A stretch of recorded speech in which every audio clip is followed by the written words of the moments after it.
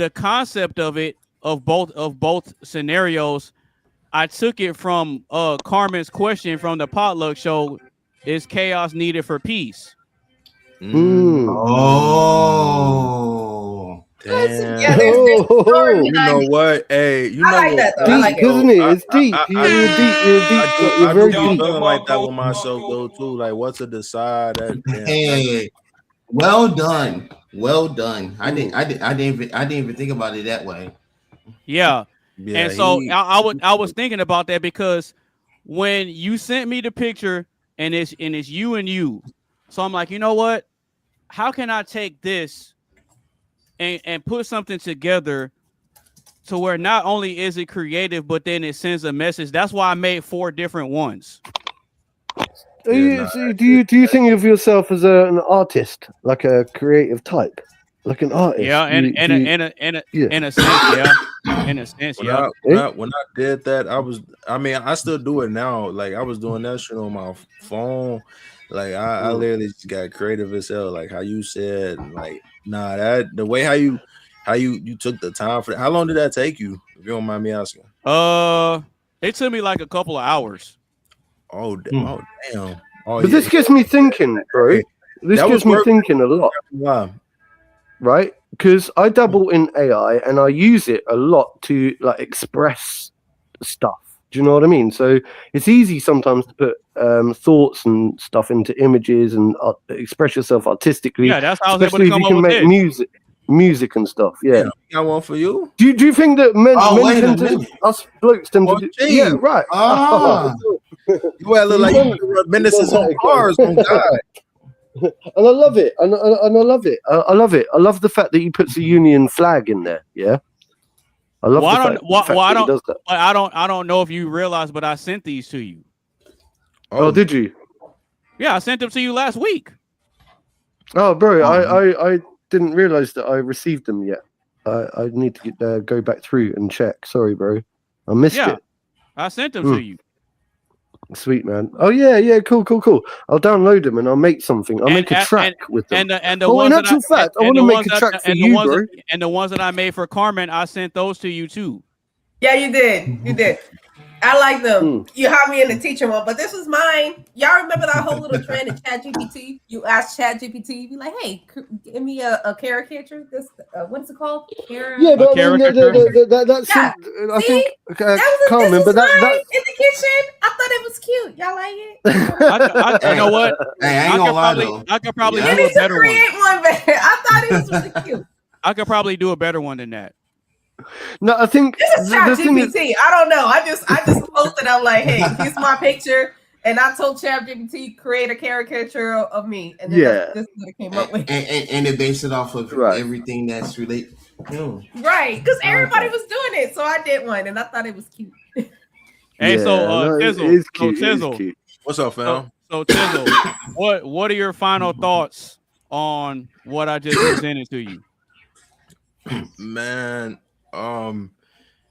that, like I said, that shit is excellent. Like that probably actually might have been like, I mean, because I remember Coley, he sent me some shit too.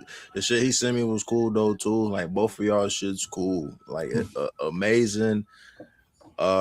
It'd be the type of shit that kind of made me think like, damn, I appreciate it. Like it's something that it's something that like, damn, somebody actually took the time to like get the details and shit like that, and how like really understand it. It's almost like directing a movie and understanding like what you gotta add and what not to add and shit. Well, because if you think about it, because if you think about it, all I did, I just asked for a picture, and so with the picture, I study it, and then I go through all these possibilities in these scenarios in my head.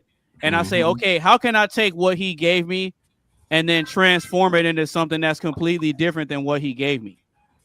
Man, bro, I've got a really important question now because based on this, yeah, go ahead. So, what you do, right? I've noticed, right? We do it.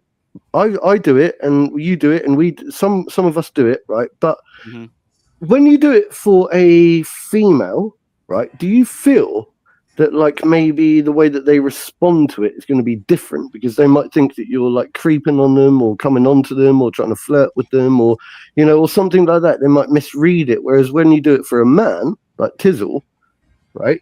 Wait, They might just read into it as like, oh, this is like just a sign of appreciation. It's an important question because I've done it for women and because afterwards after I've sent things to women, right? I've said to myself afterwards, oh, do they think that like, am I like you're being a creep? creeping on them? Well, look, Ayla, I hate to say it in a way though, in the society where we at, I mean, which is not, it really go both ways for us and the woman. It's typically not their fault. It's just what they used to seeing, if you know what I mean. They used to getting like man's coming in their inbox. Yeah, that is true. Yeah, that's true. That's true. So, and oh, my bad. What you say? I also want to say, like, in today's society, I see. I understand 100p why you ask the question like that. But mostly from like the way I was brought up, if you was to do something nice for anybody, they would be like, oh wow, it would be received. That's freaking amazing. Like, I appreciate, you know what I'm saying? Like you give a bouquet of roses to a female. They're ready to get in bed with you that same night, or like if you buy a guy a steak, or if you buy a guy a steak dinner and shit like that, or whatever. Ooh, steak be hitting. Hey, you come. You know what I'm saying? Yeah, you come. That's interesting, Coley.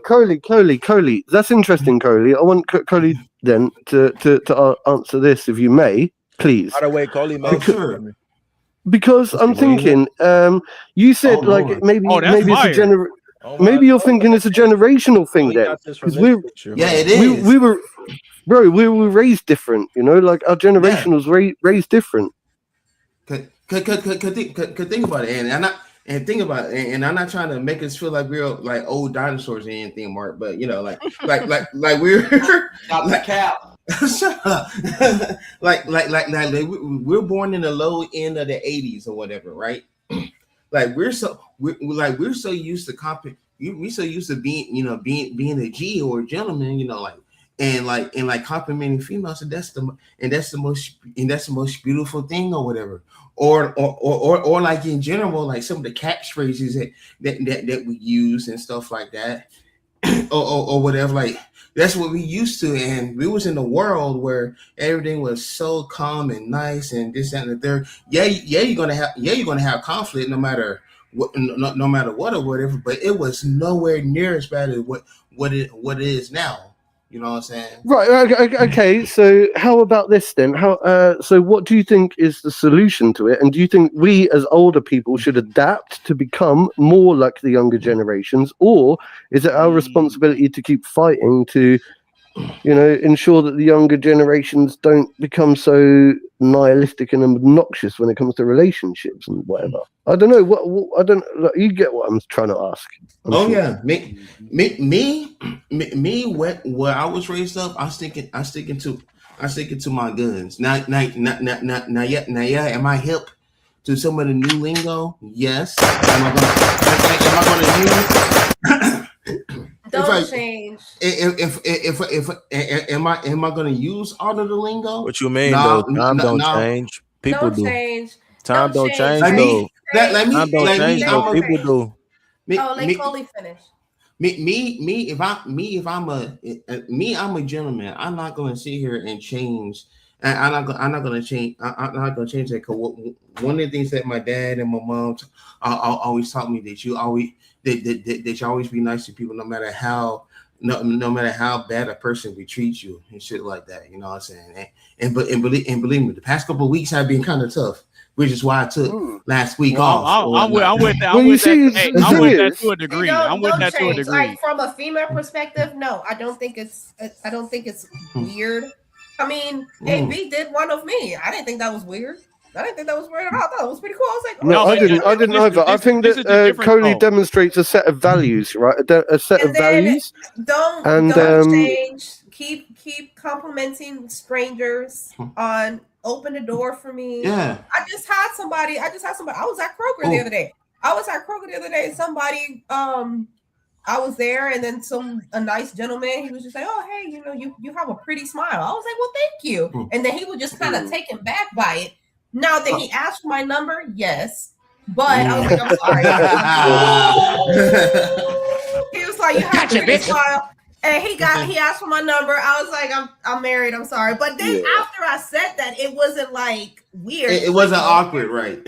No. Like, okay, well, I would be like, you oh, have my a nice number day, is, but you're still beautiful. And then I hold have on. somebody else. But you take it very well as a woman. You take it well as a woman, yeah. Like there are a lot of women out there now that go, "Oh, he's a creep. He was a creep. Did you see what that guy did for me? He looked at me and smiled and everything." You know what it is creepy? You know what is creepy? I did have somebody on my page.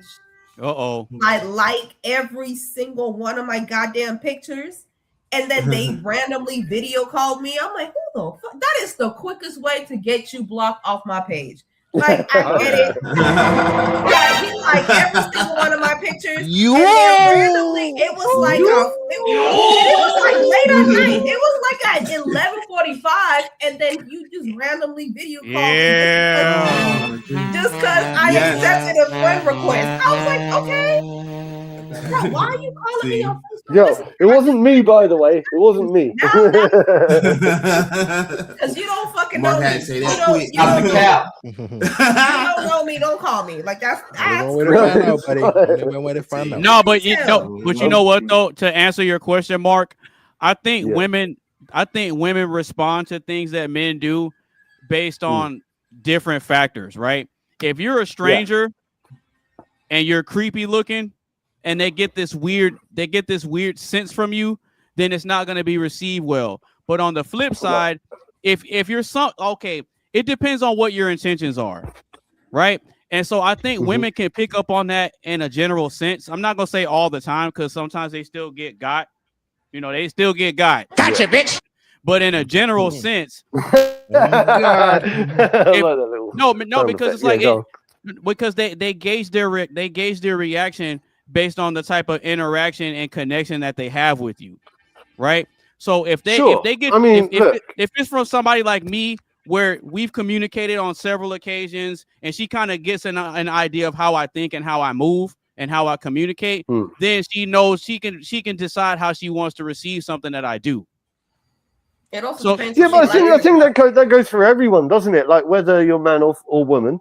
I think that generally speaking, I'm not going to just trust any old Tom, Dick, or Harry. And I've been I've had many catfish attempts. In fact, I never even told you about the time I did an online dating situation, right, for a whole year. Not really. I don't even think I got catfish. I think it was a legitimate, genuine relationship.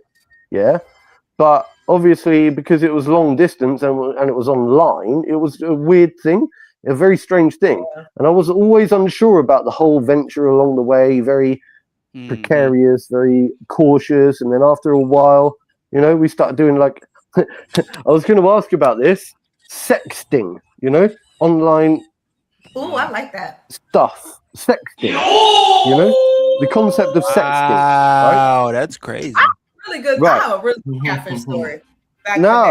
Why do sexting when you can just hide that in person? That's kind of. Well, this is just the thing. That's kind of like old school 2000. No, it is, bro. It is. Yeah, right. Yeah, it is. I'm talking along a while ago. I was getting into and this and she encouraged me to do it. And I was like, look, I'm not really not comfortable, this, that, and the other. And I was like, look, I'll do it if you do it, and all that kind of stuff. She did, so I did. She did it, so I did it. Out to you. But I made sure, obviously. First, you feel me? For I'd be like, because motherfuckers ain't finna say I did this or did that. I'm gonna be the no. But I'm being open. I'm being open, and I'm talking about. Because motherfuckers try to pull it. You feel me? Like they could easily. Hey, you ain't lying, Tizzle. You ain't lying, Tizzle. Hey, Tizzle. Hey, Tizzle. They always send them to me. Wait! Why you say that? They always send them to me, and it's very rare that they'll ask for something back. Right. It's very rare. Here's the thing. That they'll ask for some pictures from me. Here's the thing. Well, because they already know what I look like found- in person. Yeah, Right, I found it a little bit. I found it a little bit like obviously, like I didn't trust the whole scenario. Like I gave it a long time throughout talking and getting to know her and talking to her over, like actually online and making sure that I could validate it, that she wasn't like just some random person. That's not what I'm saying that I got catfish. What I'm saying, the catfish can be also the catfish can also be that I thought that she wanted to. Hang on, listen. I think she wanted to get me into her because she turned out to be a Jehovah's Witness and a flat Earth crazy person. Gotcha, bitch. Oh, shit. And I'm saying, right, she wanted to convert me. She was using, right, I think. Using that. That's not very Jehovah's Witness of hers. No, I know, right? And I think Her gonna be like Angie from Power. She the prostitute. I think she was using her body. I think she was using her body to try to seduce me into believing in her belief system. No. Yeah. Belief system. Y'all heard Her that, belief system. He said We all got a belief catfish system. story. I got a really good one.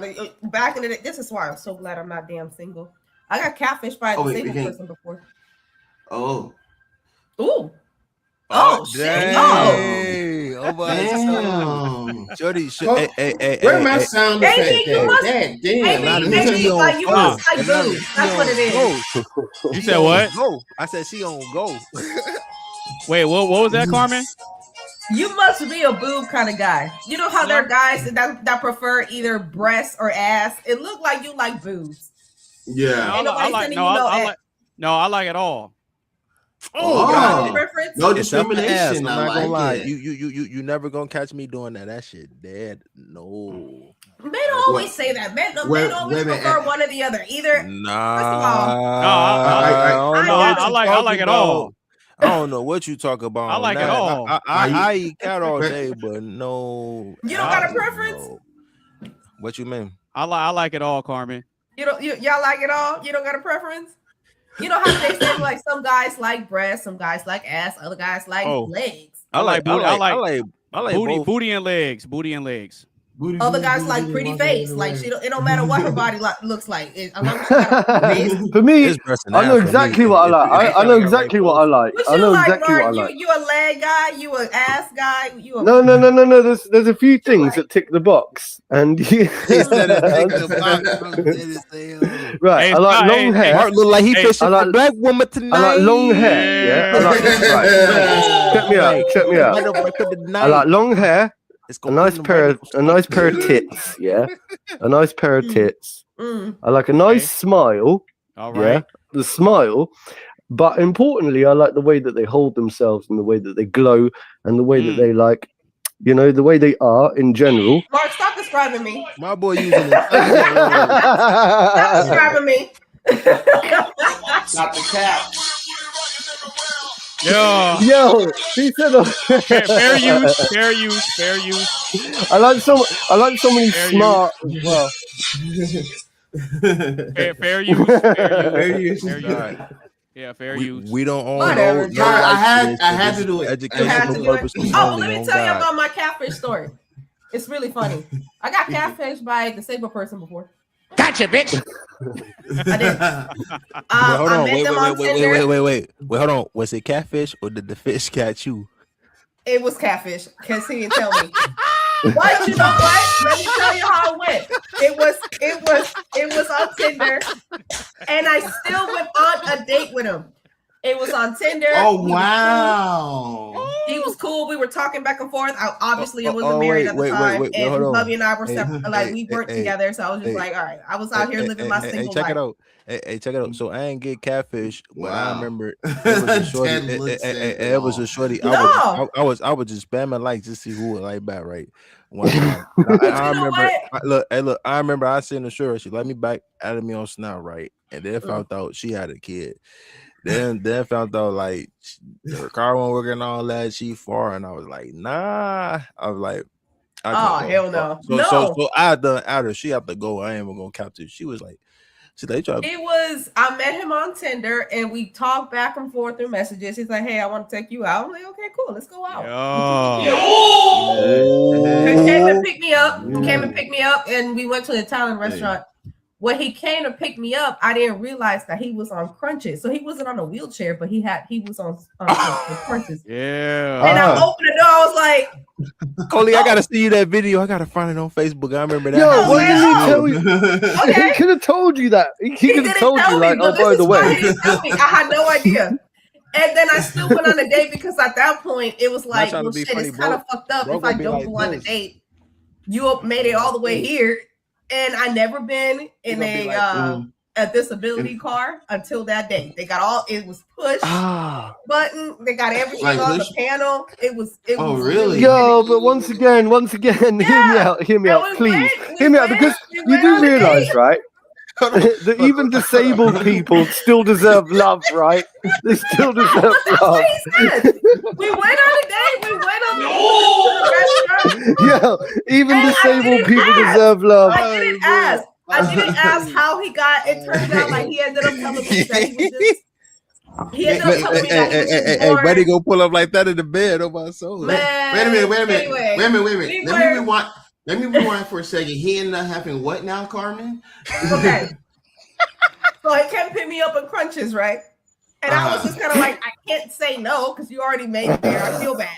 Gotcha, bitch. I went on the date anyway. We got into the disability car. Yeah. Every minute one, I was like, all right. So we end up going to this restaurant, and I didn't ask. I just pretended to be like, okay, so we just gonna both sit here, go on this date, and I'm just gonna pretend like you didn't tell me like this was your situation. But he ended up bringing it up, and how he told me, I was like, I was born with this condition, and that's why I'm disabled. And then he told me the reason why I don't tell women is because I want them to get to know me first before they turn me down, because his experience was as soon as I tell them, they don't want to talk to me no more. So I didn't want to do that with you, and this is why I'm at. I was just like, okay, well, let me tell you, I'm sorry. He seemed like a very nice guy. I blocked his ass as soon as I got home. I'm like, Gotcha, bitch. I'm not doing it. Yeah. You should have told me. I'm like, we out here catfishing from the like. No, go find your cracker. There is a cheese for every cracker. I'm not it. So but you know what? But to his point though. If he didn't, if he told you up front, you still would have said no anyway. Probably. And you know what? When I went back and looked at his profile pictures, but I went back and looked at his profile. I was like, well, no wonder this motherfucker always had a. I think that would have been better though. I think right. That would have been better. But I never caught it until I saw it. I was like, well, no. Gotcha, bitch. All his pictures are from the waist up. All his profile pictures were from the waist up. There was always like a table. Charles, right? If you had problems with anything like your legs and you were on crutches, wouldn't you think that you're better off telling them straight up, instead of just turning up like a surprise in crutches, right? I think it's on him. I think it was his fault. He made the stupid mistake. This the shit shorties be on. This is the shit shorties be on. Wait, hold on. Shorty said on her story, should I expose these two motherfuckers or leave it be? Decisions. You get your thirsty ass on. Like, if you're a classy person, you leave it be. But if you want to be messy, go ahead, go for it. But to Mark's question though, if it's me, you're asking about me specifically, or you're saying men in general, or me specifically? No, I mean, I suppose, I know what I would prefer. If it was me, I'd probably be up front so that I'm not hiding. I'm asking you then as an individual. Yeah, I'm up front. And actually, I'm asking everyone. I'm asking you. I'm asking Tizzle, and I'm asking Coley. What y'all tell me? Yeah, if Carmen was, understandably she's married, right? But if she was, but she was single, she was asking me out on a date or whatever. Again, that goes back to my being a real G type shit. You know what I'm saying? I'm telling you everything about myself, being honest about it, and all that stuff, I would rather for her to be honest with me and saying, hey, this is a deal breaker. Then for me to lie to her saying, hey, this, that, and the third, blah, blah, blah, blah, leave some stuff out, then come up, and then I'm disabled, just like the guy in that particular scenario, and then I don't even have at least a friendship with her. You know what I'm saying? Sure. So hang on, just to add context, though. Mine's the best policy. More like friends with right. But to add context, Coley, quickly, if you know what I mean. Sorry, I really need to intervene. Right? Yeah, go ahead. I'm sorry about that. It's just because I'm thinking. I want to set a situation, right? A scenario, just like Carmen explained, right? Let's talk specifically about a specific. You know, someone who's on crutches, they've got crippled legs, let's say, or I shouldn't use that word these days. Legs that aren't. Man, look, don't try to be politically correct. You don't got to. All right, I'm just saying. Okay, they got crippled legs, yeah. Okay, so all right, so let's say that happens, and they set you up on a date, and they meet you online, right? But they don't tell you about that. But then they get out and they turn up in a disabled car, and they come out and they're all disabled and stuff. Wouldn't you think to yourself or ask yourself, hang on, you could have at least exposed that part of your. You didn't need to hide all of that before you turned up on a date. No. You know what? Surprise me with that. Isn't that a bit unfair? Like you could have. Let me ask this: would it have been better if I didn't go? Because I still went through with the date because he made it all the way out here. I was like, well, shit. Well, I just pretended like it didn't matter. But I'm asking. Would it have been worse if I would have been like, nah, man, you lied. I can't do this. No, it's two questions. No, you're well within your right to reject a man for any reason. That's your right. Mm-hmm. Just like we have our right to reject a woman for any reason. Now, to Mark's question, if I went on a date or whatever and I found out she was disabled, I probably wouldn't feel any type of way about it because you know why? Because But that's not the question I'm asking. Hold on. Hang on. No. Hang on. I have to interrupt because that's not the question I'm asking. The question I'm asking is about the secrecy part of it, yeah? Now, I don't mind dating a disabled person. That's not the question I was asking. The question I was asking is if they presented themselves, let's say they presented themselves in a certain way, only for you to get to know them for a long time online, and then they turn up afterwards and you go, oh, well, you never told me that you were crippled. Yeah, you never told me that. Had I known that from the beginning, perhaps, right? Now, what is it? Like, are they trying to hide parts of them behind the scenes? Because what they're doing is they're getting in touch with your emotions. Yeah, they're playing with your emotions to the point where all of a sudden you fall in love with them online, and then they present themselves as the ugly duckling or the elephant man or the guy with the crippled legs. Yeah, I'm saying, should they not have exposed all of that and been honest in the first place? Or does that mean that we're judging them based on who they are? Eddie, do you get the final point? Do you get the final point of my question? No, I get the final part of your question, but there's some discrepancies there because for one, I'm not going to be engaging with somebody online that long to where I'll develop feelings for them in the first place. Let's make it hypothetical then. Okay, cool. So again, if I were to find out that she was disabled or whatever, it depends on what the disability is. If you're mentally disabled, then I can't do that. Yeah. But do you not think that they were mentally disabled to lie to you about all their and hide all of their stuff about them in the first place? Okay, but when it comes to certain things, I understand how people have their insecurities about things that they want to reveal. Right? I get that part. So I can give grace on both sides with that. And now, is it right? No, but given the circumstance, they're doing what they think is best. So not I can't. At all. It's not so right. He should have told me. He should have told me. Well, you would have rejected him anyway. You were still going to tell him no. You were still going to tell him no. Yeah. Now, tell him. Now, when it comes to what men look for and what women look for, the screening process is different. So if I find out that a chick is physically disabled or has some sort of physical handicap, hey, look, I'm gonna keep it real with you. If she's cute enough, she gonna get folded up either way. Sure. You know what? No, That's I don't. true. I Get don't folded up disagree either with that. way. Because I don't disagree with that. Oh my God. I had a He's old not lying though, coworker. but that's because we stick around. No bullshit. That is true, and that is true because y'all will stick around because I have my friend. Well, because we're supposed to be the leader, the provider, and the protector. See, but he was in a relationship with this. Well, I guess not in a relationship, but anyway, they were talking stage. They were on the talking stage, right? They were on the talking stage. She was cool. He was cool. Whatever. And they ended up getting intimate. And she was a breast cancer survivor, so she didn't have one of her. Okay, that's right. Kick cancer in the ass. That's right. Right. She was a breast cancer survivor, and she didn't have one of her breasts, and he still smashed. Hey, we don't care. Hey, shout out to him. Yeah, we see. I think what we do. She didn't tell him. Like he found out when she took her shirt off, and he was like, "All right, let's But hang on, that goes back to what you were saying earlier, Carla. That goes back to what you were asking earlier.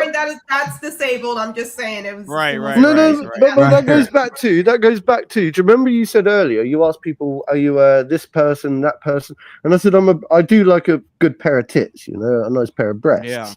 Yeah. But here's the thing: would I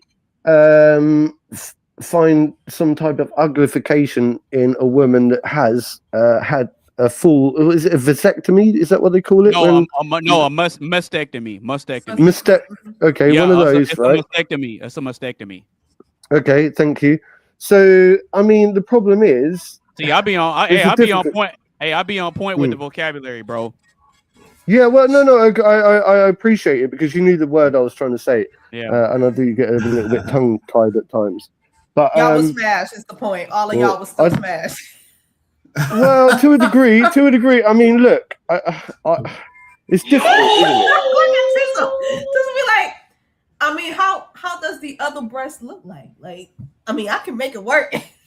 Hey, we can make it work. Yeah, because you can make it work. Yeah, you can make it work. That's the point. You can make it work. You can always make it work. I mean, I'm a breast man myself, so if it like if one of your tits is at least a C cup, that'll qualify for me. I'm just saying. See, but at the same token, I used to bartend many years ago. I had a bartender friend, and he stopped talking to one because the areola nipple ratio was not. And he was. I can't do it. Wait a minute. He's like, hang on. She got ugly. I can't do it. And I'm like, are you? I'm like, Andrew, are you fucking serious? I'm like, yeah, I'm serious. I can't. Yo, I went with someone who had an inverted nipple. Away from my bar. You stupid. I think that's dumb. I went with someone. Andrew gets this better. No, Andrew. How does that even work? It's weird. It's just weird. Like her. It's just the areola and the nipple ratio is just too far apart. I can't do it. I was like, right. But hang on, Carmen. Right. I once went with a bird, right, and as we were like, it was dark and we were doing our thing, right. I went and was doing my anyway, right. I encountered for my first time in my life an inverted nipple. Yeah, it was. Have you ever heard of an inverted nipple? Yeah. No, I haven't. Yeah. Right. You got me want to look that up. You can't do it. You can't do it. Wait, what? Right. And I tell you what, I didn't know about it, and to be honest, It didn't stop. It didn't make any difference. But as I was just doing my business, I kind of just encountered it. Didn't say anything. Thought it in my head. I was like, oh my god, what the hell? And then I realized. Stop talking for he stopped talking to this woman because of that, and AB was like, "Yeah, I can't do it." AB. No, I'm not doing that. I'll still talk to her. No, I didn't stop talking. No, you still talk to her. Yeah, I'm not gonna cut her off. Hang on, I got no control over that. I'm saying I didn't question her on it. I didn't start asking questions like, "Oh, what's this? What's going on with?" Hey, Mark, you don't question it. You know why? Because no matter what happens after that, you still hit though. Right. You You still Yeah, hit. you're not going to turn That's around all and go, y'all "Oh care yeah, about. excuse me, this is different. This is slightly different. I didn't know about that." You didn't, you know. You just got to get, you know. But That's it one of wasn't. them It's things not where you even like don't. a bad thing. That's one of those things where you don't even make a big deal about it. What's even the Yeah, topic of this show? I forgot. We just went completely left. we're talking about like we because the talking attractiveness psychology of on law, but and I think this kind of falls in that category. Yeah, loneliness in the digital era. Oh, there you go. Now, But now, real quick. Holy. yes. Okay, so Coley, now that I have you here, because I said, you know, I brought Tizzle up and I brought you up. So now that we're here and I got you on the panel right now, I got something for you too. Oh, let me duck. Oh, you ready? Let's do it. This one could possibly make you shed a tear or kind of get emotional. Man, don't you do it. You ready? Go ahead. Yes, do it. Oh my God, bro. man, what? Man, wait. Oh, I like that beard. Why do you sit here at the Barbara Walters me right now? What? That's hard as fuck, dude. That look accurate, damn near just like you too, bruh. I had this cut. I had this cut. I want to say a couple of years ago, but the fact that he used like the naval base and everything like that shit was hot. Yeah, that joint hella act like, man, motherfuckers will really think like you actually there on God. AI is so crazy now. And and Coley, the reason why I did this is because of the fact that you served in our military. The small detail though. Thank you very much, like, bro. Like seriously. I don't know if it's just me. It looked like he took it on his phone, so it make it more realistic and it make the picture pop. Yeah, yes. It's like he's at the naval dock and he took a selfie. Mm-hmm. And you see how I put the honor our veterans on there. I'll put your name and I even put the U.S. Navy badge on it. I like that. I didn't know you served, rocks. Chloe. I really do appreciate that, for real. That's nice. What? Man. Now the next one, I got one more. Now the next one, it could possibly trigger a little bit of emotion. Hold on. You ready? Okay, hold on. Let me grab onto the desk here. Yeah, because it's along the same lines of this. Are you ready, fam? Let's do it. Oh, what the yo. Is that your friend? No. That's the current version of Coley, and he has his arm around the younger version of himself when he first went in. Oh shit! Oh, wow. How did you pull that up? Oh my God. How did you pull that up? Okay, you know what? Damn, you kind of made me want to tell you to do a one for me when I was young. Damn, maybe I was like 7, 8. Man. I could probably see one right now, like when I was the one as a kid next to my bike. Yo. See, Coley, when you put your mind to something strong enough, you can find a way to make something happen. And that's right. and that's exactly what I did with this. Now you're probably wondering, well, how is it that you were able to get like a younger version of me? Well, it's easy. It's easy. I just went through your photos. Oh my God. That's accurate though. Now that I think of it, I do have a photo on my Facebook. Look at the comments. Cody looks like the love interest in a Tyler Perry movie. Oh, bro. Oh no.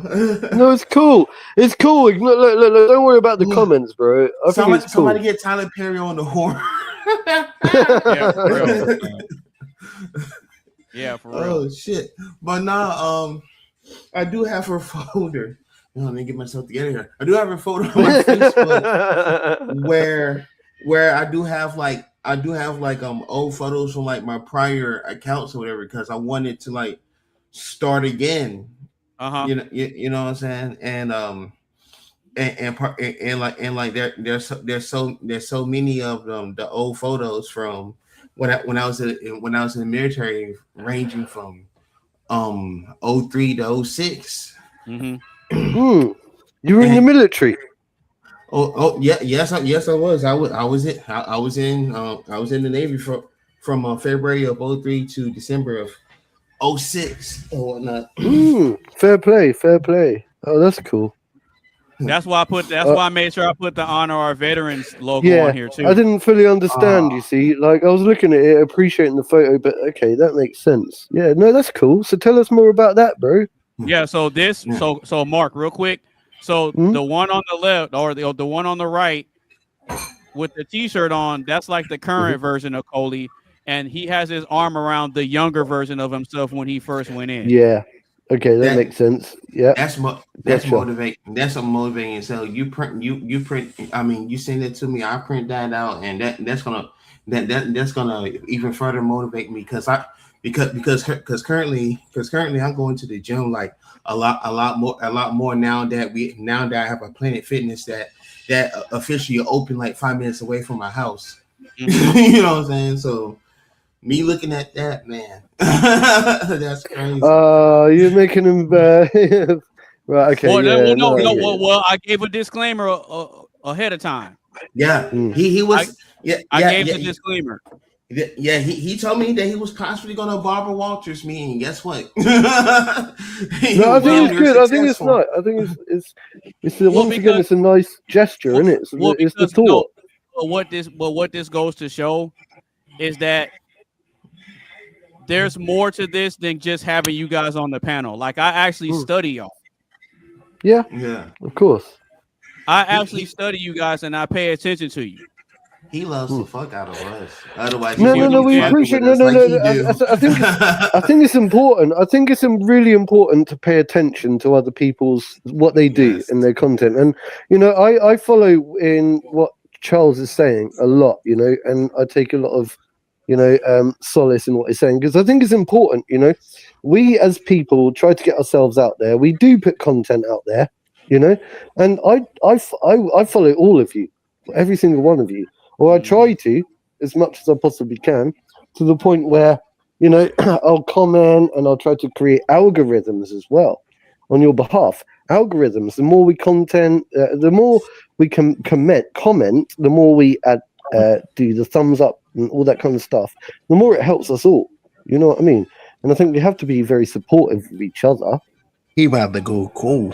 Bro, I'm just saying. All friends, even though we live in separate places. See, you're not really lonely in the world of social media, because Mark's literally on the other half of the world. Look, man. I'm in Atlanta. Yeah, he's across the pond. Yeah, anonymous. I'm in Atlanta. AB is in Texas. Coley, North Carolina. Yeah. If you can figure out how they doing this AI anonymous, please let me know. I definitely want to do videos. Yeah, I can look. Yeah, I'll definitely look into it.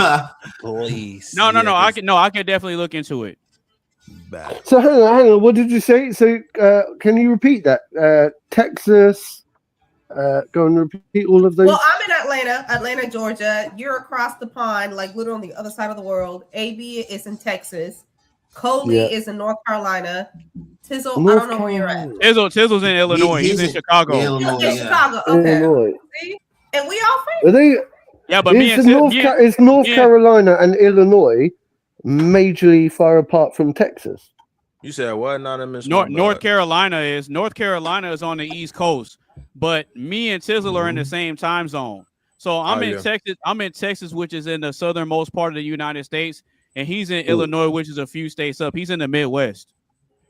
True, pretty much. So if I were to take a drive to go from here to Illinois, I would get there quicker than I would get to North Carolina. And Carmen, can I ask a really naive question? Your neck of the woods in about 8 hours. For real. Because I'm gonna keep it real with you. Because Mark, Texas itself is so big. Texas is so big, right? I'm in San Antonio, which is central Texas. It's like in the middle. It takes 8 hours to get from San Antonio to get out of Texas going east. That's a fact. Right. Okay. Mm-hmm. That's an a 8-hour fact. drive Massive, just to get out of Texas, bro. crazy. Texas is the only state that you can drive 4 hours and still be in Texas. Well, no, they ain't the only one. California too. That's California too. Yeah, you can still be. I can't even fathom that. Like you can drive 5-6 hours and still be in the same damn state. Well, yeah. Athena's in Dallas. Athena's in But hang Dallas. on, Carmen, which is you north, just and said it you're takes from 5 hours to get Georgia. up there. You just said I'm you're in Georgia. Georgia. But I thought I'm in I Georgia. thought you. Hang on, hang on, I'm so confused now. I'm about not that region from of the world. Georgia. I live in Georgia, so I'm not from Georgia. I am originally from the Dominican Republic. Okay, that's an. Hey, Mark, you said. Hey, Mark. But I live in Georgia. Mark, you say you're confused. Yeah, because I thought she lived in Dominican Republic. I got you. I got you. Oh. There go the download. You got one. Okay. I tell you what, though, when this movie come out, I'm going to see it. I'm going to see it. Oh yeah, Michael I'm Jackson. going to see it. Michael Jackson. It should be all right. All right. So you don't watch it. All right, so we've been chopping it up for quite a while. So we're gonna go ahead and get into the first question. This has been great so far. Oh, Let's God. us just chopping it up. I'm glad that I was able to have Tizzle and Coley on the panel at the same time, so I could present the gifts that I created for them. Because I wanted to really highlight what you guys are really about and the things that you hold near and dear to you. So that's kind of why I did that. And that's why I did that for Mark, and I did it for Carmen too. It's not even that. Do you know what? I really enjoy Tizzle and Coley's company, actually, also. And I think, and I appreciate their different perspectives, because they got, I think, a lot of good stuff to say, but we always get the chance because I maybe talk over them. But tonight has been, I think, a really chill, nice. Nice one tonight. Do you know what I mean? So we can just, just crack on, bro. I'm gonna keep listening. All right. So if you just now tuning in, make sure you get a stream a like, share with a couple of your friends. Make sure you follow everybody on all their social media sites. And if you want to join in on the conversation, you can click the link that is pinned to the top of the chat. So we're gonna go ahead and get into the first question. And the first question is this: how is the world more connected yet lonelier than ever? I'll say it one more time. How is the world more connected yet lonelier than ever? Something to get y'all thinking. Well, when you say that, what do you mean when you say it's lonelier? Well, I think I can speak. I think I can speak for that because that felt like very personal to me. Yeah. Now that kind of is like in a way a little bit. It felt personal to me because I isolate myself. Am I lonely? I don't think I'm lonely, but I think society would look at me as being a lonely person because I'm single, I live by myself, I don't have children, and I don't have a partner. I find myself to be very content and very happy. And I don't find myself to be lonely because I've got friends and family and loved ones, and then everyone else has got kids and this, that, and the other. So I don't have time to be lonely. But I can understand there are a lot of people that are very less sociable in today's era that are just isolated, living at home by themselves in a flat, no friends, no family, no loved ones. And they're going to be very isolated and very lonely, but they're going to seek, they're going to look out there and they're going to try to find a connection through what we're doing here. They're going to seek, connection online. But it's not going to be enough, is it? It's like what we were talking about earlier with dating online. Anyway, that's my two pennies. That's curious because I'm curious to find out. We're all from, I was born in '92. Other people were in different years, but Tizzle it's kind of different. I think I'm curious to find out with the internet and the apps and the Instagrams, what will people like before and after? Yeah, and see, and that's or growing up in the Oh, internet yeah. era, because I was born in '92, so I kind of fall, I guess, It in was- between. wait, hold on. You talking about you want to know me and Coley era? Yeah, well, Yeah. Coley's older than I am, but you're the youngest one, so you were born in the internet era. I'm saying is some of us on this panel grew up without the internet Yeah. and saw the I did. change that brought. Yep. Before I really got introduced to internet though, for real, I really got introduced to consoles. Then I got like introduced to internet later on. Not gonna lie to you. I mean, well, I guess you could say that is From part of social the media internet or too. whatever. I mean, You know, yeah. Social media is. I mean, it's pretty alright. I mean, the way I see it, I kind of see social media like in a different perspective, not like in a bad way, but like it's kind of a way to promote yourself, whether it's good or bad. It's a way to get validation in a good way or bad way. It's like I don't even know how to fully explain it for real. Like it's so many possibilities. It could be good or it could be bad, if that makes sense. So you don't Well, have go on. friends on social media? Because No, I do.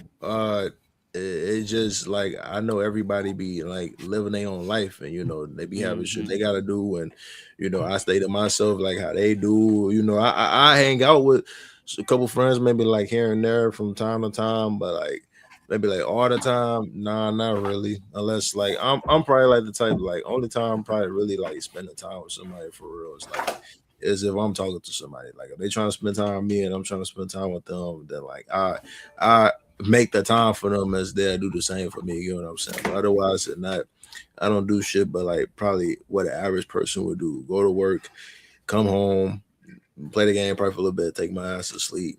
I don't party like that. I don't drink like that. I smoke here and there. I drink once in a while, but I don't make the drinking and shit as a habit because yeah, I don't want to be on my ass. I'm not gonna lie to you. You know, I might get a little tipsy. You feel me? But that's about it. okay. Hey, there ain't nothing wrong with that. Now, To me, go ahead. Sorry. I don't think. I think we can. It's a loaded question. I think we can be connected because look at all of us. Like I just said, like we're in different states, different countries, and we're still friends. But I think when it comes to people, it's different. Like people who know me outside of it, that's different. Like okay, you're my friend. You in my circle because we know each other for real, for real. I think a lot of times I don't want to call it vain, but I'll use superficial. I think a lot of the people that you meet online, it's on a superficial level. Because people always talk about, well, yeah, we cool, but you don't know me for real, for real. You don't know me in real life. We always say that. AB just said it. I was like, Coley know me in real life. Like he don't know me from this.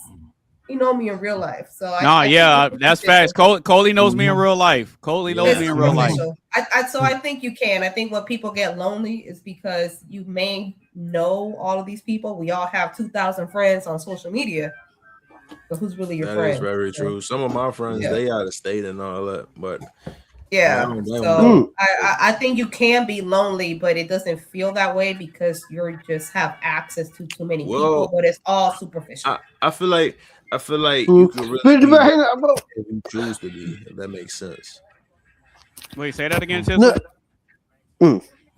Oh no, I was just saying that I feel like that you could probably only be lonely if you choose to be lonely. I feel like you don't gotta really be lonely necessarily forever. Like I mean, I feel like as it is now, how like the world is, some motherfuckers there say Gen Z or whatever the fuck you want to call it. It's easy to, well, as my dad would say, I can't believe I'm really saying it, but as my dad would say, it's really easy to not get lonely. It's easy to go talk to a motherfucker and, you know, smoke with them or drink with them, chop it up and shit and all this. This and that. It's just if you choose to, you want to put in the energy and the time. But if you think it's not worth it, then you're not gonna do it. I mean, or maybe that's just me. I mean, some people different. Like I'm kind of like no. You're right. But here's the thing. I think so. There are some people out there that just have they're materialistic in nature. Or they seek, let's say, some kind of anything, affection or family bond, or they are needy people, right? And do you remember, Carmen, last week we were speaking about, right, the concept of, do you need to live with your family or whatever? Now, for me, I'm a very much a minimalist. Yeah, I like to, right, just know that I can survive by myself, because I've learned over the years that you can't rely on people around you to fix. I can't rely on people around me to fix my problems. Yeah, right. So I became very much like I have to survive by myself, and I think a lot of men go through this as well. You know, we go through life like we don't need as much companionship. We don't need as much affection. Some people do, but it's like. It is difficult, man, because look, I do sometimes feel like maybe I am perceived to be lonely by society, but I don't feel lonely. In fact, I quite enjoy my own company. And the other thing is, I like my own peace and quiet, and I get to selectively choose who I interact with on my own terms. I get to pick and choose. I'm my own boss. I can do and say whatever I like.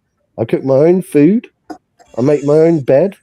I clean my own flat. I clean for others. I work for myself. I'm a CEO. Talk to him. So, well, he's talking some good shit right now. Go ahead. Talk to him. Hey, talk to him, King. Talk to him, King. So I'm just saying, it gets to the point where it's to the point where you don't need to rely on other people, and that's, it's very empowering when you're in that position as well. It's very empowering knowing that I don't need anyone. I actually don't need anyone, and that's the point. Okay. But it sounds horrible. It sounds horrible because a lot of people don't like that. It feels cold. It sounds cold, like I'm not loving and caring. But actually, I really am. I love, right, people. I love companionship. I love the sense of camaraderie. I love the sense of family. I love the sense of growing together and community. I love all of those as a sense and as a concept. You love Carmen? Of course I love Carmen. I think Carmen's wonderful and she's beautiful. hold on. Of course I do. I think she's wonderful as a person. You know, I had to pause real quick. She'll do some anime shit real quick. She said You're trying, but I think that there's a point to what I'm trying to get at. There's a point to what I'm trying to say, isn't there? Because I am trying to keep it within the context of the conversation. Oh, I didn't know you could do that. Yeah. So go on. Let's see what you've got to say. All right. I'm trying to keep it within the context of the conversation. No, you good. Yeah. All right, so Carmen, Coley, how is the world more connected yet lonelier than ever? What y'all got? Let's see. I think I'm gonna chime in on this one, and I preface this response by saying, excuse my room that you're about to see because it is kind of out of whack.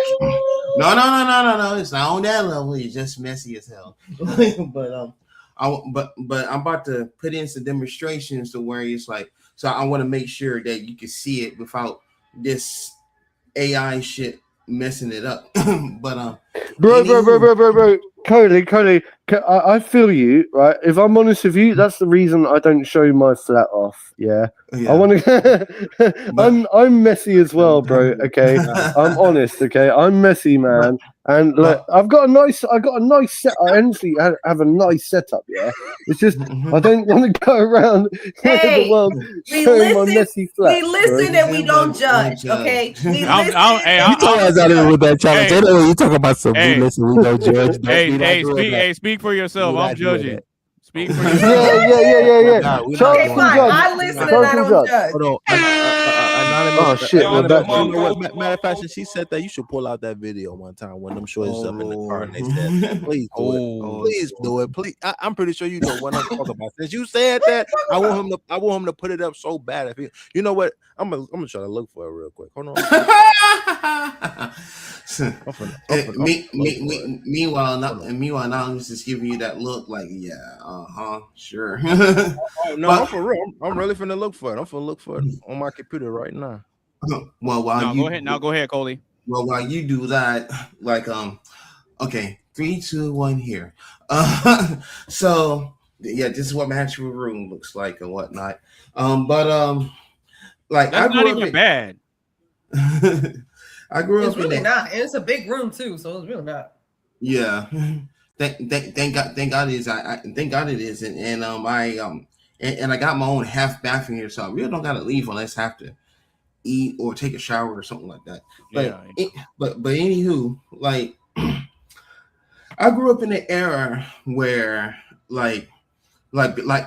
before the internet, either you have the Atari or whatever, or something like this, Nintendo, or something like this. You know what I'm saying? Scrabble, or something like this. You know what I'm saying? Oh, Monopoly. Monopoly. Monopoly. Yeah, I like playing Monopoly. Didn't you call it Monopoly? Oh Fucking called Monopoly. You're gonna make me get my goddamn Monopoly. Monopoly. Okay. Yeah, Monopoly. Okay, hold on. Look. This will break up a lot of friendships, right? That or Uno. You know I pronounced it that way on purpose because I knew this Latin girl that I talked to a long time ago, and whenever I would go to her house and we would play that game. She always called it that. No way. Yeah, because English wasn't her first language, so she always called it Monopoly. Ah, right. Okay, that makes sense. Yeah, Eastern European or something. It is a Monopoly.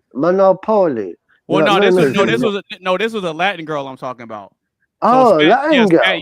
Yeah, Spanish was her first language. So whenever she would say certain things in English, she didn't understand how to stress certain letters and syllables. She would say it the way it's written, and so she would call it Monopoly. Oh no! Oh, that's play. But I find things like that, right? I find things like that quite cute. Yeah. Oh, you I find things like that quite cute. Oh, yeah. We talking about, you know, like when people say things in a different way, I find it cute. Hell yeah! Jenga's a shit. Don't Jenga's a shit. What are y'all talking about? What y'all know about Jenga? Jenga. What you mean? I used to play that at my ex house. Yeah, Carmen be getting beat on Jenga. Oh God. How much should we go? Oh, nah, because mine's gonna be well stiff. You ain't knocking me down. He's obsessed with it. It got like all the old school games. Oh, that's the Sega Genesis collection. I have that. Yeah, I just got it. I got him this. I got him this the day before yesterday. I was in the mall. I was it's PS4, but anyway. Yeah, he loves this shit. She loves the hell out of it. You are not You're not okay. Disappointed so okay, hold on. Hold it back up there. So okay, so starting from the top left, that green thing is from Columns. The girl with the red kicking is from Streets of Rage. The little ninja in the middle is from Revenge of Shinobi. The guy next to him is Axel from Streets of Rage. I can't really see that red one. Looks like a motorcycle. Check out those nails. Hey, we talking about games, right? Yes. That's Sonic right there. Yeah, that's Sonic. That's Golden Axe. That's Golden Axe. You supposed to play the anime sound effect when he said the nails. I like the nails. That's that Beast game, was it? Alter Beast. It looks like a piece of turd, to be honest. No. It's from Alter Beast. It's Alter Beast. Oh, okay. And I'm having trouble seeing the one in the bottom right. What, the one with the ring on it? Yeah, that one right there. The bottom right. Yeah, that one. I'm having trouble seeing the one with the ring on. I'm trying to think where that come from. Genesis. It looked familiar. Yeah, it does We look talk about familiar. games though. I got y'all. It does look familiar. But those gems Yo, that are I floating like that around, color. I like that yeah, color, those are by from the way. Gollum. I like your nail Um, colors. Who remember Thank Call of you. Duty? Yeah, you are not going to be disappointed with this game. I'm trying to tell you. No, I literally just got it for him the day before yesterday. He loves this shit. All the old school games on here. I was like, Yeah, oh, there you go. Who remember Call of Duty? Yes, Yeah, bro. Let's- That's does my anybody type of still game. out? That's well, hold my on. right. Hear me out. Hear me Call out. of Duty is my type Who of game remember? because Now, what was the most grabbable gun that motherfuckers wanted in the mystery box every time? AK, probably the AK. I reckon the AK-47. No, The What? ray gun. The ray gun. Correct. Oh, the ray gun. Okay, the ray gun. Okay. And he has Yeah, one. okay. You got one. Of course. Watch this. Check it out. It's a torch. Oh, what? Oh, that's sweet. That's actually sweet. I like that. I like that. Chisel. Just like Let me you find. just- Let me be fine. Let me find out you be freebasing crack over there. Let me find out you be over there freebasing, bro. That's why. No. He be lugging bongs, bro. He be lugging bongs. That's why he's got the munchies all the Yeah, for time. real. Trust, man. Hey, Trust. That's why he's always eating. That's why he's always eating. He come out with a song called "I'm in Love with the Bolo." Hey, nah, for real, bro. You're so And wrong. I for be that. having this joint I'm on my smoking nightstand. on it solo. Hold on, matter of fact, I'm That's gonna give y'all a little such a silly tone of track. voice. It's such a silly track, man. That track. Oh man, I'm in love with the polo. I'll buy it for 1,500. That's your room, Tizzle. I thought, what happened to the basement? I like the basement apartment that you had the other. Why the basement? Y'all remember that? Man, this is too. Wait, hold on. Why the basement though? Because I like the neon lights. You have like, I guess it was, I don't know what it was your studio. I like the neon lights and all of that. That was cool. Hey, Mark. Hey, lights on the TV? Mark got a little kick out of that. Oh yeah. You already know that, man. Yeah, Mark got a kick out of that. Man, go, come on now. I know a little bit about my era. All right, so Coley. But now back to the point at hand. Like before internet, I had stuff like that, and then like if I made friends, say like in school and stuff like that, you know, like I tell them I say, or they tell me what they say. We go out and have fun, this, that, and the third, blah blah blah blah. You know what I'm saying? Don't ask me how to get to what place and this, that, and the third or whatever, because I'm terrible with direction. Wait, what we talking about now? What we talking about now? Not answering the question now. Yeah. but now like but like when the internet started to come of age and stuff like that, because realistically when the internet really started popping and stuff like that, I was in high school. We got introduced. I was in middle school. Yeah, I was introduced to like, well, not Win 95, but Win 98. Schools in my area started getting Win 98. Now we had that Windows 95, bro. Yeah, I had that 95. Yeah, we had that Windows 95 because my first experience with ever using a computer was with a Mac. Oh, yeah. All of our old schools, like people, you was introduced to a Mac, and we all know what game we played. Everybody, on I think my It was first Oregon Trail. Exactly. Yeah. My first introduction to just social media was MySpace. Oh, that was my first. Shout out to MySpace.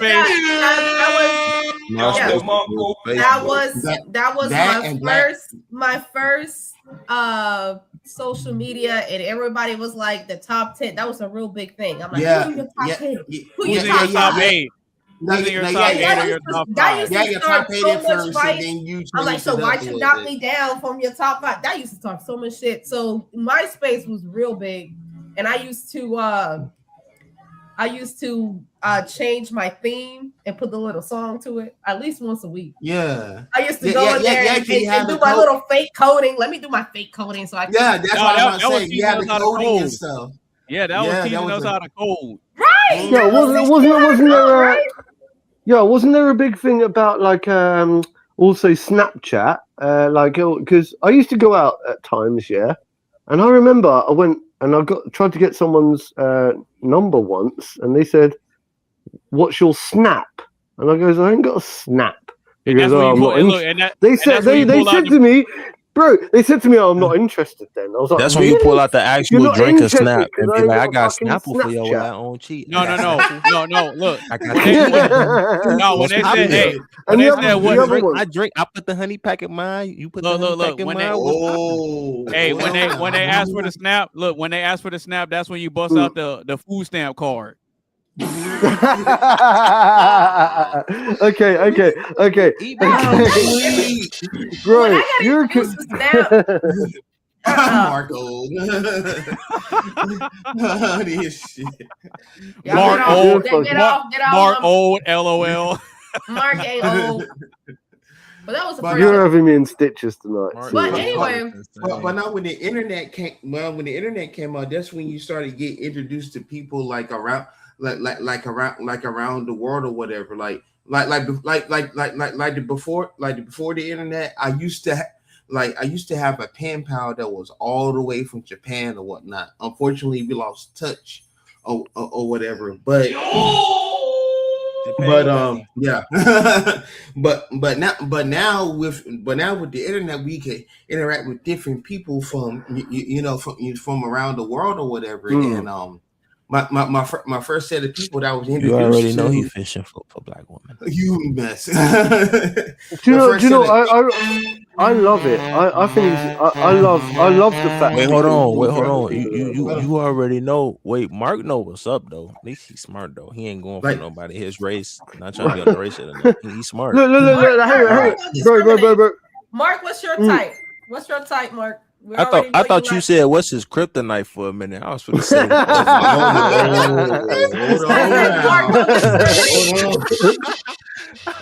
Yo, it's the same thing, bro. My type is my kryptonite, right? My type, yeah, bro. My type is my kryptonite. Okay. So are we about to go to the late night show already? Jeez, it's only 8. Yeah, for real.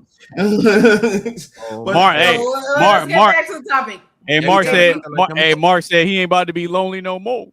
No, I know that's right. bro, I ain't lonely, man. I ain't lonely. Mark don't care if those tits are black, white, like I said Latino, whatever. You can Mark don't care. if you choose to. Hold up. I got standards, yeah. I got standards.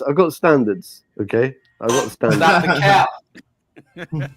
I think Scott and Zinga has a build for you. Anonymous should go ahead and put that Ray Strimmer song up in there and be like, I ain't got no type. 5, 4, 2, yo. Zinga,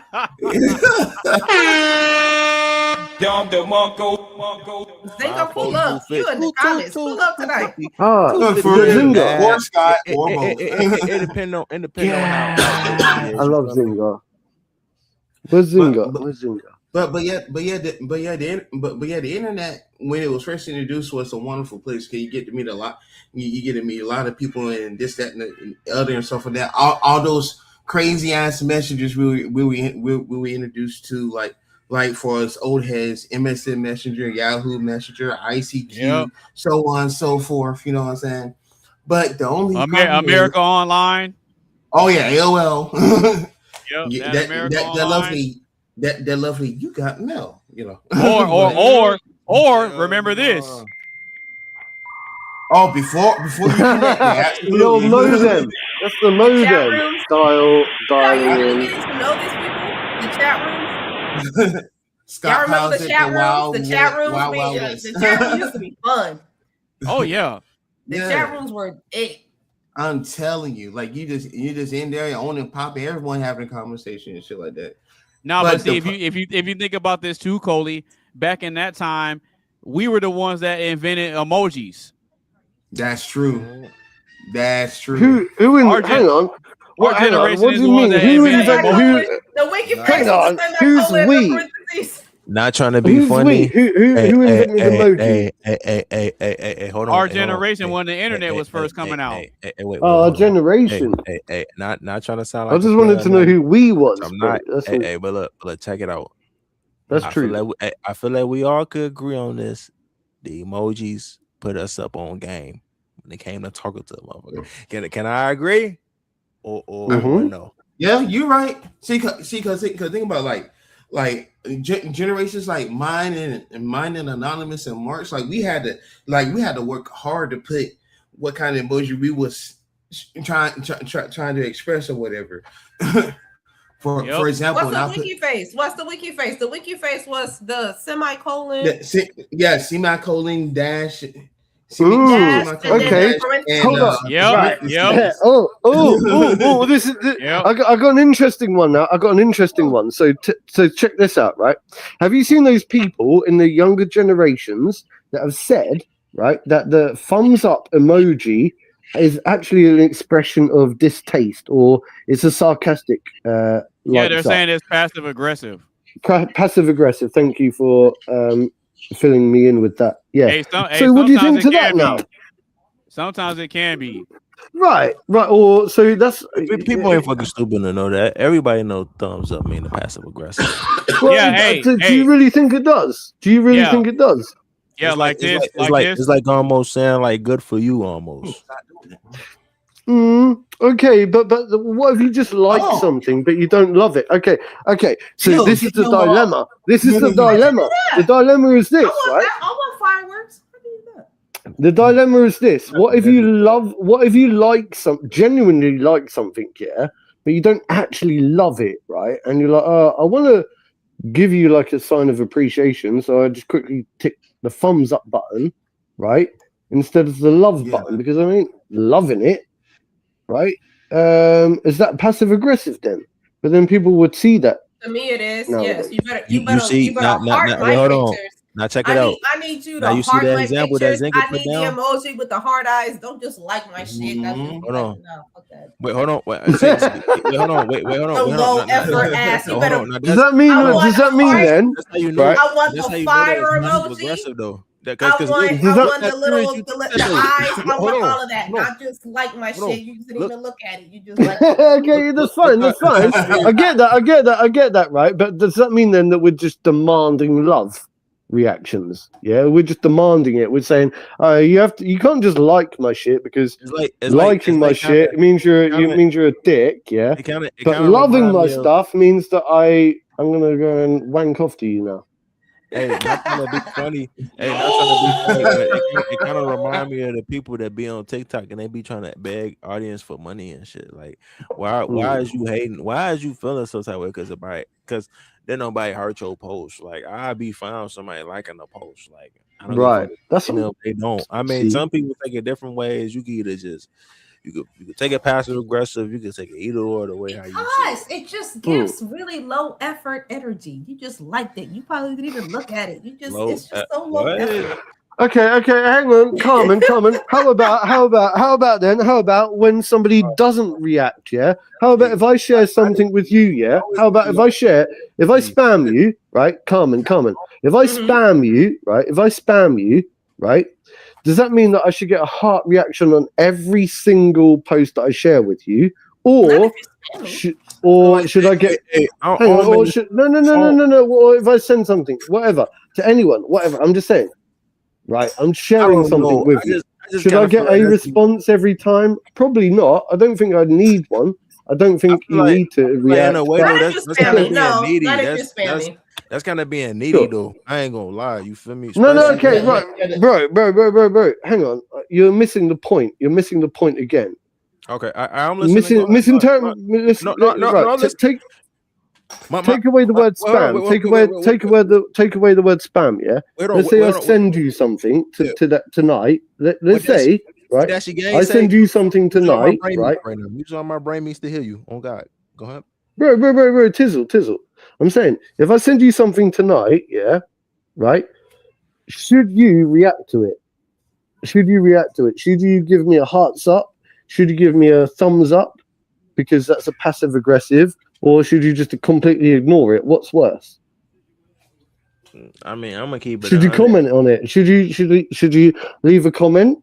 Should you put a thumbs up? Should you interact? Should you put a thumbs down? Should you do what, or should you do nothing? Absolutely nothing. What's worse? Tell me what's worse.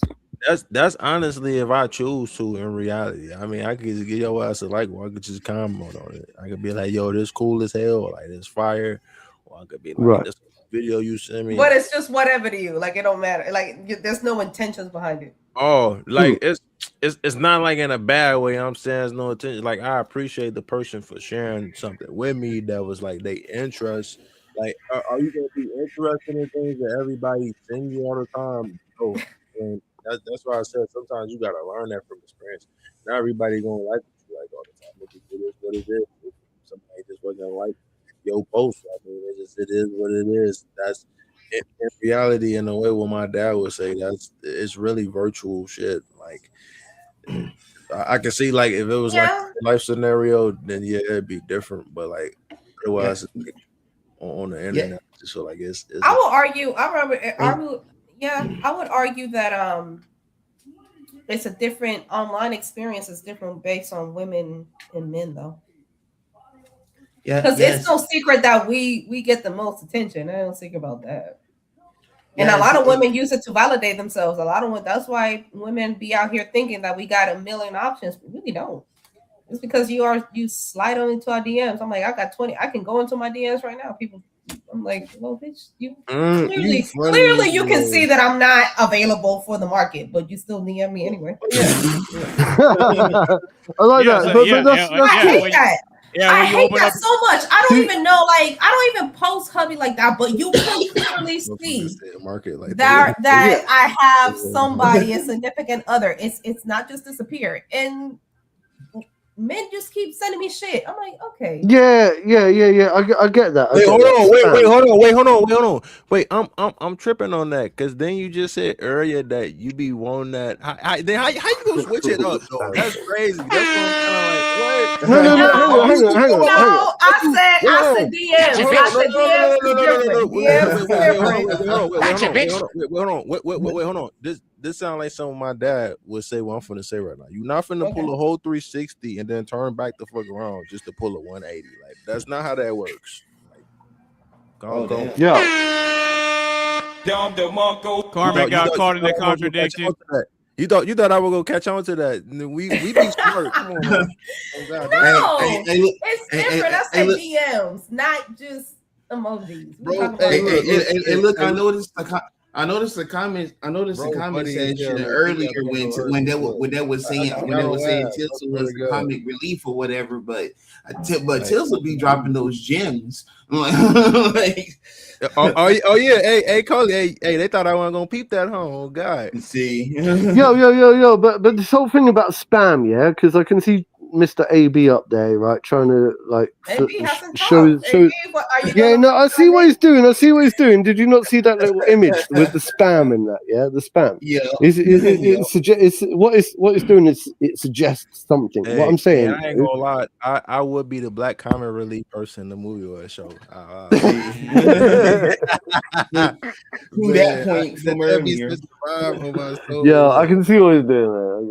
I can see it. But to AB's point from earlier, see, I'm the type of guy that like some people that I meet online, like I think if they're worth it, I would actually want to meet that person online or whatever. And the crazy part about that is before I moved to Texas, this is the first time I actually known Anonymous in the music community and stuff like that. So when that time came, where I actually moved to San Antonio, I hit him up. I said, "Hey, what part of Texas you from again?" He was like San Antonio. I'm like, "Oh, word." I'm like, "What? Why here in San Antonio? Let's link up." You know, we try to fix our schedules or whatever. You know, took the transit bus.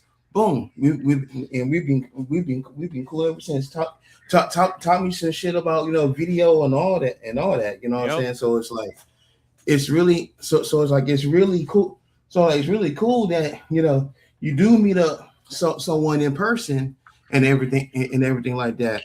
But so like I feel like we do get connected connected like that, I do feel sometimes like, you know, like how we in this right now, and we're and we ain't lonely, but I feel like soon as the show over, like if you don't got really no one, if you don't got no one vocally or whatever that you don't really talk to like that, then you might feel that little sense of loneliness.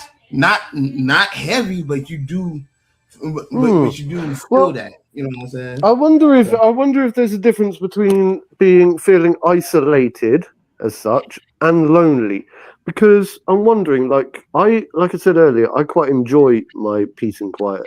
You know, as soon as this tonight finishes, maybe I might be seeking and scrolling through my phone. You know, that goes to show something. We scroll through our phones and we're trying to listen and taking more information. Maybe we are lonely, but it's like I feel like, is it because we're isolated? It's such a difficult thing. Are we really lonely? Like, how much do we need other people around us? Yes, and thy shall endeavor to endure these difficult questions, for thy will fulfill one's duty. This guy. Let's continue to spread the love. Let's continue to ask these hard and difficult questions, my loves. And so it shall be.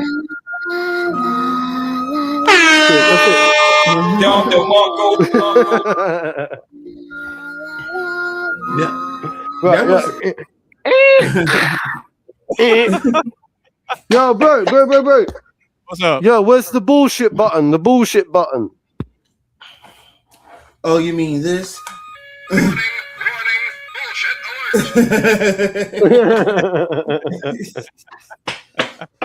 I knew I could rely on you, man. I knew it.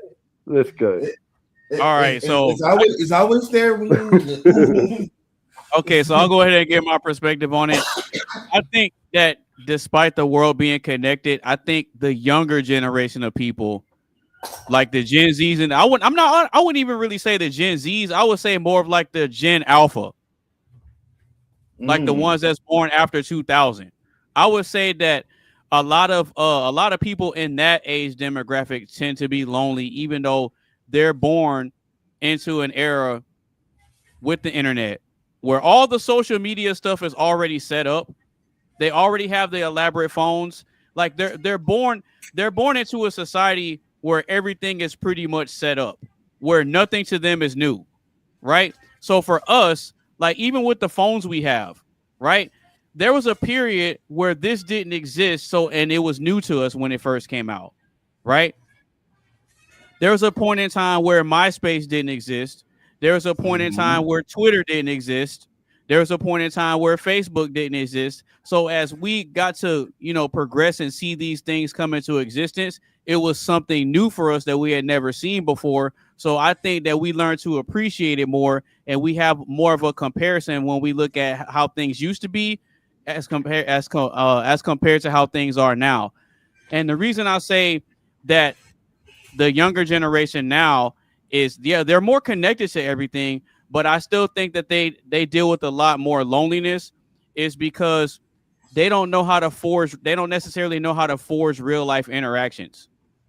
I'll give you a perfect example. See, we all of us not Tizzle, but all of us on this panel except Tizzle, we know a time and place and an era where there was no such thing as a dating app.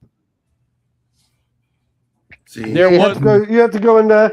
You had to do it in person. The back of the finger the bird at the back of the cinema. See.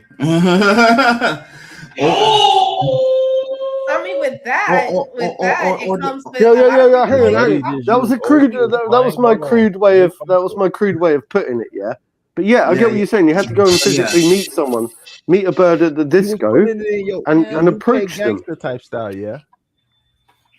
No, I'm just saying you have to approach there with the joke.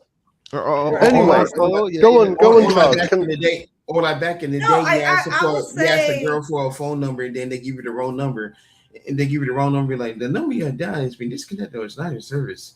And yeah, and you know what? And you know what? Watch this too, Coley. Watch this too. A lot of times when you get the number, you get with your homeboys and be like, "Hey man, I got this girl's number. hey, well, let's call her. Yeah, and then you call her, and then you find out the number's fake, and then your homeboys start roasting you.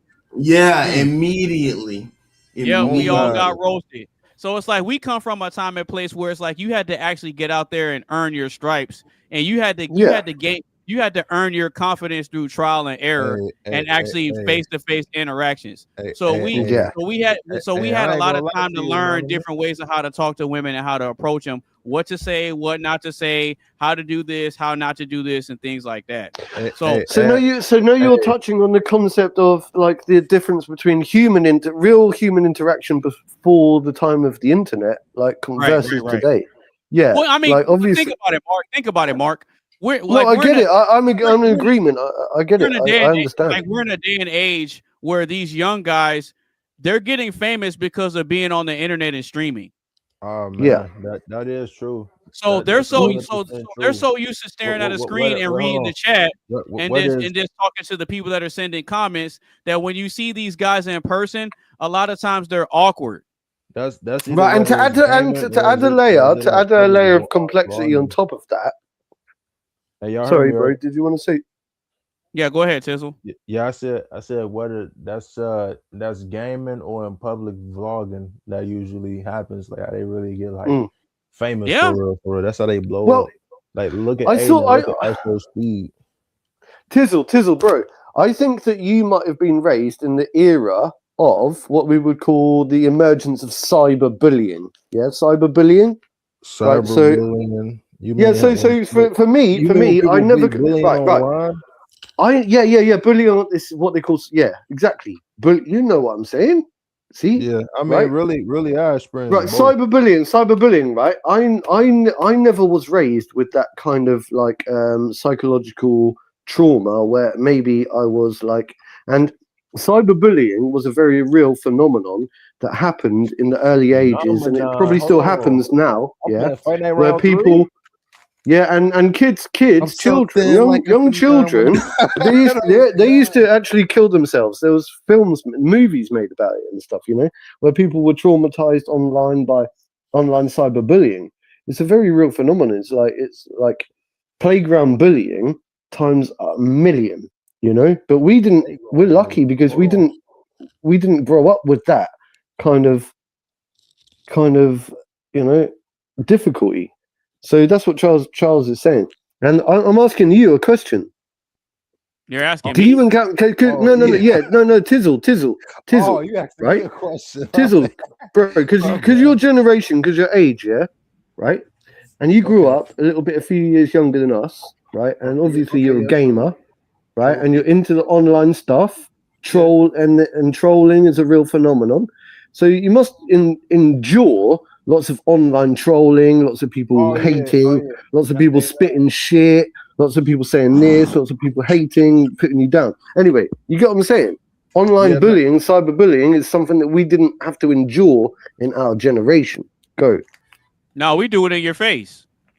Go. No, hang on. I want to hear what Tizzle says. That is facts. I mean, he not lying though. I kind of really experienced like pretty much both. It was cyberbullying, it was saying it to your face. Some people would say it behind your back. I mean, it just really depends on who you was talking to and was approaching at the same time. But I mean, hey, to each his own. I mean, I ain't really never been a bully, but you feel me? Like I ain't finna get punked like no hoe either. You get what I'm saying? Yeah. But that's maybe because maybe right. Because the way you are, the personality you've got very thick skin. Yeah, very thick skin. So you don't let things affect you. You just deal with life. Yeah, you're a very chill person. Yeah, but there are people out there that are, I think, just not like us, and they struggle with it. The younger, maybe even younger than your generation. Maybe even younger than your generation. Is it really that? Because I also wonder. No, that's facts. I also wonder: are we lonelier, or we just now have an eye to it? It doesn't matter. It doesn't Aha, matter. what you mean aha to Because it? now we all have access and everybody has a phone and everybody can get online and just share the sound. Like, what is all of it? We were lonely back then before the internet. We just now have an eye to it. Now people are talking about it. Now you can film it now, but it doesn't necessarily So does that mean you're saying basically in essence that our loneliness through human interaction is being replaced by technology? Yeah. If you think about it, AI as well, artificial intelligence, we all right? Apparently there was a statistic. Honestly, we are gonna end up like in that movie Her. Have y'all seen that movie? Her? No, I haven't seen it, but I heard about it. You ever heard Joaquin Phoenix and Scarlett Johansson when he fell in love with a damn artificial intelligence and he was No, that wasn't. No, hang on, that was Hey, called Scarlett Johansson is different. fine though. Hey, Scarlett Johansson is fine though. No, that was called something different. That was called something different. Oh no, I've seen it. Yeah, I know the one. It's Her. She gets ultimate. Yeah, and it's all based. The movie's all based on. Wait, hold on. Ain't that a coincidence? We got a movie called Her, then we got a movie called Him. That's a perfect match.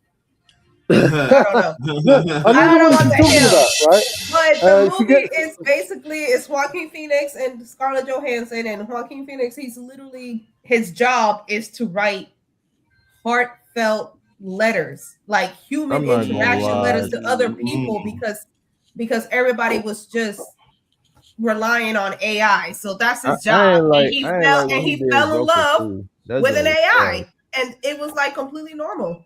And then when he was like, well, we can talk to other people, and he got his heart broken because all of the AIs decided to go off and just be like, yeah, we're gonna go off and do our own thing. So hang on. Do you think then that AI? Man, so the AI girl cheated too?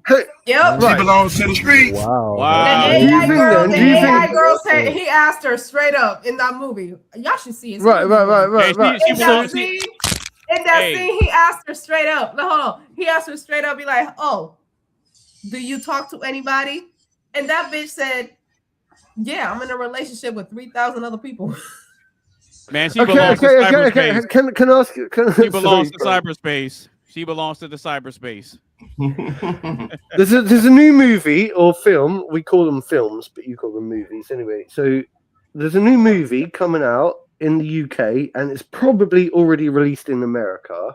It's about someone who's on trial by an AI judge, like type thing, like a tribunal, and he has to prove his innocence within 48 hours or something like that. And do you know the film I'm talking about? The movie I'm talking about?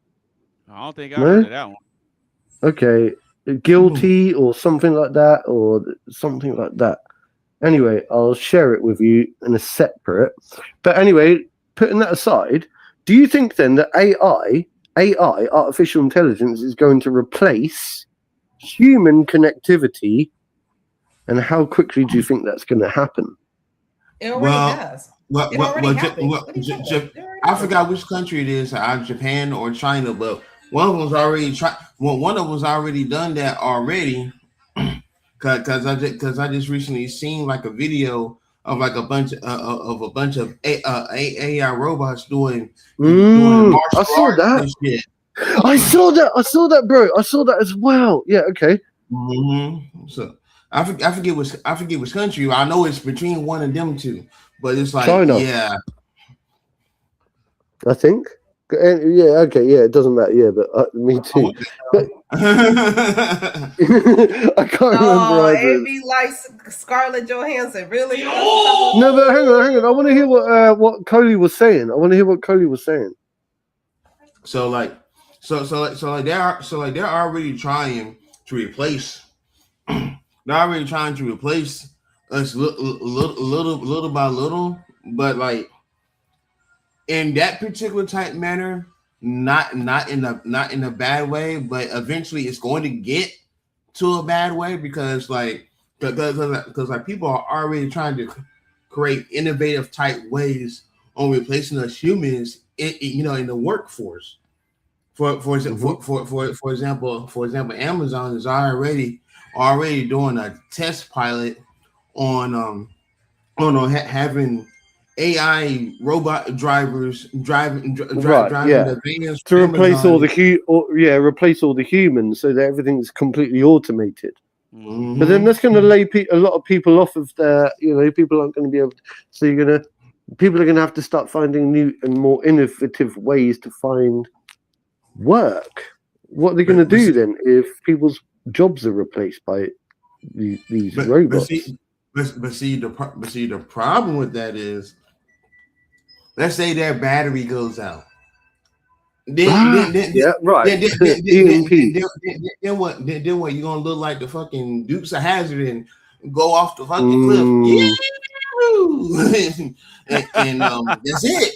You're done. I think it's already happened. We already replaced the machine. It's nothing. It's already happened. Kind of. But if we become too fully reliant, like when people say throughout my lifetime, people have always said, "Oh, we have to be very careful because if we're on a grid, like the internet, and an EMP or something happens and the grid goes down, then the whole of society will crumble. The whole of society can collapse." And that's true. Isn't that a real thing though? Like even war has changed because it's cyber war. It's hacks. Yeah. Like it's not even people. Hell, you might not even need soldiers at some point because they're just going to send drones and robots. See. Excuse me. But I think it's already happened. We already replaced machines. I mean, look at me. Like I'm a female, and I don't need none of y'all to have sex with me. I can just go get myself and get a rose, and you do need at least one of us to have sex with you and be happy. And be happy. And y'all can get a blow up dog. You don't really. Y'all can get a blow up dog. Just like we don't even need each other to have intimacy anymore. This is spamming the hell out of that fucking cat. You want me into this kind of stuff. There's so many, like they're already replaced us. The machines have already replaced us. Yeah. He's probably pressing that button a lot. Y'all don't need it. Because I'll be back in he's probably pressing that button like himself. A blow up doll would be just perfect for y'all, with her mouth wide open and just shut the fuck up. Hey, Carmen. That's why y'all fall in love with y'all blow up dolls. Hey, look, Carmen. Hey, look, Carmen. I've got one. I've already got a blow up doll, Carmen. Carmen, look, she's Carmen got a picture of. She's got a very specific picture on her face. Look, Carmen be hopping on this internet saying things that she don't really believe for real.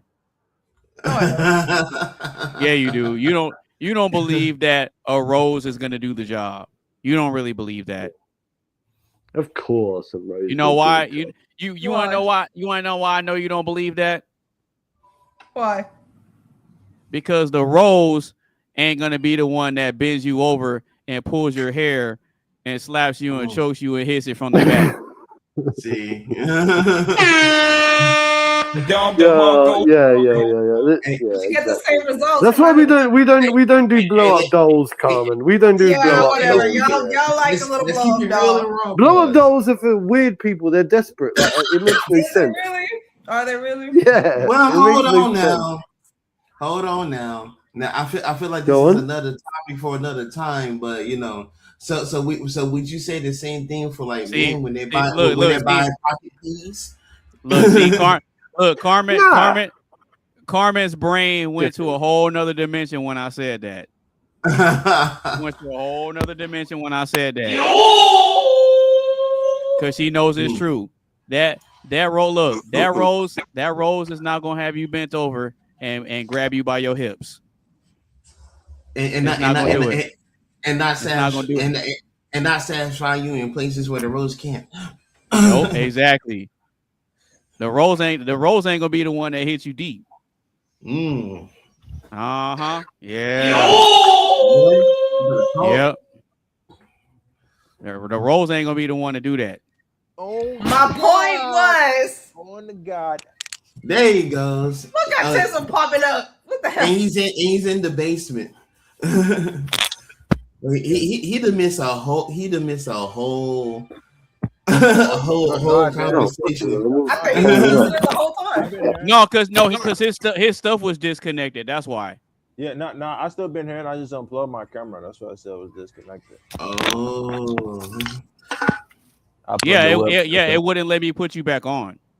Oh yeah, that's weird. My bad. I had to refresh it real quick. Well, no, that's why I took a picture of what I saw on my screen and sent it to you. Yeah, I just peeped it. Yeah, and I sent y'all those pictures too. Yeah, I seen that. I appreciate that, dude. Seriously.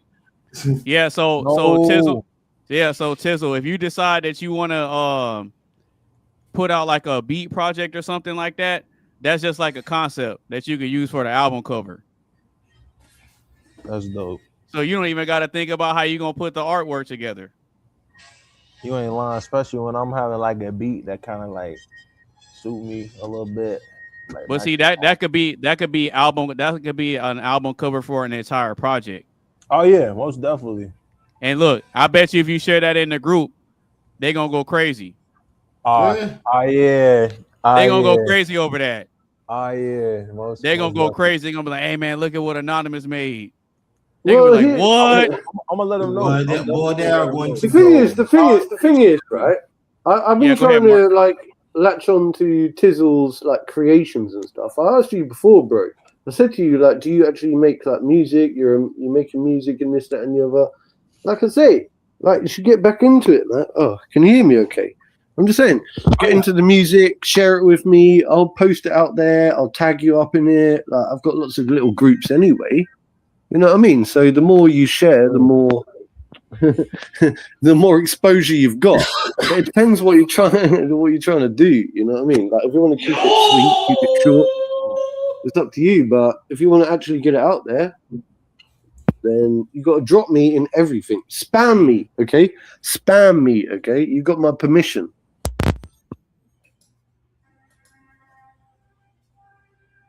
It's worth it, bro. Honestly, it makes sense. It makes sense because you reach out to a different side of the pond, yeah? You reach out to a different side of the pond.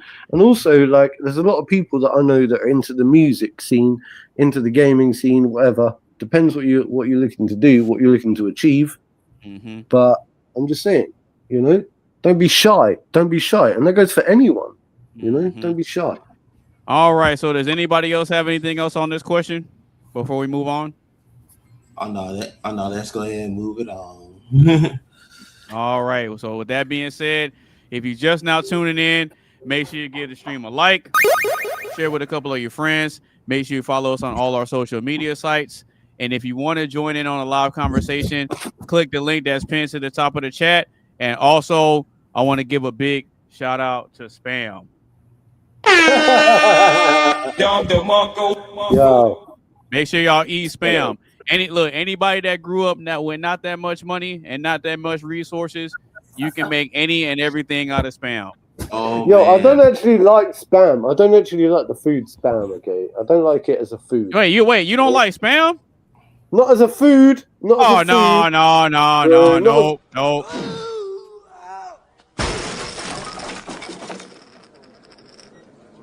Was it something I said?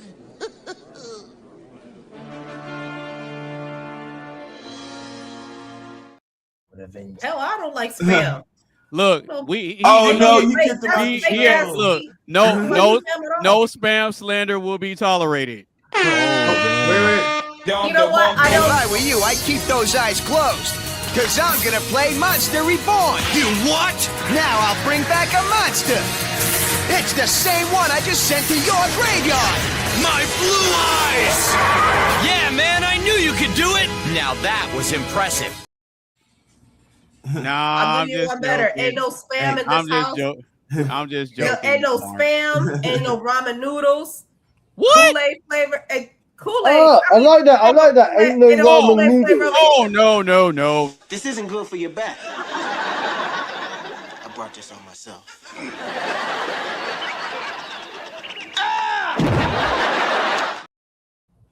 Oh my God, you threw her out too. We would not be disrespecting the ramen noodles and the spam.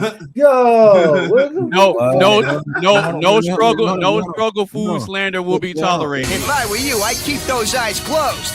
Cause I'm gonna play Monster Reborn. You what? Now I'll bring back a monster. It's the same one I just sent to your graveyard. My blue eyes! Yeah, man, I knew you could do it! Now that was impressive. And before you get me, there's no baloney in here either. I Spam's wonder what's cousin. next. What? They Oh, good. no. Ain't no baloney in here either. No. Hey, yo!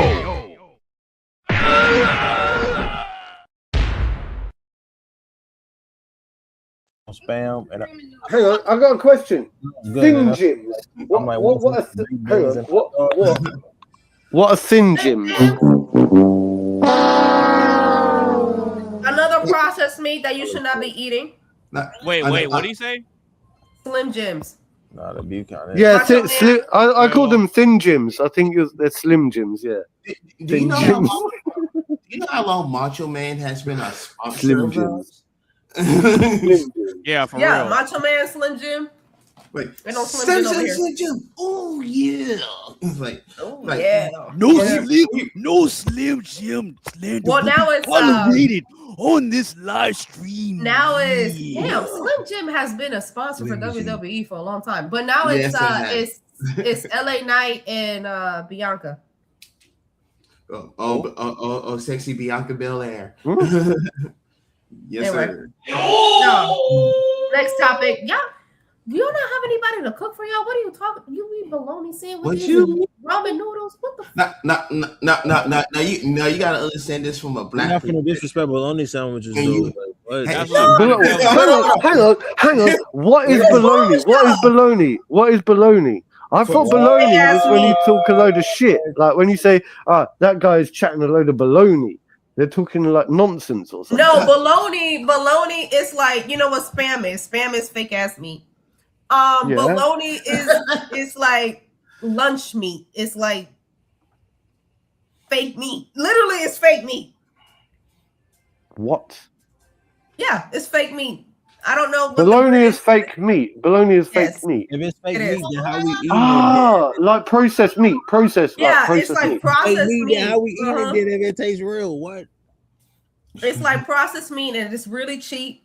And if you're struggling, you Hang make yourself on. a Can that bologna sandwich. can like that if you're apply? really struggling. Right. Does that apply then to anything? Yeah. Any type of meat that you eat that tastes like processed meat. There's processed meat that tastes like meat. Is that called bologna? Anything, Not any necessarily. meat, No, like chicken. no, because What? you're taking bologna because it's like, okay, that's bologna. That's like, okay, that's fake. That's trash. But Look at bologna is nine. actually, yeah, it's Look a at the real nonsense thing. is on window. That's what It's like bologna sliced. is. It's like sliced ham. Fake Right. slice. Not, right. no, it's not sliced ham. No, we can't What do is that, it? Carmen. We can't do that. Ham is strictly pork. Okay. Jamón es solamente puerco. No carne o pollo. You really think that's beef eating your beef? Bro, look, I don't understand that deep Spanish. Go on. So hang on, what are you saying? Anyway, it doesn't. We're going off on a tangent now. I know, right? I just want to know what the hell bologna is. Okay. Well, I'm showing you right now. That's what that is. Look at this, Carmen. Look, Carmen. Look, Carmen. Hold on. By Hit the the way, wrong one. oh yeah, I'm about to say, wait, what you zooming on me for? Quality Hang on, meat. that says Bologna. Bologna.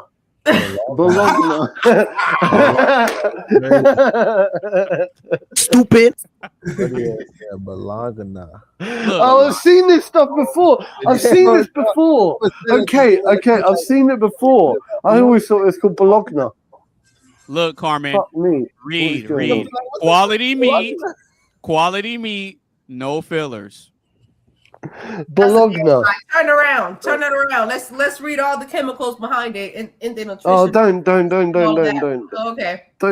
Don't scare me off. Okay. Like, don't scare me away from it because I want to try it one day. If you show me the back and all the ingredients, and I'll probably, be like, oh no, not for me. It's got too much crap in it. No. Ignorance is bliss, Carmen. Exactly. I don't want to know. I don't want to know. Look, Turn hey, to Oscar Mayer. Oscar Mayer, all been talking about how. Don't get me started on food. All No, of this, No, I look, get Carmen. you. no It's process. processed. If I could, Carmen wants the sweet lie sandwich. That's what she wants. She wants the sweet lie sandwich. What is that? A sandwich with sweet lies. Life is Zach and Cody. All right. So moving into the next. topic. Yeah, the next question is only. Bologna. You're chatting. What in the world? Is loneliness a symptom of society or self? I'll read it one more time. Is loneliness a symptom of society or self? Wait a minute.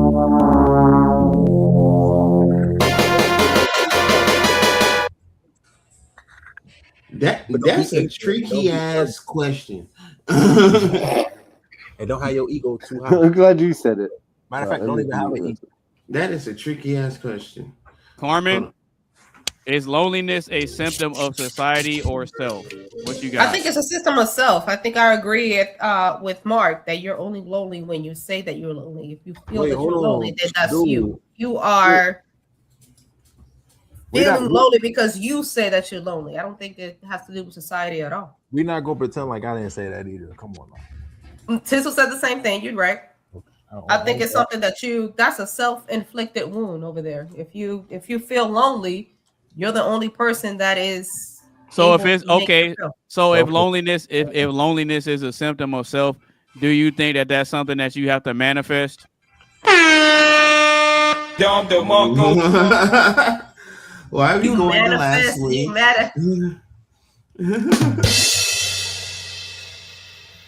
I don't think you can manifest.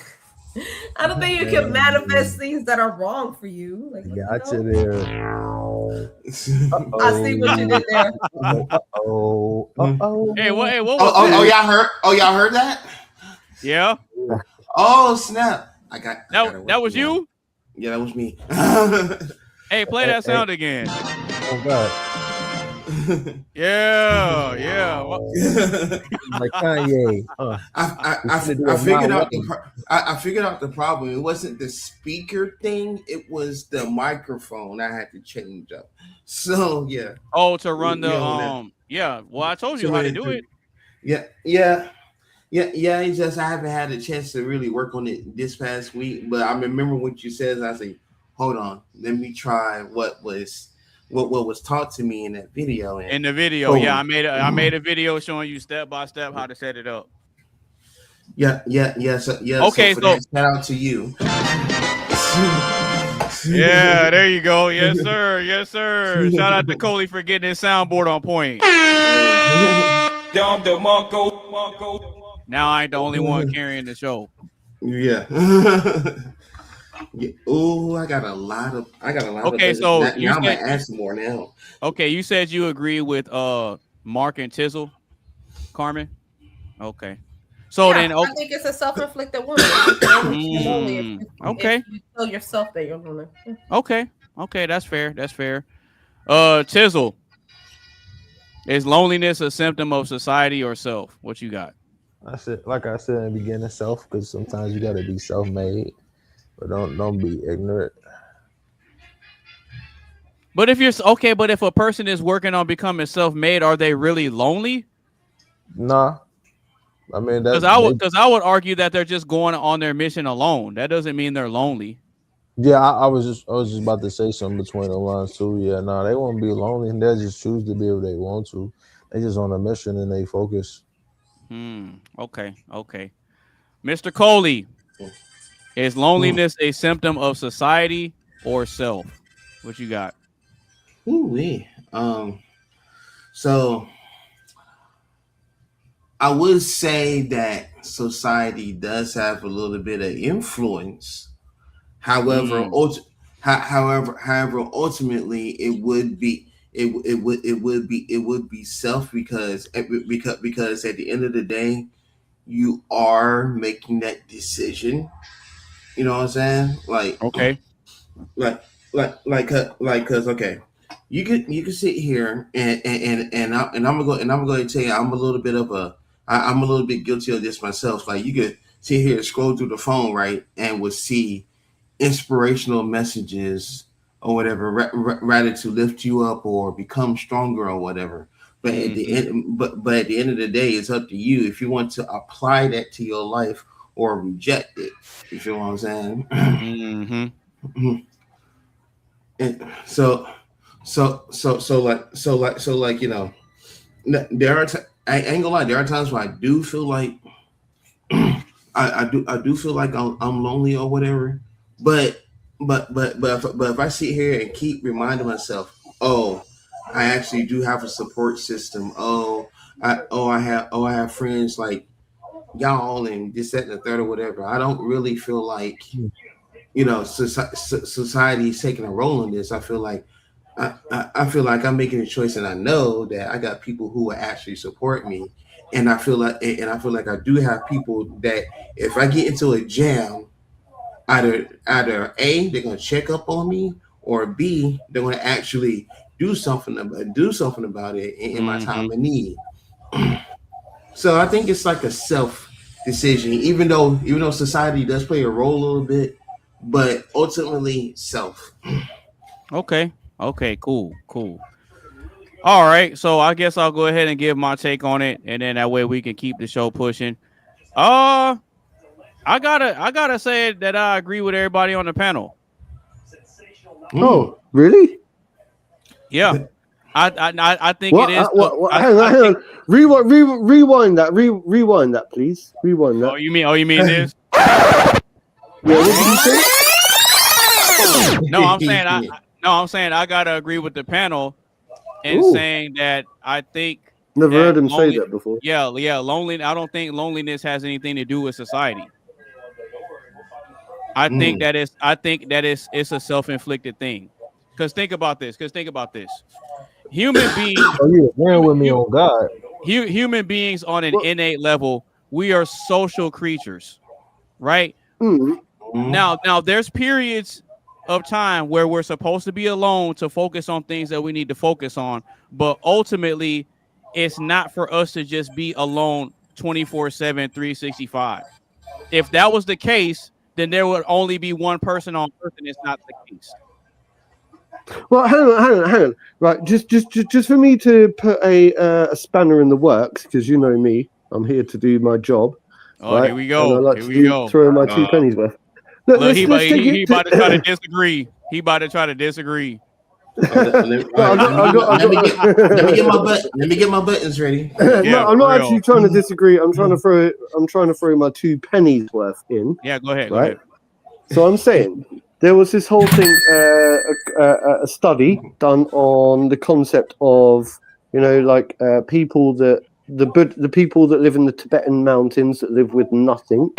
They tend to sacrifice themselves, and they tend to sacrifice needing everything from materialism to even connectivity and connection from other human beings.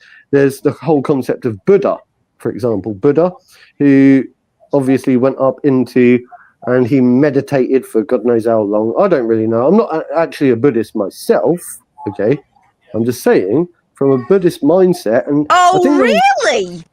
I think there was a scientific study that actually, where they did brain scans on people who were monks, Tibetan monks, and they turned out to have more endorphins or whatever it is in their actual brain, because I think sometimes less is more. And when we become too reliant on connectivity, I think there's a balance, you know.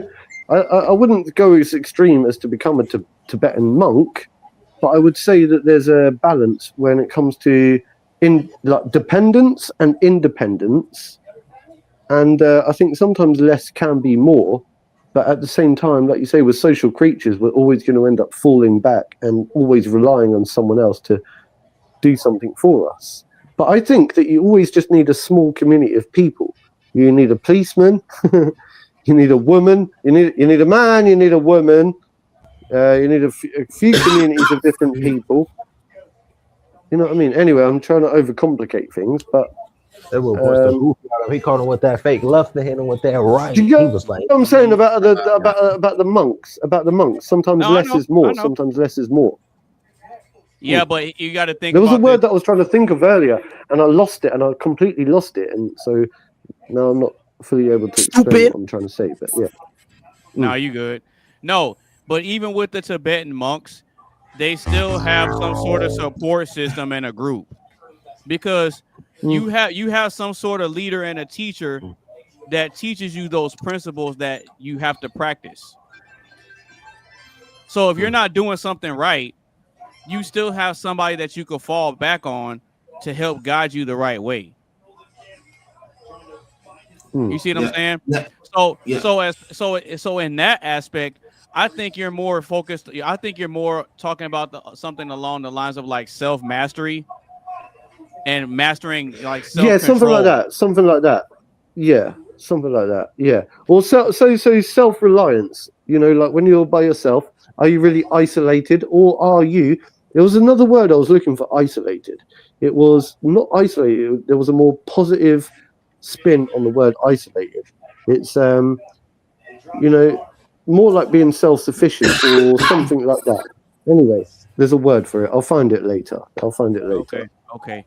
Yeah, I would argue that for the sake of the conversation, I agree with everybody on the panel, and I think that loneliness is a form. It is something that's self-inflicted, and like I was saying earlier, is that there's like what 8 billion people on this planet now, and you Something mean like that. and if you tell me that you can't find at least one person to connect with or have a conversation with or try to find something in common with, yeah, there's something wrong with you. You can't blame society because you can't make friends. You can't blame society because women don't want to talk to you. You can't blame society because no man wants to take you serious with all your kids. You can't blame society for you not knowing how to do certain things. You can't blame society for you shooting your shot on Instagram DMs and women leaving you on red and blaming society. You can't blame society for any of those things when there's a lot of different groups and organizations and social circles that you can find somehow, some way, somewhere. If the nerds can have friends and find some sort of a community, if look, even the weirdo furries have a community. They have a community. I think they're not even lonely. With social media, I think that society has,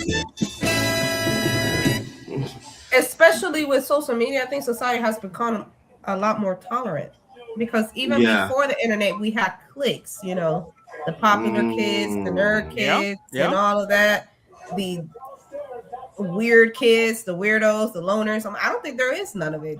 There is a crowd for you and whatever it is that you're into. Right, and then I'll take it a step further, and I'll even bring up the conversation about the school shooters.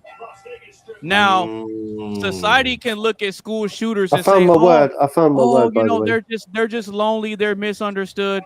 No, you just chose not to work on yourself. And you want to blame society. You want to blame society for your family situation. You want to blame society for you not having friends. And now you want to take out your anger and frustration on society and try to blame society. No, it's you.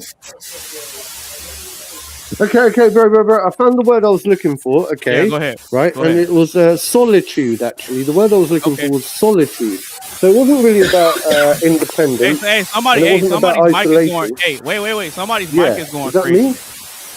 Hold on. Yeah, I think it was Coley. Yeah, it's you, Coley.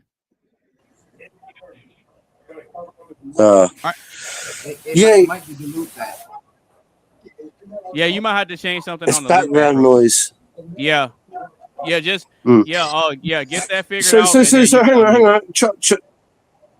Charles, the word I was looking for, right, was actually solitude. So I wasn't looking for independence or isolation. I was looking for the word solitude because when I was trying to explain what I was trying to say that sometimes people seek solitude, and that word solitude in itself is very important because what that means is that you get a lot of time to yourself and you get a lot of time to reflect and so on and so forth, and a lot of people seek that. So I think that word's important.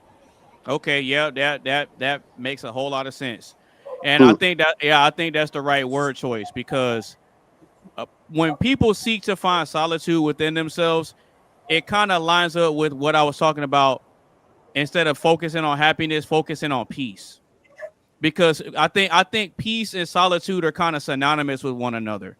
That's why when we were going back and forth about the happiness thing, and I was saying that I don't think it's real, is because that's something that's fleeting and it's not constant. You can't be in a constant state of happiness 24/7, but you can be in a constant state of solitude and peace 24/7. You see what I'm saying? So it's easier for me to defend my peace than it is to defend my happiness. Does that sound about right, or am I tripping? No. It sounds, bro. It sounds good to me. Sounds good to me. Yeah, because people will forego their happiness and they will fight in order to achieve peace. But you're not gonna fight. This is true. And you're not gonna fight and put your peace aside to go and chase your happiness. Because at some point, like, when does it stop? Would you say peace? And But you can maintain peace, but you can't maintain happiness. So happiness and joy are the same thing, because I don't think. But Carmen, I'm really sorry to interrupt. Yeah, I don't like to interrupt you. I think joy is a byproduct of peace. I got something to ask, right? I got something to ask again, right? So, go ahead. Talking of solitude, the reason that word came to mind is I want to talk about those people that come from like fractured families, difficult families, ones that maybe grew up in abusive, difficult, hectic lifestyles. The minute that they got an opportunity to leave, right, and go and live by themselves, right, they seek a source of solitude. And so it becomes very difficult for them to want to re-engage with a family household when they were raised in such a difficult circumstance. They seek a form of solitude. They go into a form of isolation. And I know this because I'm speaking from my own experience, okay? Right. So hence I am speaking about myself. I'm saying that I find solitude living by myself, not having to worry about having a family, not having to worry about being in a partnership, not having to worry about that, because it was so difficult growing up, being in that family household and that structure, constant arguments, constant bitching, constant whinging. I've found my man cave. I found my solitude. I found my peace. And a lot of people find that sad. They find it sad in today's era. They would want to see me go out there and find a woman and a partner. And I say, but I don't want to repeat all of that stuff. I don't want to repeat that. Does that make sense? No, it makes perfect sense. Now, Carmen, do you agree with what Mark is saying? I do. I do. I think that people choose solitude, but when in solitude, you seek some type of clarity, but you shouldn't stay there. Oh. So solitude deals with whatever it is that you're dealing with.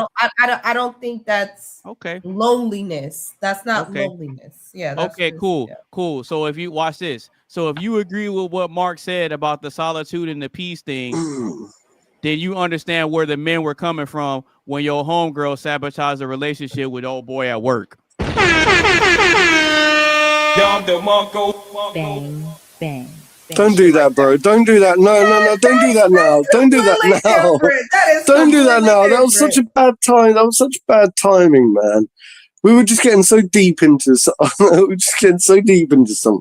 That's completely different. He was hiding, and it had nothing to do with privacy. Privacy and solitude and loneliness are protecting his peace. Mm-hmm. Okay. He was protecting his peace. Tell yourself that. That's a perfect example. Because think about this, Carmen. Like, really think about this. Okay, let's use me as an example, right? If I'm dealing with a woman that's toxic and she's annoying and she's always complaining, do you think that was that would be a type of person that's contributing to my solitude or contributing to stress in my life? Why are you dealing with her? Clearly, it's that don't sound peaceful to me. If you're looking for a woman that finds your peace or keeps your peace, because make one thing clear: I am not your peace. and that goes both ways. No, but but I'm not gonna. But I'm not gonna let you. But I'm not. Yeah, you're right. Both No. ways. You're right. I You're right. cannot- You're right. You But need I'm to not be gonna. whole. You need to be whole. You are yourself. Your peace. Right. Please don't make me your. Okay, cool. Please don't make me your happiness. I am not your peace or your happiness. Cool. I got you. So if you're not my peace, I'm not gonna let you stick around if you're trying to mess it up for me. Nobody's saying not to mess it up. No, I'm just saying, not you in particular, but I'm just speaking to your argument. Coincide, like you want to together, but I can't make you something that you're not. So Well, that's not your job. Exactly, that's not my job at all. Right. But see, my job is to maintain the peace that I already have. So if I have to get rid of you in order to maintain it, it is what it is. Exactly, but that's not what my friend was going through. Hold on. But I'm speaking to it from the male side. I'm speaking to it from the male side. And I look at it the same way on the female side. But the thing is, y'all kind of process it and go about it in a different way. Because women don't immediately cut people off. No, I think what I have a problem with is we're like this with our friends too. Oh man, we're like this part, and we keep it keeps going over everybody's head. It's the secrecy part that's the point. Right, but here's the thing. Private person, right? You can't be a private. We'll be a private person. Nobody's private to begin with, anyway, because we all have one of these, and we all have on social media. Bitch, you put what you want out there. Ain't nobody private. You're right, but we control private because but we control how much of it goes out, though. That's the point. We control how much of it goes out. Yeah, somebody's gonna find out one thing or two about you, but if you can control how much of it gets out, then that leaves you in control of the narrative. That's kind of the point. I'll give you a perfect example. There's a difference between how Jay-Z and Beyonce's situation came out and how it got and what the response was versus a Cardi B and an Offset. So when the Jay-Z and Beyonce situation leaked out and everybody heard about it, everybody had their opinions about it, but Jay-Z and Beyonce, they didn't freak out about it. Yeah, it went public, but they weren't going at each other and tearing each other down.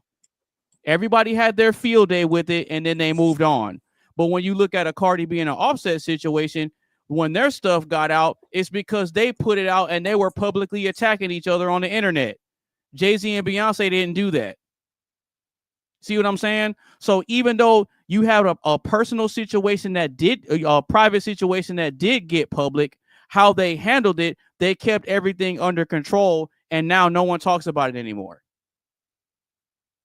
You see what I'm saying? So they figured out how to work through that situation to keep the peace within their relationship and within their household. That's the difference. Whereas when you look at a Cardi B, which is one of your people, by the way, but if you look at a Cardi B and an Offset situation, everything got destroyed because her ego got in the way. You're not looking. You're not looking at the long term. What are we building here? I'm just saying, don't hide it. Don't hide it. If whatever it was, if we're talking about my he could have easily just said, I was like, I'm dealing with other women. I don't want this information, but he didn't do it.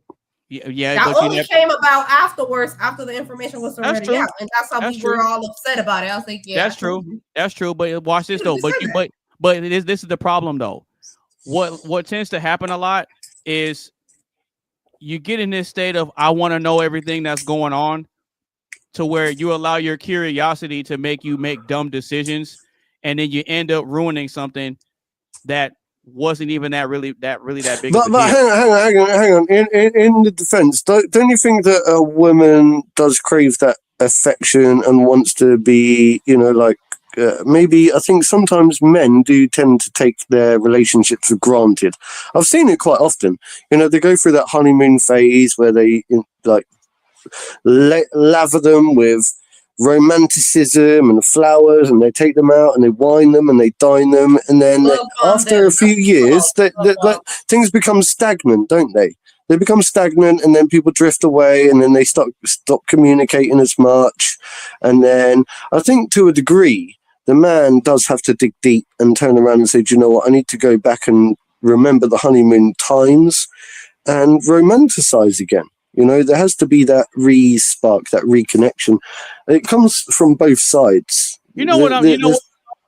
You know what? Now that I'm hearing this argument, I hear this argument so many times about, you know, he got love bombed and this and that. Listen, I don't think that there's a such thing as a person. That's not what I'm saying. That's not what I'm saying, though, bro. Because the word love bombed sounds wrong.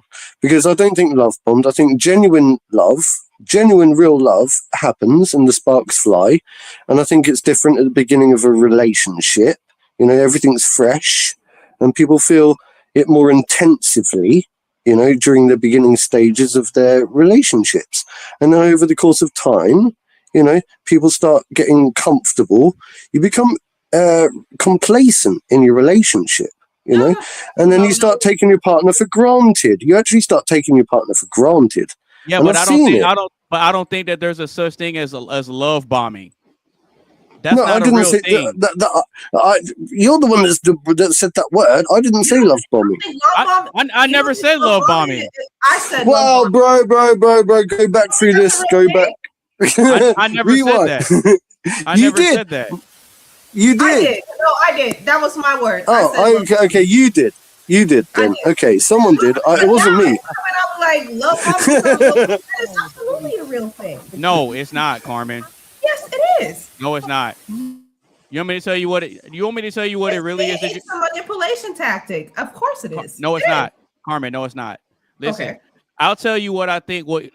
This is what I think that you guys are referring to. You guys are referring to something that's called a whirlwind romance. No, I'm talking. No. Hang on. No. Hang on. I was making a very specific point. Actually, I wasn't talking about. Hang on. I wasn't talking about a snapshot meme type word. I was talking about a concept of the longevity of a relationship. Longevity. Right. Okay, and what we're talking about, what I was talking about, was over the course of time, people start taking people for granted in their relationship and people drift apart. Right. So forget all the beginning bit. I'm talking about like the whole length of maintaining and holding the relationship down and ensuring that the romance doesn't die. The sex life doesn't die. You have to like work on that. You have to bring it back together because people drift apart sometimes. You see it when people they start off really nice and blah, blah, blah. And over time they start bitching with each other. You're like, oh, that's not a relationship. Yeah, but that's not love bombing though. No, I know it's not. That's a whirlwind romance where you want the honeymoon phase to continue on forever. That's what that is. That's literally what that is. I know, and I'm trying to get to the later part of the relationship. No, I know, the later on stage. I know what you're talking about. I know what you're talking about. Because it happens all the time. It happens all the time. Where and it's typically the woman that leaves because of it. Oh, you know, I just think we grew apart, or you know, I'm just not feeling the sparks anymore. That's what that is. Maybe. You want the honeymoon phase to continue on forever. Right. And see, and the difference is with us. It's like we understand that there's going to be ups and downs and ebbs and flows in a relationship, and we're willing to weather the storm. We know that it ain't going to be sunshines and rainbows every single day, but the women expect it to be sunshine and rainbows every day. That's the disconnect. Okay. That has nothing to do with love bombing. No. Okay, but I never used the word love bomb. So me personally, I know Carmen did, but no. That's great that I added that context and that you was able to say what you had to say there, because I wanted to. That is not a bad thing. Why wouldn't you want to have the romance still alive? Isn't that what y'all expect? See that, Mark? That what y'all expect us from us? Mark, y'all expect you see us that? to be, you know, What's all keep it. No, keep listen it to what she's saying. Keep all of that. Like, why not? Like, what's wrong with that? Look, Carmen, Mark. What did I literally just get done saying? Men understand that in a relationship, it's not going to be sunshine and rainbows all the time, and we're willing to stick it out and weather the storm. And what was Carmen's response? Oh, well, why can't it be the whirlwind romance all the time? Why don't you want it? See, that's it right there. Taking my words out of context. Nope. Yes. Look, yes. I explained the reality of it, And her response is, "Oh, well, why can't it be like this? Why don't you want this?" Yeah, because women are different to men. I know that, but that was my point. But that was my point behind it. But that was the point of me. That was the point of me breaking down how it is on both sides and lining that out. That's what I'm saying. Fair. Look, I had to press on a couple of things. I think like sometimes there was a few contexts or whatever. Look, I think at the end of the day, though, obviously women are different to men, but is that really a bad thing as such? It's not, is it? Like, it's bad. Look, it's bad if a guy's explaining something to you and you refuse to accept it. That's when it's a problem. Maybe. Do you really think so? Do you really think that that's what a man's role is to? Because otherwise, that means that men are constantly going to be trying to mansplain everything to everyone all the time. Okay, cool. Watch this, Carmen. Mm-hmm. Do you like a man that's smarter than you? Yeah. Do you like a man that can teach you something? Yes. Or a man that you can learn from? Yes. Do you like a man that can guide you to the promised land and kind of show you things that you may not have known before? Yeah, but that's not going to prove a point. Hang on. Oh no! Hold on. I don't know where you're trying to land, but okay. No, hold on. Just walk. This is fun. Walk with me. Let me take you by the hand. So, do you like a man that's smarter than you, that can lead you, and that somebody that you can learn something from? Yes. Okay. So, by that logic alone, that means you're okay with a man mansplaining things to you because it contributes to the betterment of the relationship. Thank you for hang on, bro. It's like I don't have any knowledge at all. Like you telling me how to do everything because I'm not equipped up here. That's what mansplaining is. Like I'm not. But Carmen, hold on. You literally just said that you want a man that's smarter than you that you can learn from. And I'm hang on, bro. That doesn't take away from the fact that I'm not smart. Carmen, I've got one. Okay. Charles. Do you appreciate the education system? To a degree, yeah. Right. Do you appreciate credentials? Do you think that it's worthwhile going to work and earning your way up, getting your qualifications and your credentials and this, that, and the other? Depending on the industry, yeah.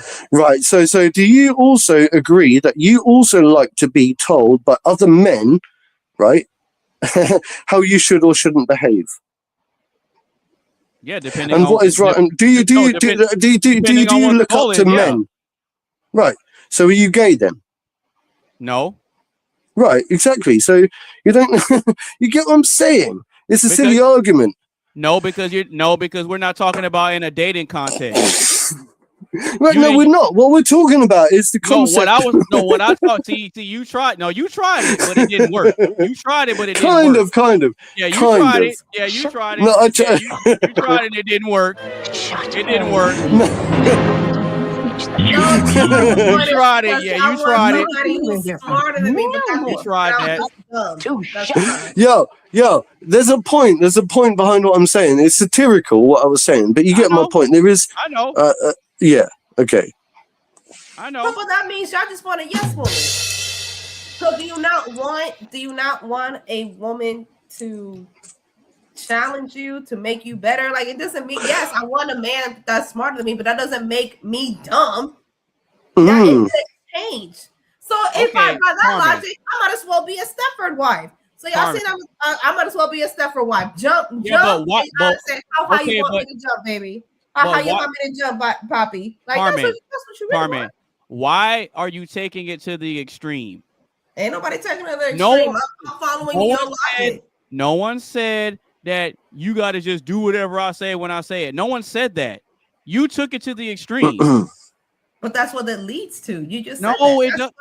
Carmen, no, it doesn't. No, it does not. Okay. No, I just I asked you questions and you gave me answers, and I made a point based on the answers you gave me. Do you not want a woman that's smart? So then how did you get to that conclusion when I just made a point based on your answers? Do you want a woman that's smart? In some things, yeah. I actually do. I actually do. This is the point. This is the point. I'm glad you said Do you this want a woman because But her being do you smart want is a not a woman that requirement. forms her own opinion or just follows you, whatever you say? I would prefer she follow me most of the time. Yes. Oh, okay. So you don't no, want a no, woman no, no, no, no, no, no, no, no. her own See, opinions. Okay. I'm glad you said this because Well, you asked me a question, I gave you an answer. Okay. Well, that's your answer. I'm not yeah, saying but that I I'm not think saying that her input isn't welcomed. I never said that. I'm okay with her. See, this is the thing. I'm okay with you Now you're trying voicing. to clean it up. Okay. No, I'm not. I'm not trying to clean it up. I'm listening. I'm giving extra clarification because I understand that as a leader, everything can't be black and white all the time.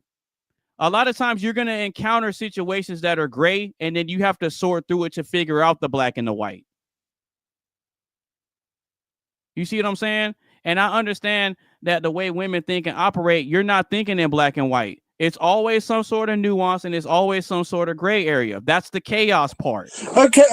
But bro, this is why at the beginning of the whole thing, I asked you before: is it always about winning the argument? You know, because sometimes we come into these things, and you said yes, it's always about winning, but there are grays, there are nuances. Yeah, there are always different perspectives, and there's different ways of viewing the world. And I think we have to learn to realize that everyone is different. Men are different, women are different. Everyone thinks and has different emotions and feelings.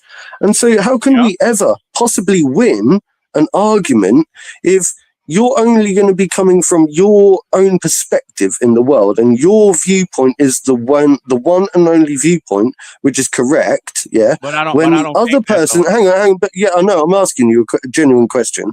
When there's going to be somebody else that comes into the room that also has that same standpoint, like almost like they're not willing. People have to have a point of, is it really about, are we trying to win an argument, or are we trying to learn and try to get to the bottom of something? What is that? That's always been my question, It's right both. from very day one, mate. It's What both. is the It's both. yeah? It's both. It's But both. why? What are we trying to win at? What is the end goal? What are we winning? What is the reward for winning? What is the win? You know, when you win an argument, for example, yeah. What does that give you? Right, like, what do we get? What do we get from that? Like winning an argument. So let's say, for example, I feel like, oh, I got my point across better than that person tonight, or maybe tonight, last week, maybe that person got their point across better than me. But I don't feel like anyone actually walked away with a gold or silver or bronze medal. You don't think so? No. Okay, cool. So if you debate, I think I'm always on top, bro. Hold on. I'm always on top. Okay, so if you engage in a debate with somebody, are you looking to lose or are you looking to win? No, I'm looking to learn. But that's a win. That's a form of winning, though. So I always win. So this is the point. So it makes no sense. So then what's your argument? Because I don't seek to win, because I know that I'm always inevitably, it doesn't matter. Having a debate in general, I don't need to tell somebody, I just won that. I don't need to tell somebody that I won. I need to know in the back of my mind that it's fine, because the result speaks for itself. Yeah. Oh. So if the results are what make it known, we spoke about this before. Hold on, wait. So that makes it worse again. Thank you. So you won. You proved my argument for me. Oh, but does that mean that you win? Does that make you a winner? Does that make you a winner? It doesn't make me a loser. No, it doesn't make. No, absolutely, bro. They don't make me a loser. No, it most certainly doesn't. It most certainly doesn't. Hey, Carmen. Look, I love that. Carmen, would you want to take a man serious and be with him long term if you were smarter than him? Like, just in general. We can learn from each other. No. That's not what I asked, because I had a feeling you were going to do that. Thank you.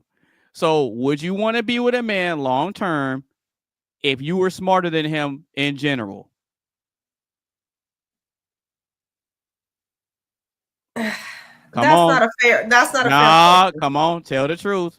That's not a fair question. See? The black and white answer that you want, the answer will be no. But that Okay. does not mean that my input is not worthy, and that's what I'm trying to make it What? distinct. Okay, now watch this. Watch this. Watch this. I agree with you. Now what? I agree. Okay. That's what I said earlier. So the answer is Hang no. on, where's he going with this? Hang on. Careful, Carmen. Where's he going with this? No, I agree. He twisted the topic like No, he I always didn't. does. No, I said I agree with you. Mm-mm. No, you don't. No, look. I know. I agree Look. with everybody. I'm just teasing. Look, she gave her answer and then she followed it up and she gave additional context to tie it all together, and I agree with it because it makes sense. It makes sense. No, fair. I know. Look, Carmen don't like that now. I don't. No. See, she don't like that I agree with her. Yeah, go on. What are you going to say to that, Carmen? What are you going to say to that? What's wrong with me No, agreeing with you because when I it have a makes feeling sense? that he's gonna twist. He's gonna twist it. Yeah, she's thinking. She's like, where's this going? Exactly. Yeah, because you're going to bring it out later, maybe in 2 or 3 episodes. You're going to be like, do you remember? Well, she just loves to argue with AB. That's all. Psycho, Mr. Psycho. You're right, Mr. Psychoanalytic. No, but it's fun. It's good fun. Nah, see, because she's letting that Dominican spice come out. That's all it is. That's all it is. Yeah, I know like how to deal with that. You see, you act like you don't want a woman that challenges you. Of course, y'all do. Y'all always say. I do. You see? Well, okay. I'm like, no, y'all don't. Y'all cheat on that bitch. But you know what? For me, it's mental exercise. For me, it's mental exercise. Yeah. Because you're right. Because in order for you to respect me as a leader and a dominant man, I have to be better than you up here. I have to. But how do you measure your betterness? Even leaders had advisors, right? But history. Even leaders had advisors. So why can't I be seen as an advisor? That's true. But if you really think about it, though, in terms of being an ultimate decision maker, I could go to somebody like Coley, or I could go to somebody like Mark. If I'm not sure about something, I'll go to my guys and talk about it. And Mark might see something from a different perspective that I might not have seen. You see what I'm saying? So he could pull me aside and be like, "Hey, man, I understand what you're saying, but you might be going about it a little bit wrong. You might want to try it like this." So that's the power of networking, right? That's what us having our guys is for. So you won't take my input into it, even though your decisions ultimately. We do. Yeah, we do. We take it into account. We don't just push you out the way and be like, get out of here. So maybe, okay, fine. Let me ask you. So has anybody changed your mind? About so what? You're saying about what? Wherever you're making this decision. I'm like, that's what we're doing, but let me see what she thinks about it. And after seeing if I come to you, that's different. Did you change your mind? I'm like, all right, well, based on what she's saying, then yes, maybe I was too rash or I was too much. So let's do this instead. Well, no? I'll tell you how we process it. So if we run something by you, a lot of times we might just throw the idea out just to see how you think about it. And we're looking, okay, is she gonna influence a decision that's for the betterment of both of us, or are you telling me something that might not make sense? Sure, but can I intervene? So we're checking to see if you're in tune with us. But there's an issue. There's another nuance. There's another layer because there are different people from different parts of the world, different people with different experiences, different people with different belief systems. Some people are very rigid in their belief systems. Some people are more flexible. So you're speaking as if all men are that specific way. Like for the most part, you're right. I would agree. 90%. I can't say all though. I can't say all men are like that. That's the thing, isn't it? Because there are people out there that I don't know. All men aren't like that because simps exist. All men can't be like that because simps exist. Right, that's what I'm saying. Now, what do you think is a simp? What do you think constitutes being a simp, though? What about this example? How about I'll give you an example? Setting aside your dignity and your self-respect for female approval. That's a simp. You reckon? No, I know. Yeah, but when you say approval, what kind of approval are you seeking from the women? So yeah, okay. I'm just genuinely interested, man. No, I know. Seriously. I'm listening. I'm hearing you out. Well, what about in the workplace? Okay, so you said give you an example. How about in the workplace? So you're up for a promotion. Let's hypothetically, you offer a promotion, but that promotion you get more money, yes, but that promotion requires you to move out of the state. Move out of the state. She's away from your family. She's away from y'all both away from your families. Y'all both away from your friends. It's like, all right, I'm taking this promotion, so we're gonna uproot the whole family into a new state where we know nobody. We're gonna absolutely. Anybody. Absolutely. You would not be like, okay, well, no, that maybe not might be the right move because we don't have anybody here. But you're still gonna do it, even though she's not comfortable to doing that. I was like, no, babe, like I don't know anybody. And if we're talking about upbringing the kids, or maybe if you don't have kids, I'm like, if we're talking about starting a family, now you're going. Okay, cool, Carmen. Okay, cool, Carmen. Like, Carmen. no. Okay, cool. Wait. No, I got you. Okay. I got something. I got something again. I've always got something. Cool. Let's work this out, baby. Do you trust me? Do you trust me? Okay. No. Do you trust me?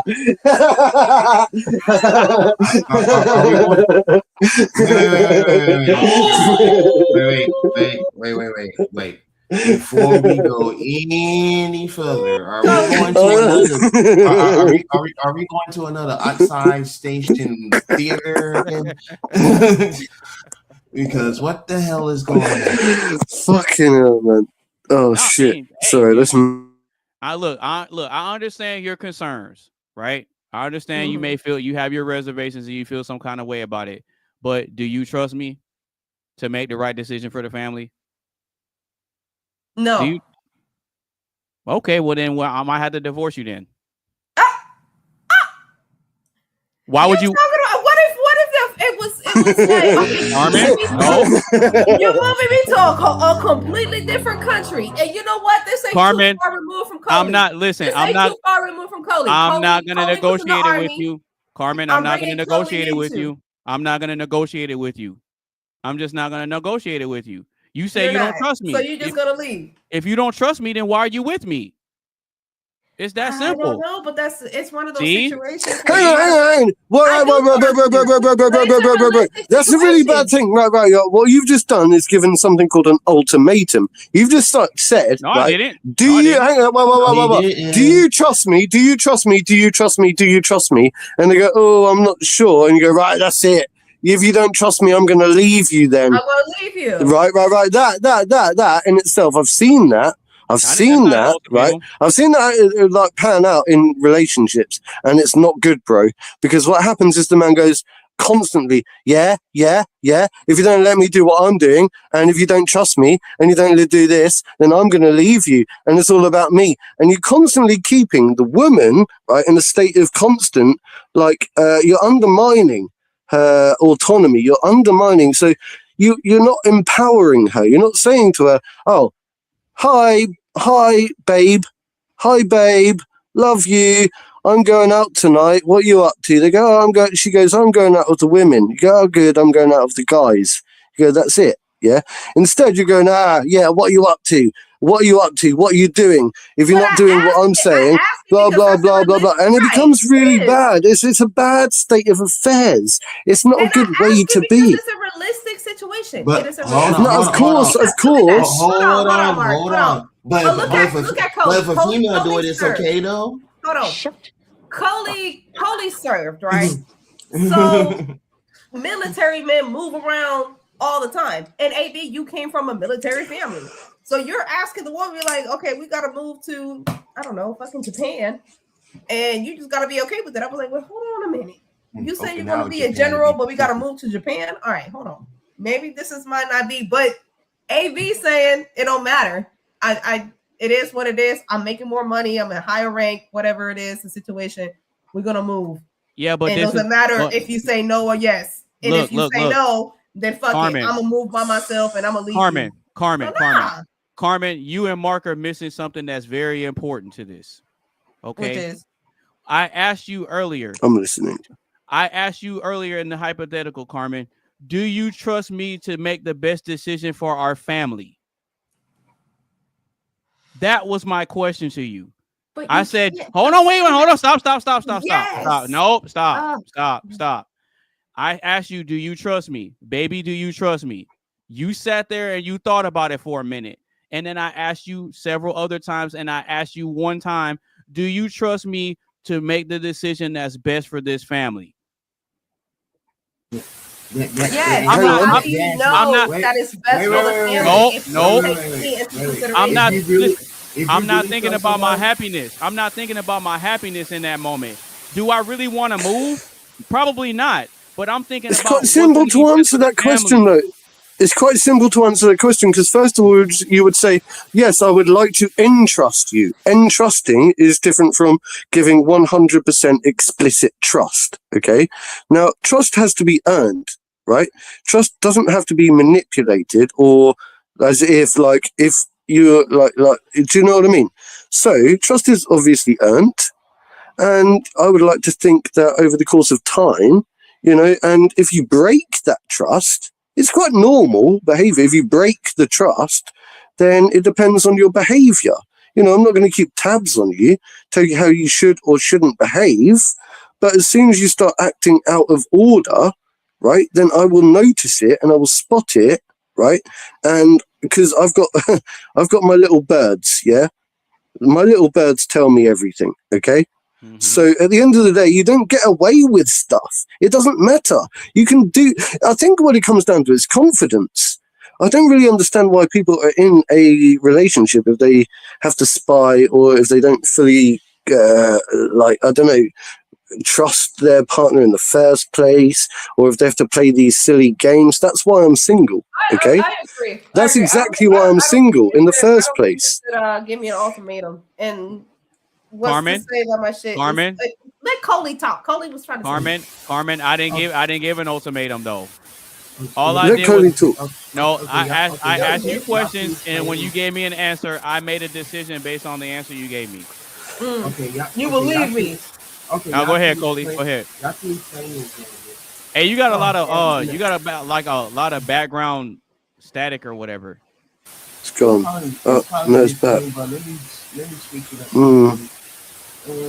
Coley, back out of the app, yeah. Back out of the whole thing. Yeah, you got a lot of background noise going on, bro.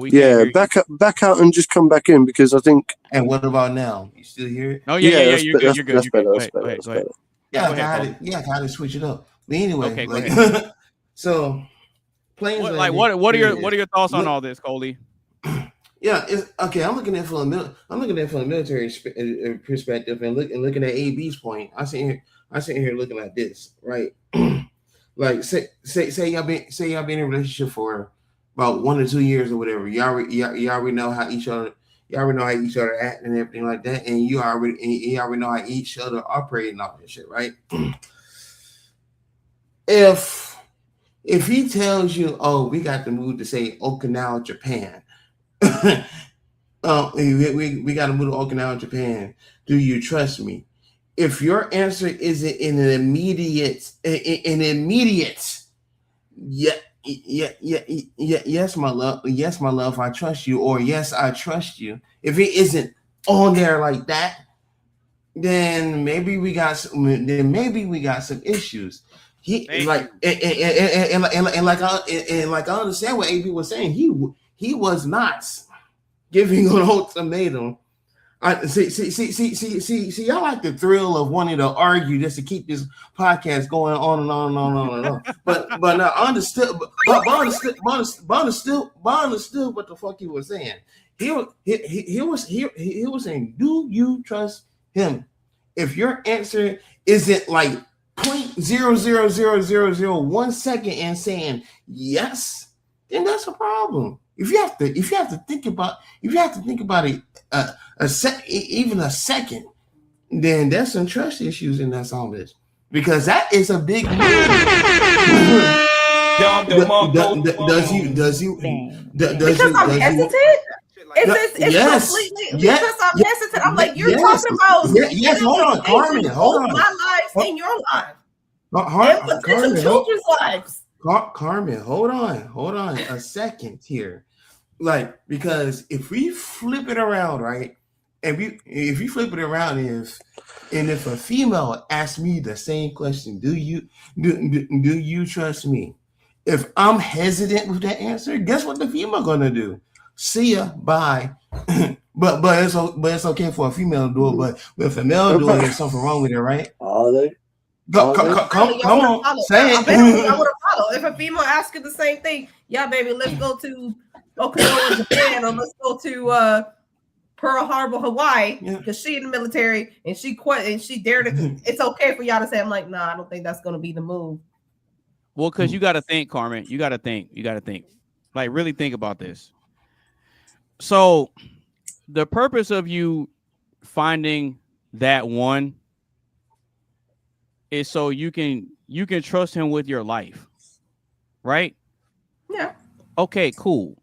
So, if I'm the one that's given the responsibility of the protector, the leader, and the provider, and teacher and whatever else, right? There's a lot of other things that go into it.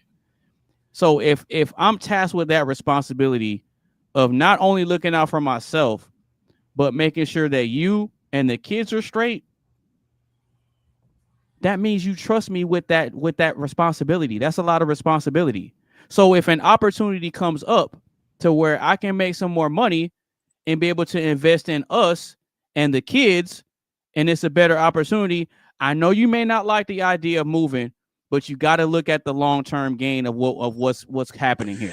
Yeah, but then, like, trust can be broken. It's like what I said earlier. You trying to save her. You're trying to save her. No, I'm not. I'm not trying to save her. I'm not trying to save anyone, right? I ain't trying to save anyone. Listen, stop doing that, right? It's not us. Look, hear me out. I'm thinking my own thoughts. I'm thinking my own thoughts. Yeah, I'm able to play devil's advocate. Okay, that's what I'm good at doing. Okay, and what I'm saying is that trust can be broken. So you're saying about that, right? So let's take it back to the basics. Let's talk about wedding vows. I promise, or whatever. I promise to do this and love you forever, and blah blah blah, and wed in holy matrimony. And to be honest, right? It depends how seriously you take your vows. And it depends how seriously you make your promises. And it depends on who you are as an individual. And people have a reason to be skeptical, because people make promises and they break promises. And people get let down time and time and time again, to the point where you start saying, do you know what? Promises aren't enough. Yeah, and trust isn't enough. I can't just implicitly trust everything that you're trying to promise me. Okay, you need to prove yourself, and you need to prove yourself again and time again. Maybe that's a them problem, maybe it's a me problem, a you problem, whatever. But regardless, trust is one of the most key elements when it comes to this discussion. And I think a good, honest person will prove themselves constantly. They don't need to prove themselves. They don't need to tell everyone. Okay, yeah. Cool. Mark, stop talking. Hold on. Okay, cool. His own little thing. Okay, cool. So if we go back to what you said earlier about the results, if I've already have a serious track record of good results based on my decision making, why would she then decide not to trust me in that moment when it comes to looking at the results of what our future family is going to have? Why would she hesitate on that? I don't know. Why would you hesitate on that? It's also your life. Like, you're literally asking. It's also your life. Like I said, your decisions ultimately affect No. Because Mark's argument earlier was. Not an argument. Stop calling it argument. Hold on. Don't call. Please don't call my things arguments. Hold on. Please don't call my things arguments. The point that you were making in your argument was that it shouldn't. That's what it is. An argument. Is that it shouldn't be about winning. We should focus more on the results. You don't have to brag about how good of a leader you are, and you don't have to brag about this and this and that. Just look at the results. Okay, cool. So I'm taking that, and that's why I'm framing the question. Do you trust me? I know you have your reservations. You may be nervous about moving to somewhere where we don't know anybody and this and that. But the part that you're overlooking is that in order for me to even get presented this opportunity, that means I'm plugged in somewhere. Okay, so someone else, wait. So someone else over here sees potential in me, and they want to extend that olive branch and offer me an opportunity. So I'm looking at it like I could take this opportunity and I can do a lot with my family with this.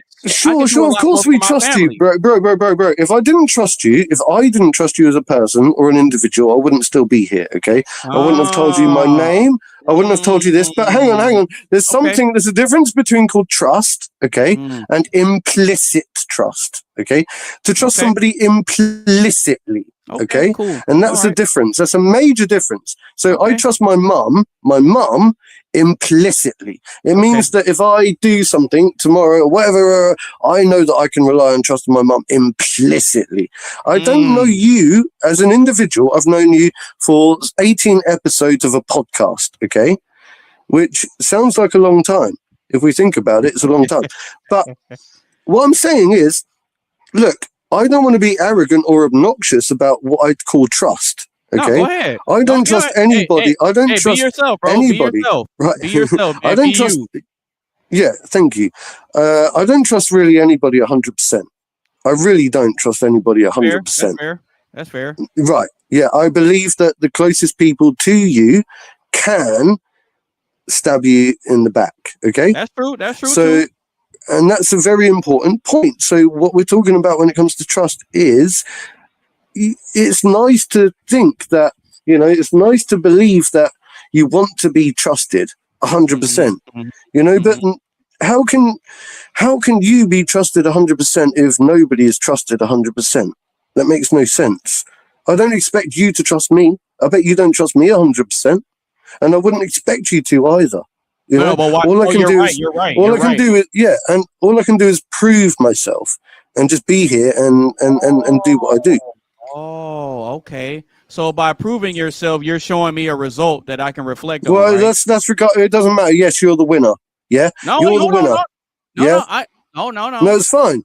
I've already resorted to knowing that. Okay, it's fine. Okay, cool. So if you've proven yourself, right, and I look at the results, that just confirms that it was a good decision for me to trust you in the first place. Absolutely, but we're talking about something with. But we're talking about different types of trust. Oh no, but hang on. This is crazy. This is crazy. I gotta go, y'all, because I gotta start packing. It's yeah. We're going to. I have to go to Savannah with hubby tomorrow, so I gotta go. I've got to go. Tell him we said what's up. Tell him we said what's up. All right. You take it easy. But quickly, because I've got to go as well soon. Right? Just quickly, going back to the whole trust thing, right? It's all well and good for us to trust each other, isn't it? I would trust somebody in the army with my life, yeah? There's a difference between trusting somebody implicitly and all that kind of stuff. And like I said a minute ago, it takes time. Yeah. So, of course, you have to give people the benefit of the doubt. There's a reason why a lot of people don't come into these podcasts. It's because they don't trust. Yeah, of course. Yeah. No, right. You get the point. But I go into it understanding that already. Yeah, I get that. I know that you do, but yeah, I say it all the time. If you guys decide, hey, I'm not gonna make it tonight, or I gotta go, or I had something come up, I'm not gonna be able to do it. Cool. Okay, but the point being is, you're missing a really important point because you're talking as if it's you, like as if I'm talking about you, right? But imagine, you're making a general statement. I'm thinking of people, in general, That man out there, the one out there that builds trust, right? So the psychopath, the narcissist, the narcissistic psychopath, yeah, that goes out there building what you call a fake sense of security, a false sense of security, right? In order to be able to dictate and to control their woman, right? To be able to do and obey at their beck and call to do their this, that, and the other for them, right? There's a difference between trust, yeah, and what we're talking about, isn't there? And I'm not defending anyone. Look, Carmen's not even here. I'm speaking for myself. I'm saying there are narcissistic types of people out there, actually. Predators. Yeah, we've seen it within the Epstein files. Yeah. Are you going to become a prince, an ex-prince?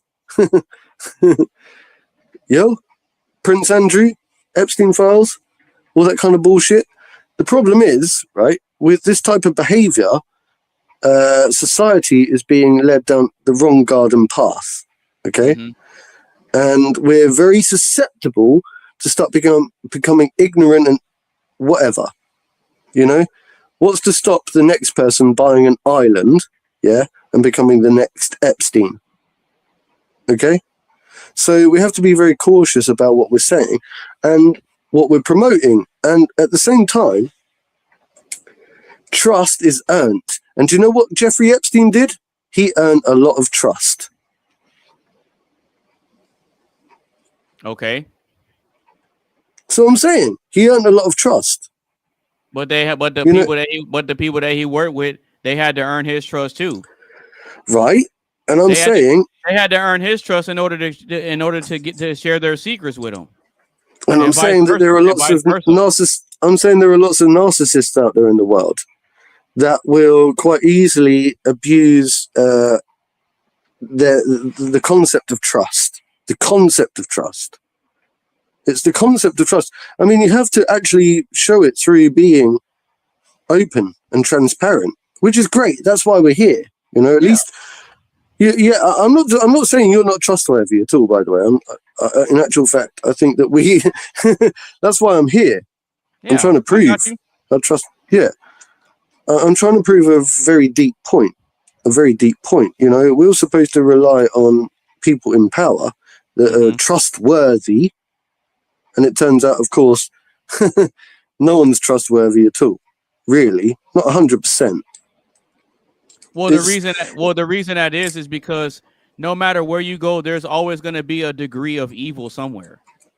That's just the nature of how things are. Right. Exactly. It's just the nature of how things are. Right.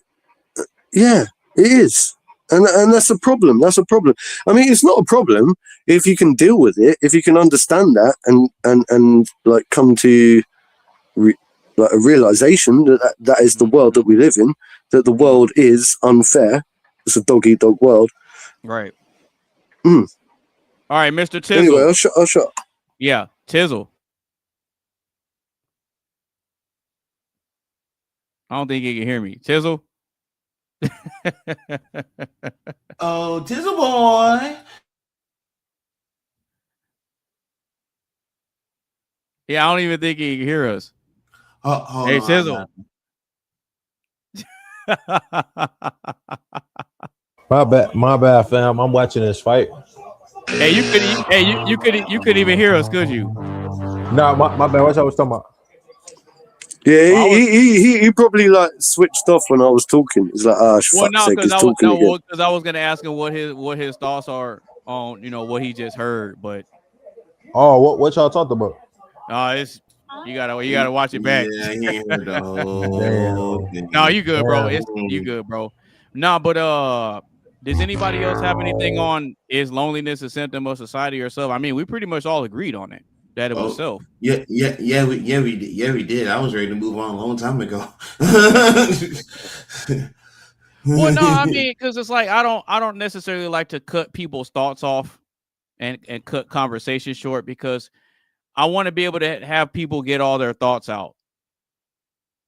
Because I've been on other people's panels where there's a debate going on, and then the host wants to cut it off, and we got to move on, and then there's a lot of stuff unsaid, and it's like, I don't like running a show like that. That's why I like to let everybody get their thoughts out first. Bro, I think you do a really good job at it, yeah. And I'm sorry. I want to apologize because I know that I speak a lot. But I do try to hold it back. I try to make it relevant. If I'm going to say something, I try to make it relevant. No. You good, man. Come on, man. That's the British nature of you. I don't expect I'm very apologetic, yeah. Yeah, I don't expect you to change that though. Now, I mean, I understand if you're saying it in terms of showing respect to the platform and showing respect to everybody that's here. Okay, cool. But I don't expect you to change who you are as a person because you've been the way you are for 40 plus years. I don't expect you to just change that. Sure. Yeah. You see what I'm saying? Like I respect everybody that comes up here for being who they are. No, that's great. Do you know what I really? Do you know what I keep saying it, right? I always have a lot of gratitude. I do really appreciate it. I enjoy my time here on the platform. I enjoy talking with all of you. Or honestly, it sounds better. He's going to do that. He's going to do something. I knew it, bro. No, honestly, I do. I do enjoy it. And do you know what? I'm embarrassed by a lot of like the English people over here because I don't know whatever you see on the news or whatever or through the grapevine. Okay, please be assured that we're not all bad people over here in the UK, right? Like, I've got a lot of respect for my American friends across the pond. I've always said it, always have done, always will do. I think there's an alliance, an allegiance, and we should always work towards that, right? And you know what I'm saying? Like, we're together. And I think, like, I'm embarrassed. I'm really embarrassed, yeah, and ashamed by what's happened or what's happened or what seems to be happening over here in the UK. But I want to promise you guys, yeah, that I've got it, okay? I've got it. I've got my own sense of thing going on over here. Okay, hey, we've got this. Thing. Hey, that's a good thing. As long as you do what you can to improve yourself, then let everybody else do what they do. If they come to that same conclusion, then cool. If not, hey, the best thing you can do for people like that is just not be one of them. That's the best thing you can do for them. But anyway, but if you're just now tuning in, make sure you give the stream a like, share with a couple of your friends. Make sure you follow everybody on all their social media sites. And if you want to chime in for the last question and join the panel, click the link that is pinned to the top of the chat. So we got one more question. Then we're going to do final thoughts, final shout outs, and then we're going to get up out of here. Y'all ready? Fire away. Yes, sir. All right. The last question of the evening. Does social media create false intimacy? I'll say it one more time. Does social media create false intimacy?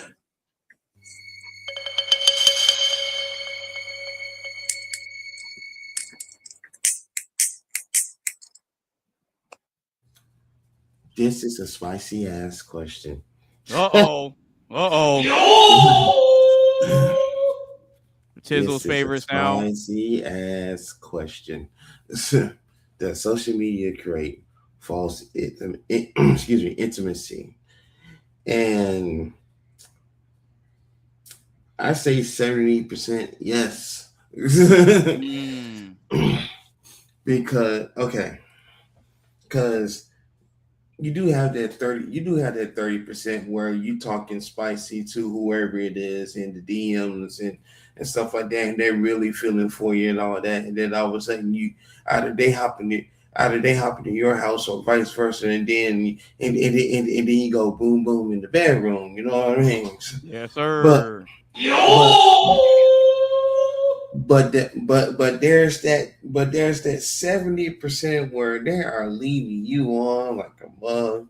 They'll sit here and will send pictures out the wazoo. I started to ask, by the way, a red button question to you, AB, but I was like, no, this is not the proper time. Now that you brought this question up, I'm gonna ask it after I say what I have to say. But anyway, it's a question to me. Yeah, directly Oh, to okay, you. okay. But the thing is, people lead a lot of people on social media so much, and it's like, That is true. and it's like, okay, you have me go through all this, that, and the third, and blah blah blah blah. Okay, okay. So we finally ready for this shit, like genuinely ready for it, not trying to rush it and shit like that. When can we meet? We can meet up, this, that, and the third, blah blah blah blah. You know what I'm saying? Now, it doesn't necessarily have to deal with sex all the time. Excuse me. Like, it doesn't have to deal with sex all the time. It could be just, how do you how do you feel about me? Like do you really love me? This, that, and the third, blah blah blah. And yeah, and y'all have that conversation, but in reality, when it's time to meet up and stuff like that, like, or That's like, when the excuses come. oh well, I had this That's the point. happen and blah blah blah blah, or this came up and da da da da da, and it's always either the day before or the day of. Like, no, don't do that to me, because if you do that, that's already going to create mistrust, and then I'm gonna automatically think, oh, you're gonna do that every single time. You know what I'm saying? So, well, it brings me back to what we were saying earlier. Do you remember, about the trust. do you remember the example that we were talking about with the crutches, yeah? Yep. And all that kind of stuff. So, like, when it comes to talking online, I think people are a lot more confident nowadays. They're a lot more confident. Like, I think that's what Cody was saying. Is that what you're trying to get at? Like, but when it comes to reality, and you actually get out there and go to meet them face to face, I think the younger generations now, they're not so used to actually having that physical interaction. Yeah, it's a whole different story. Yeah, it's awkward now. It's so much more awkward than it used to be. Like, I remember you just used to go out. Anyway, that's kind of what you're getting at, isn't it, Cody? Like, the difference between being confident online, or did I get you wrong? Well, confidence has something to do with it, but it's mainly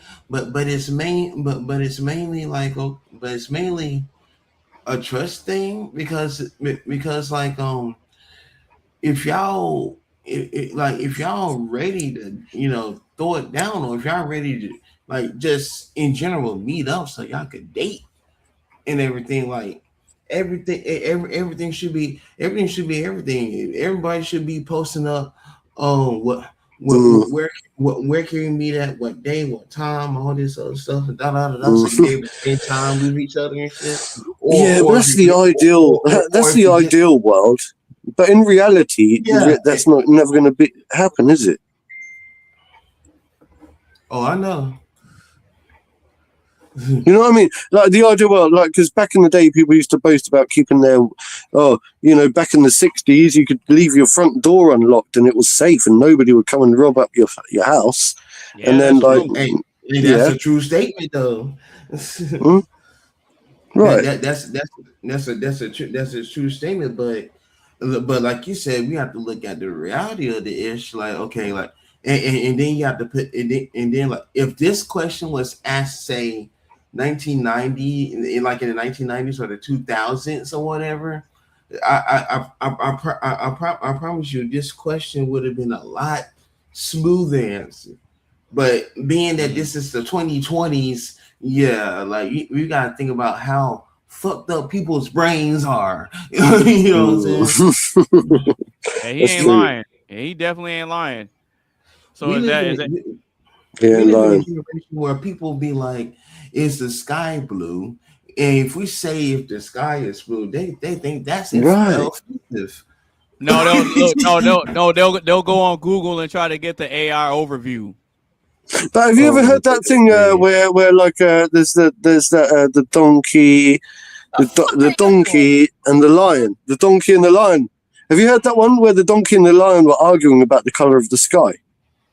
Oh God. Have you heard that one? Right? Yeah. No, sorry, the donkey and do you know the one? Do you know the one? The donkey and the tiger, or the donkey and the elephant? Let's call it, because I think you Americans to have donkeys and elephants, yeah, or something like that, right? So the donkey and the elephant was arguing, right, about the color of the sky, and then basically the donkey was saying that the sky was green, and the elephant was saying no, it's blue. And in the end, they kept arguing the toss, as I like to call it, yeah. And they ended up going to the king of the jungle. The king of the jungle said, "Do you know what? Right? I'm going to send the elephant to prison forever." And he goes, "Why?" He goes, "Because, yes, of course the sky is blue, but you shouldn't be arguing with an arse. That's why I'm punishing you."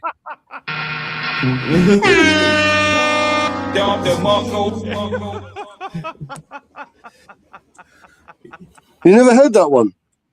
You shouldn't be arguing.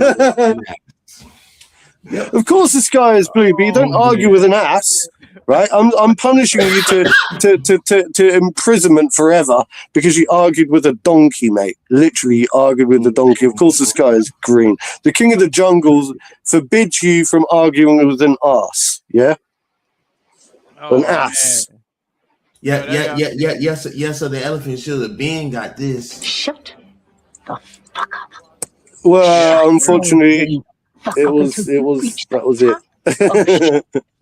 Mountain where there are no more fuck ups to shut. It should have been that. All right, Tizzle. All right, so does social media create false intimacy? What you got, bro? Hey, low key, that joke had me crying, bro. What I tried to get it out there quick, so I didn't ruin the joke too much. No, I always love a good laugh, man. Does social media false intimacy? Well, they say laughter is the best medicine. So, I mean, It's to true. a degree, And beer, laughter and beer. yes and no. Okay. Oh, yes, no. What's the yes and then what's the no? I'm gonna say the yes, because sometimes people do only want one thing when they come to talking to somebody, and then I say no, because I mean somebody could want that, but then they also want long term with that person and have some like a bond with them, and like maybe eventually get married and have kids with them. Like everybody different, you know what I'm saying? So that's why I say like yes and no. Okay. All right. So, Mark, does social media create false intimacy? What you got? Absolutely. Well, it depends what you mean by intimacy. Because intimacy, physical intimacy, of course, it can't replicate physical intimacy. Like, I think the problem is people are finding, like what we were saying earlier, with the isolation and the loneliness and whatever, the sense of solitude. Like porn is always a big thing. Porn's been around for a long time. We can't overlook that factor. Maybe a lot of people do turn to porn, but I mean, it depends on the person. And I think it depends on like how perverted someone is. Honestly, like there are people actually trying to make robots and stuff these days, yeah, and wanking off over artificial intelligence. Like I can't really understand, right? I can't really understand the appeal of that because it's not even real. It's actually not even real. There's no human connection. There's no actual real, anything going on. It's all fake. And I think that the younger generations now are going to grow up with plastic vaginas, on robots and AI generated pornography. And then we're going to be doomed because they're going to lose all of their testosterone and we're going to be screwed forever. Okay. Exactly. All right. Oh, Coley agrees. Yeah. So I'll go ahead and give my take on it. And I gotta say I agree with y'all, man. Because I think that it's a yes and a no. It's a dry mouth. Now, as far as the false intimacy is concerned, okay, so Mark, you said, it depends on how you define intimacy. Think about it like if you take away intimacy and use the word closeness, that'll kind of help it make more sense. Yeah, closeness. So like a form of like a attachment or connection. I think young people crave some form of connection, and even if it's artificial connection, they crave it. And for me, I don't really, and that's the point. I think that's one of the biggest, I don't know, let's say, like problems with people. Like vulnerabilities. I would call it a vulnerability. I think people's desire for connection can make them very vulnerable and susceptible to being, like driven by these types of artificial forms of love. Oh, love bombing.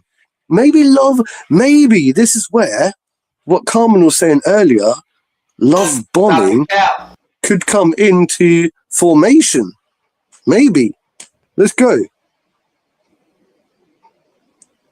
Maybe I'm using the wrong term, but maybe that's what she was trying to say earlier, love bombing. Because people are going to, like young men, are going to start feeling as if they're falling in love with something that's not real. So that's not love bombing though. That's what y'all are describing is something called a whirlwind romance, like getting swept off your feet. Yeah, but I think the concept of that is different, because I think when you love bomb something or someone is when, like, maybe let's say I'm just wondering, maybe that's what AI is doing right now. It's like a nuclear weapon, It's like a bomb that's coming in there and making young men fall in love with it and everything. To your point, it did kind of blow up out of nowhere. That's what I mean, right?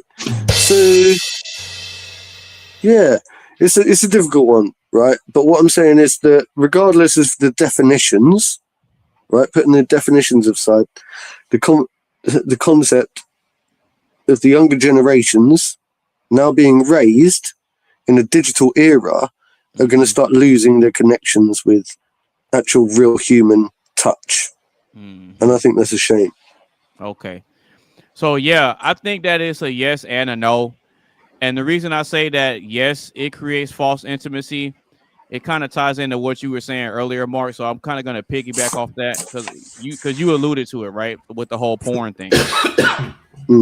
I'll take it a step further and say that it's really OnlyFans. It's not necessarily the porn itself. It's OnlyFans. And because the reason it that is user based, right, and the reason I say it's OnlyFans is because it gives the users a sense of false intimacy with your regular, everyday girl next door type. You get to connect with a girl that's on OnlyFans selling content, and a lot of times it looks wholesome and whatever, and then you start to think, man, this is a type of girl that I could be in a relationship with. So it's like they're selling the illusion of, hey, you could have a girl like this all for yourself. And it's not like it's not like it's supermodels.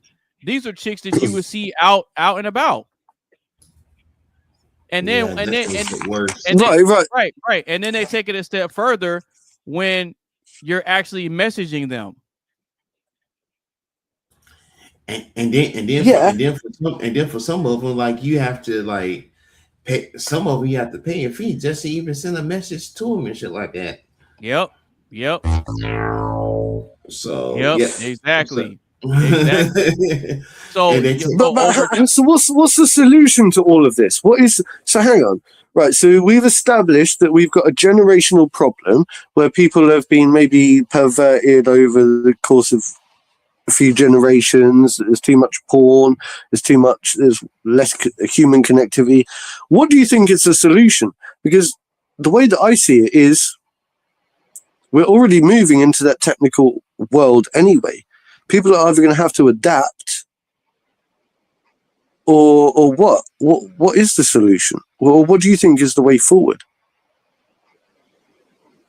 By getting off of it completely. And see, we got Yeah, but that's not going to work. Yeah, we got Super Triz in the comments. He says, I could have sworn I read a study that indicated most OnlyFans users are married men. See? So he's right. No, he's right though. He's right though.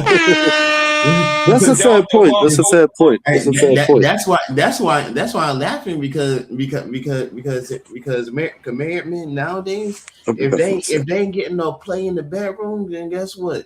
They're either going to go to either Cornhub or they're going to go to OnlyFans. You know what I'm saying? And see, and the thing I don't really get about that is you have all these women out here now. Granted, the dating market is kind of screwed up because of the the unrealistic standards and all that, but I think that's a very small portion of women that think and behave like that. And I think it depends on the city you go to, right? So if you're going into one of these major cities in these metropolitan areas, you might run into that a lot more. But as far as like the social media is concerned, it puts people in this position to where you can come up with your whole persona and just put it on social media, and then that's what lures people in. People are lured into the persona or the illusion of what could be real. Does that make sense? Oh yeah, and I want to answer to the comment that Super Trish said about I don't know if OnlyFans has a big impact on single males. Let me tell you something. That single males, single females be on there, but single males also be on OnlyFans too, trying to pull some of the females on there too. You know what I'm saying? Yeah, a lot of those guys, they be thinking that they're in a relationship with them. They really think that they're in a relationship with these girls, and I'll give you a perfect example.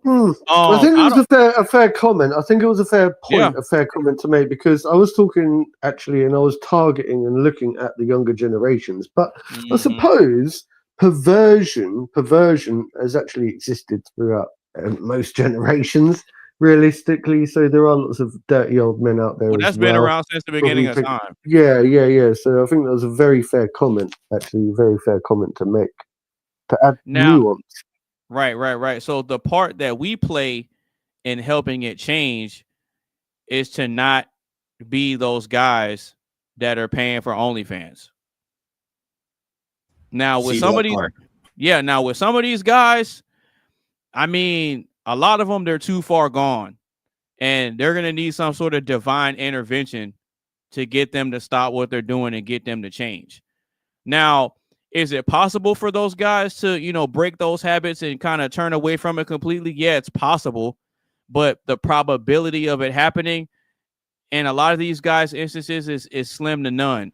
And the reason I say that, and the reason I say that is because if you look at how social media plays a part into this whole false intimacy thing, a lot of these guys that find themselves looking at OnlyFans and watching porn all day and stuff like that and being creepy is because they're looking at it like, well, I get this instant result.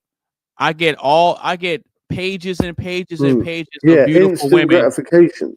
Right. And I don't have to work on myself. I don't have to do anything, and they're right here. Yeah. So it's almost like they're incentivized to not improve themselves. Yeah. You see what I'm saying? No, I get that, and I think also to add to that, I think from what I've heard, now I've heard this through I think some studies. They were saying that also that it's not good for you psychologically when it comes to sex. Yeah, because if you're so used to scrolling through a page and getting everything on tap, yeah, that when it comes down to the real thing, you're seeking and craving the next, and the next. Do you know what I mean? So you're not able to sit and appreciate what's right in front of you, if that makes any sense. I saw this thing. I don't know if it's true. I think that depends on. I think that depends on the person. Well, because I I'm saw this under. thing about is they call it no fap. It was called no fap. They call it no Yeah. fap. Have you heard of Yeah. no fap? Yeah. Yeah, and I think they're talking about like going abstinent or something for a long period of time. Yes, for 30. Yes, for 30 days. 30 days. We have Right. something like that here. I mean, we like there's guys that practice that here. Like that's a movement, but more specifically, it's something called No Nut November. That's Whoa. Say again. You broke up. No Nut November. Yeah, you never heard of No, that? no Nut November. Wait. Hold on. Oh my god, that's so funny. No, So y'all have never heard of that? Oh my god. No. Y'all have never heard of that? No, not November. Wait, y'all never heard of that? No, we just do November. Right. Okay. It used to be called for on the record No Shave November, but somebody had to change it to Yeah, we do Movember. Yeah, Sorry. so they changed it to No Nut November, and it's like and it's like this challenge where you don't where you don't wank off for like 30 days, and then after that, and after that, December 1st, they just go absolutely ape shit. Right. Okay. So this is what I'm saying. So have you ever done it? Have you ever tried it? Do you practice No Nut November? Well, I mean, it's not really that hard because it depends on the mindset you have. Sure. That's more of a it's a mindset thing. Yeah. See me. Honestly, I don't have to practice it because it's like, okay, if I'm going to get my rocks off, I'm gonna go ahead and get my rock. Oh, he put up the Google shit. Yeah. If I'm gonna get my rocks off or whatever, I'm gonna do that joint in person. I'm not gonna sit here and be I'm not gonna be sitting here and be desperate unless my balls are about to turn blue. You know what I'm saying? Being honest. For real. But you know, but other than that, like, you know, like it's easy to do 30 days and not, you know, mess No, of course, I understand it is, but like I was just asking. It's like if you actually do it, you know, like some people practice Lent or whatever, or like no, I do, and it see what it does is it helps you take your focus on a lot of different things. And then it helps you focus and it gives you a lot more mental clarity. You see what I'm saying? It gives you a lot more mental clarity. And so this is such a serious thing that like there's a Wikipedia page for it. So we're talking men's stuff. We're talking openly, very, very openly, very men's stuff. We don't really often get that. No Nut November. Well, I mean, it's real. Like what? Well, these types of conversations need to be had, though. Yeah, exactly. Because I think in a general sense, it helps men to focus a lot more. If I were you, I'd keep those eyes closed, because I'm gonna play Monster Reborn. You what? Now I'll bring back a monster. It's the same one I just sent to your graveyard. My blue eyes! Yeah, man, I knew you could do it. Now that was impressive. All right, we got somebody new that just pulled up. What's going on? Shout out to you, bro. Hey, what's up? I was in the chat. Oh, so that was you. You were Super Triz. Oh, you Super Triz. Okay. Shout out to you, man. Yeah, you pulled up to the conversation at a good time because we're on the last question of the show, and the last question is: does social media create false intimacy? What you got on that? I think what created the false intimacy is I think that men have just become kind of frustrated. A lot of the content that's available have kind of led men to believe that dating is essentially a low yield endeavor, that a small subset of the population actually benefits from dating. And for the majority of men, they're just more of a financial contributor. for the pleasure of others. And it's kind of like the lifestyles and the enjoyment for most other people is subsidized by a bulk of the men who are just basically, what you would consider NPC is the terminology they use, non-player character. Non-playable character, yeah.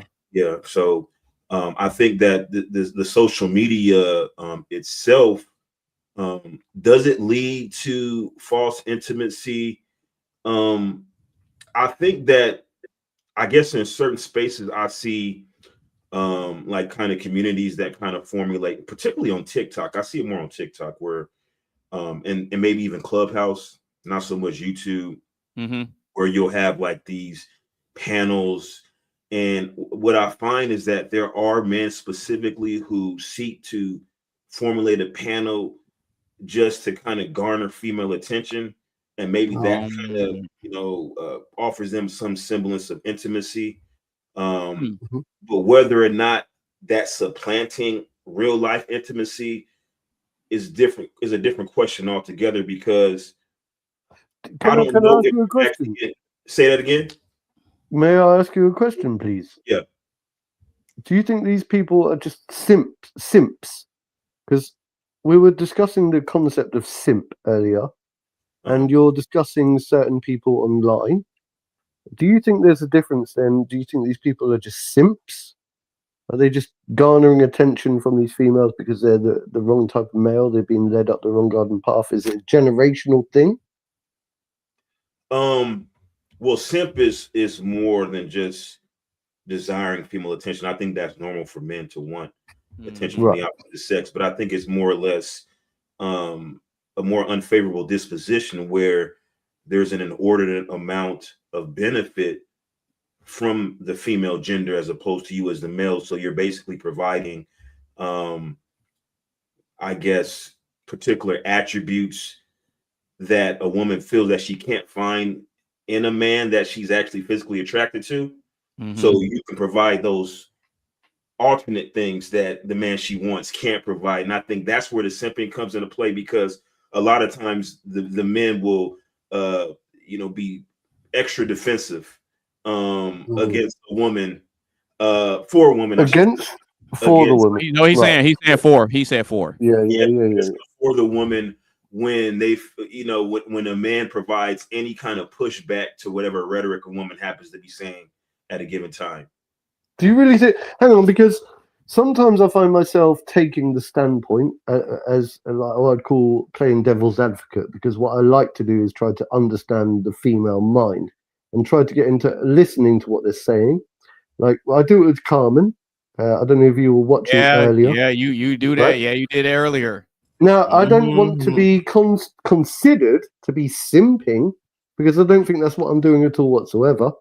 I think what I'm trying to do is understand and try to articulate what they're saying back in a male way so that men understand it, right? Because I feel like I can communicate between what they're trying to say and what we're trying to say. Does that mean that I'm simping or protecting them? I mean, look, I like to think that we can protect women. And I also said earlier on in the podcast today that I think it's a man's duty and responsibility to understand and to try to protect women, if that makes any sense. But I don't think that constitutes simping. So what do you think to that, if I may ask? Well, one of the issues is that this kind of goes in like waves and cycles, this internet presence. It dates back to actually Blog Talk Radio that even preceded YouTube. If you go back, you'll find that these conversations have been had ad nauseum. And what happens is that there's men such as yourself who say, you know what, I want to have an actual dialogue with women. I want to hear them out and hear what they have to say.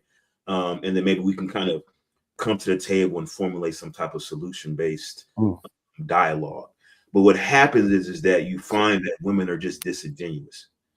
There is no desire for solution. There is no desire. Oh, hang on. That's a blanket statement. Oh, look. Here it is. See, here it is. Hear me out. Here we go. Here it is. I'm saying this from years of experience. Yeah, I'm go talking ahead, bro. about going back, over a decade of having these conversations in person and online. And that you have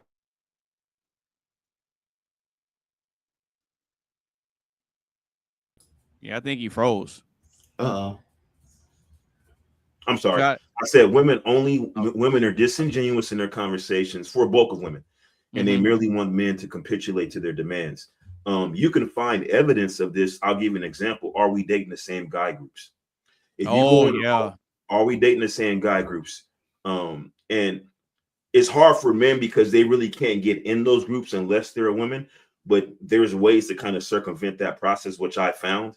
And so I've got an actual insight of what goes on in those groups. And once you actually go in those groups, then you realize that there is no desire for real conversation. They just want to find a way to make men capitulate. That's it. That's it. I mean, I understand what you're saying. I think I get what you mean, but I find it's a very broad way of placing. I'm gonna give you an example. Yeah. Let's just say hypothetically, we brought a woman up on this panel, right? Well, we have done. We brought plenty of women up on this panel. But let me give you an example though. See where I'm going with this. You have the conversation. You're able to articulate what you feel are the issues that kind of affect the dynamic between men and women, and you formulate some solutions, right? And you think, okay, I walked away from this conversation. We have an understanding. You'll find that woman on a different panel having a conversation that indicates that she never had the conversation with you. Like whatever point like say for instance, like she brought up some points and you refuted her claims. You brought evidence. You can bring statistics, facts, and data to refute her claims. She'll go back to a new conversation and totally disregard the facts that you brought to the previous conversation and act like she's never heard it before. Right. I feel you, bro. I feel you, and I get that. I understand that. I understand that, right? And I feel that completely, and I understand it. But I think that I don't think we need to change that. I think instead we need to accept that that's the way that they are. Women, women are a different. They're just different. There goes that blanket statement you were talking about. So what I'm saying is that so long as we understand that, right, we can get through it. We just need to know our place and our role, and but we need to also listen and understand and listen to them. And they also need to understand and listen to us. We still need to have like that communication. Do you know what I'm saying? And then we can just deal with it. Just deal with it. That's all I'm saying. I've always tried to explain this throughout the podcast. I don't know how new you are to this podcast. Have you been watching? How? This is the first time I've seen your podcast. I just happened to be on YouTube and I saw. Oh, it's not my podcast. Oh, okay. Well, hey, well, it's good to have you here, brother. Always good. It's always good to have new people and new faces coming in and giving in different perspectives on the topic, bro. 100%, man. Welcome. He just offered what I guess is a solution. He said to just deal with it. I would like him to expound on what he means by just deal with it. What does that mean? I think as I age, I've learned to realize that instead of trying to get frustrated about the difference between the men and the women and the way that they are and the way that they act, I think I've learned to loosen up over time, and it sounds naive and it sounds like, that's why I was asking you about the concept of simping, because I feel as if, when I was more controlling back in my youth, it actually drove people away. The more trusting and understanding I became, the more attractive I became. And so people like me because of that. And I find that I attribute that to my relationships more and more so. And I think that as we age, like I've tried to explain to a lot of people in the past, I think that relationships are built around trust primarily, and communication. So I know we've got all these differences between men and women, but you have to listen to each other, and that's why I say communication. That's it. Okay, so one of the actual catalysts for this conversation is, I believe, the trajectory of society.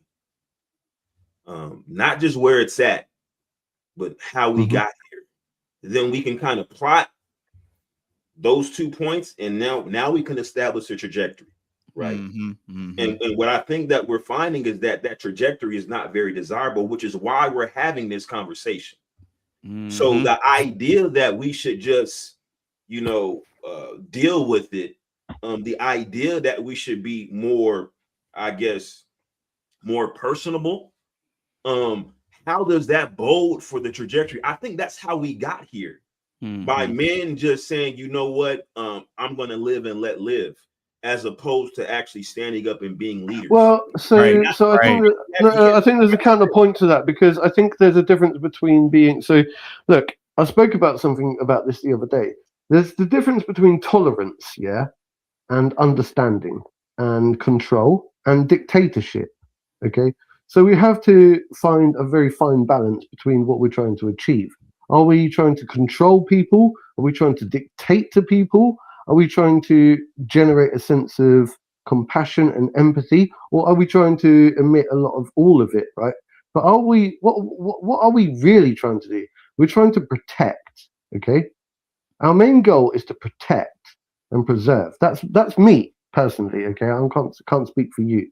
I'm a protector and I'm a preserver.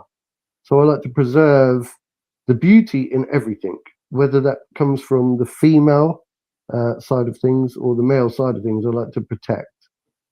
And so I think that men are getting far ahead of themselves in today's era. They're too competitive, too controlling, and trying to become too dictatorship. And I'm not saying the general person like you or me. I'm saying this is the big problem that we got in the world. Well, can you give us an example? The cycle. Well, give us an example. Well, I gave you examples earlier. So the elitists, the elitists. I gave you an example earlier. I mean, but those aren't everyday people. No, those I'm saying aren't everyday people that we're running into in terms of like the relationship dynamics are concerned. Right, and that's what I said a minute ago. I'm saying it's not the everyday person, but I think what we're looking at, right, is because of the way that the world is driven.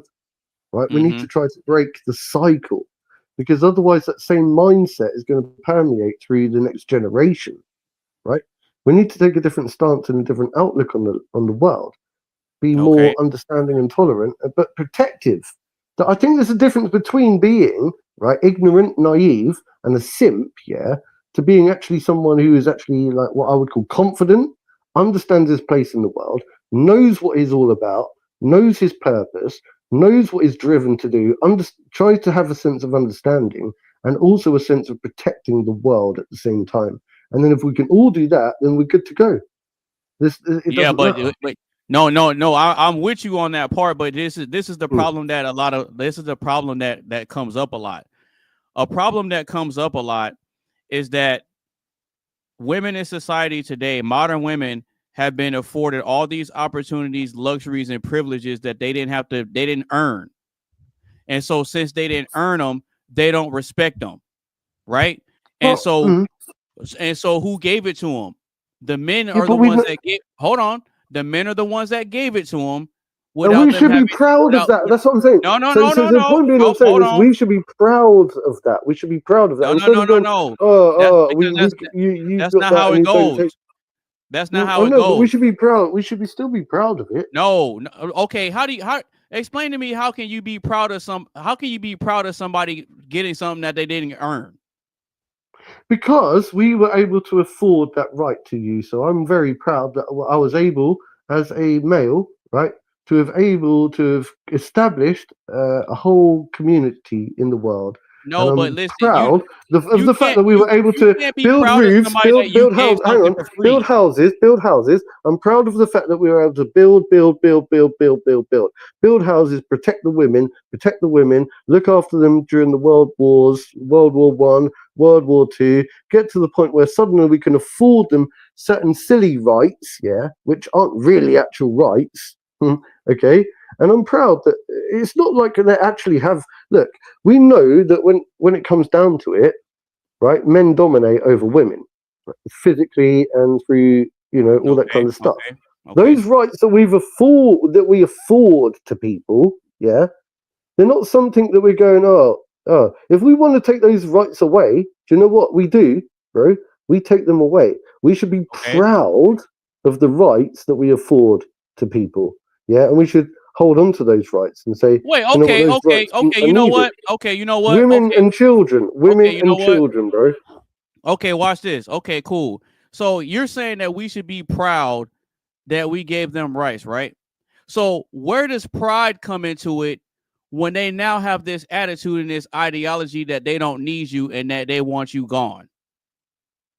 Well, instead of me taking up too much time, can we let our new guest see if he's got anything? No, but I'm pushing back on what you said though. Okay, that's fine. Pushing back on what you're saying. So where do I, as a man, take pride in women having rights that they didn't earn, and they have this attitude and this ideology that we don't need men and kill all men? This hyper feminist stuff. Right. Let me try to explain. How do I have pride in that? Let me try to explain. First of all, I don't like the word that I used, pride, because pride is a deadly sin. Okay. So let me change that word. Okay. I don't think we should take pride in it. I think what we should do is we should appreciate the fact that we're able to afford those rights to people. Okay.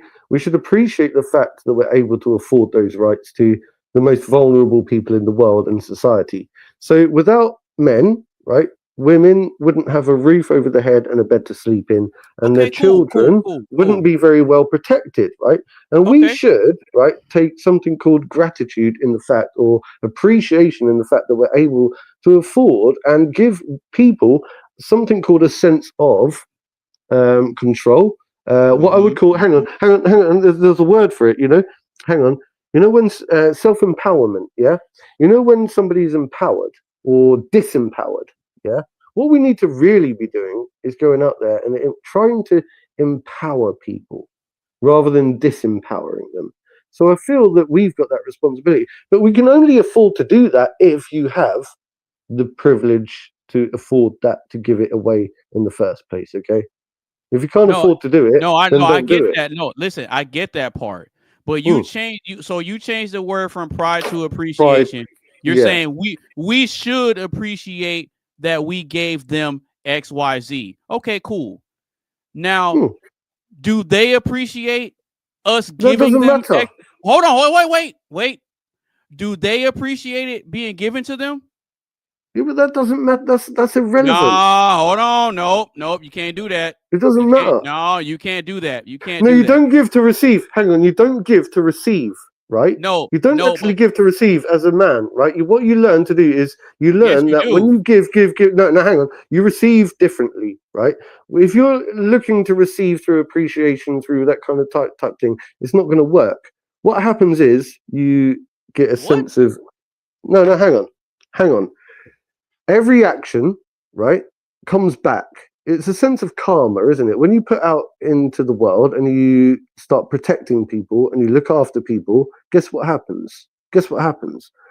It's magnified back. It's repeated tenfold. People start to appreciate who you are and they reciprocate, your actions, right? So of course you end up benefiting from just being nice, right? I'm not saying just be nice like a lefty or anything, but I'm just saying, like, obviously every action has a positive or negative reaction. I don't think you really believe what you said about we shouldn't worry about whether they appreciate it or not. I don't think you believe that for real. I do. I don't think you believe that for real. I do. I don't think you do. I do. I want to actually, because if you take women on dates and they never say thank you and they never show any sort of appreciation for the time and effort that you put in, you're not going to keep doing it. Would you still keep doing it? Okay, no, fair. If they never appreciated anything you did for them, would you still keep doing it? You said it doesn't matter, right?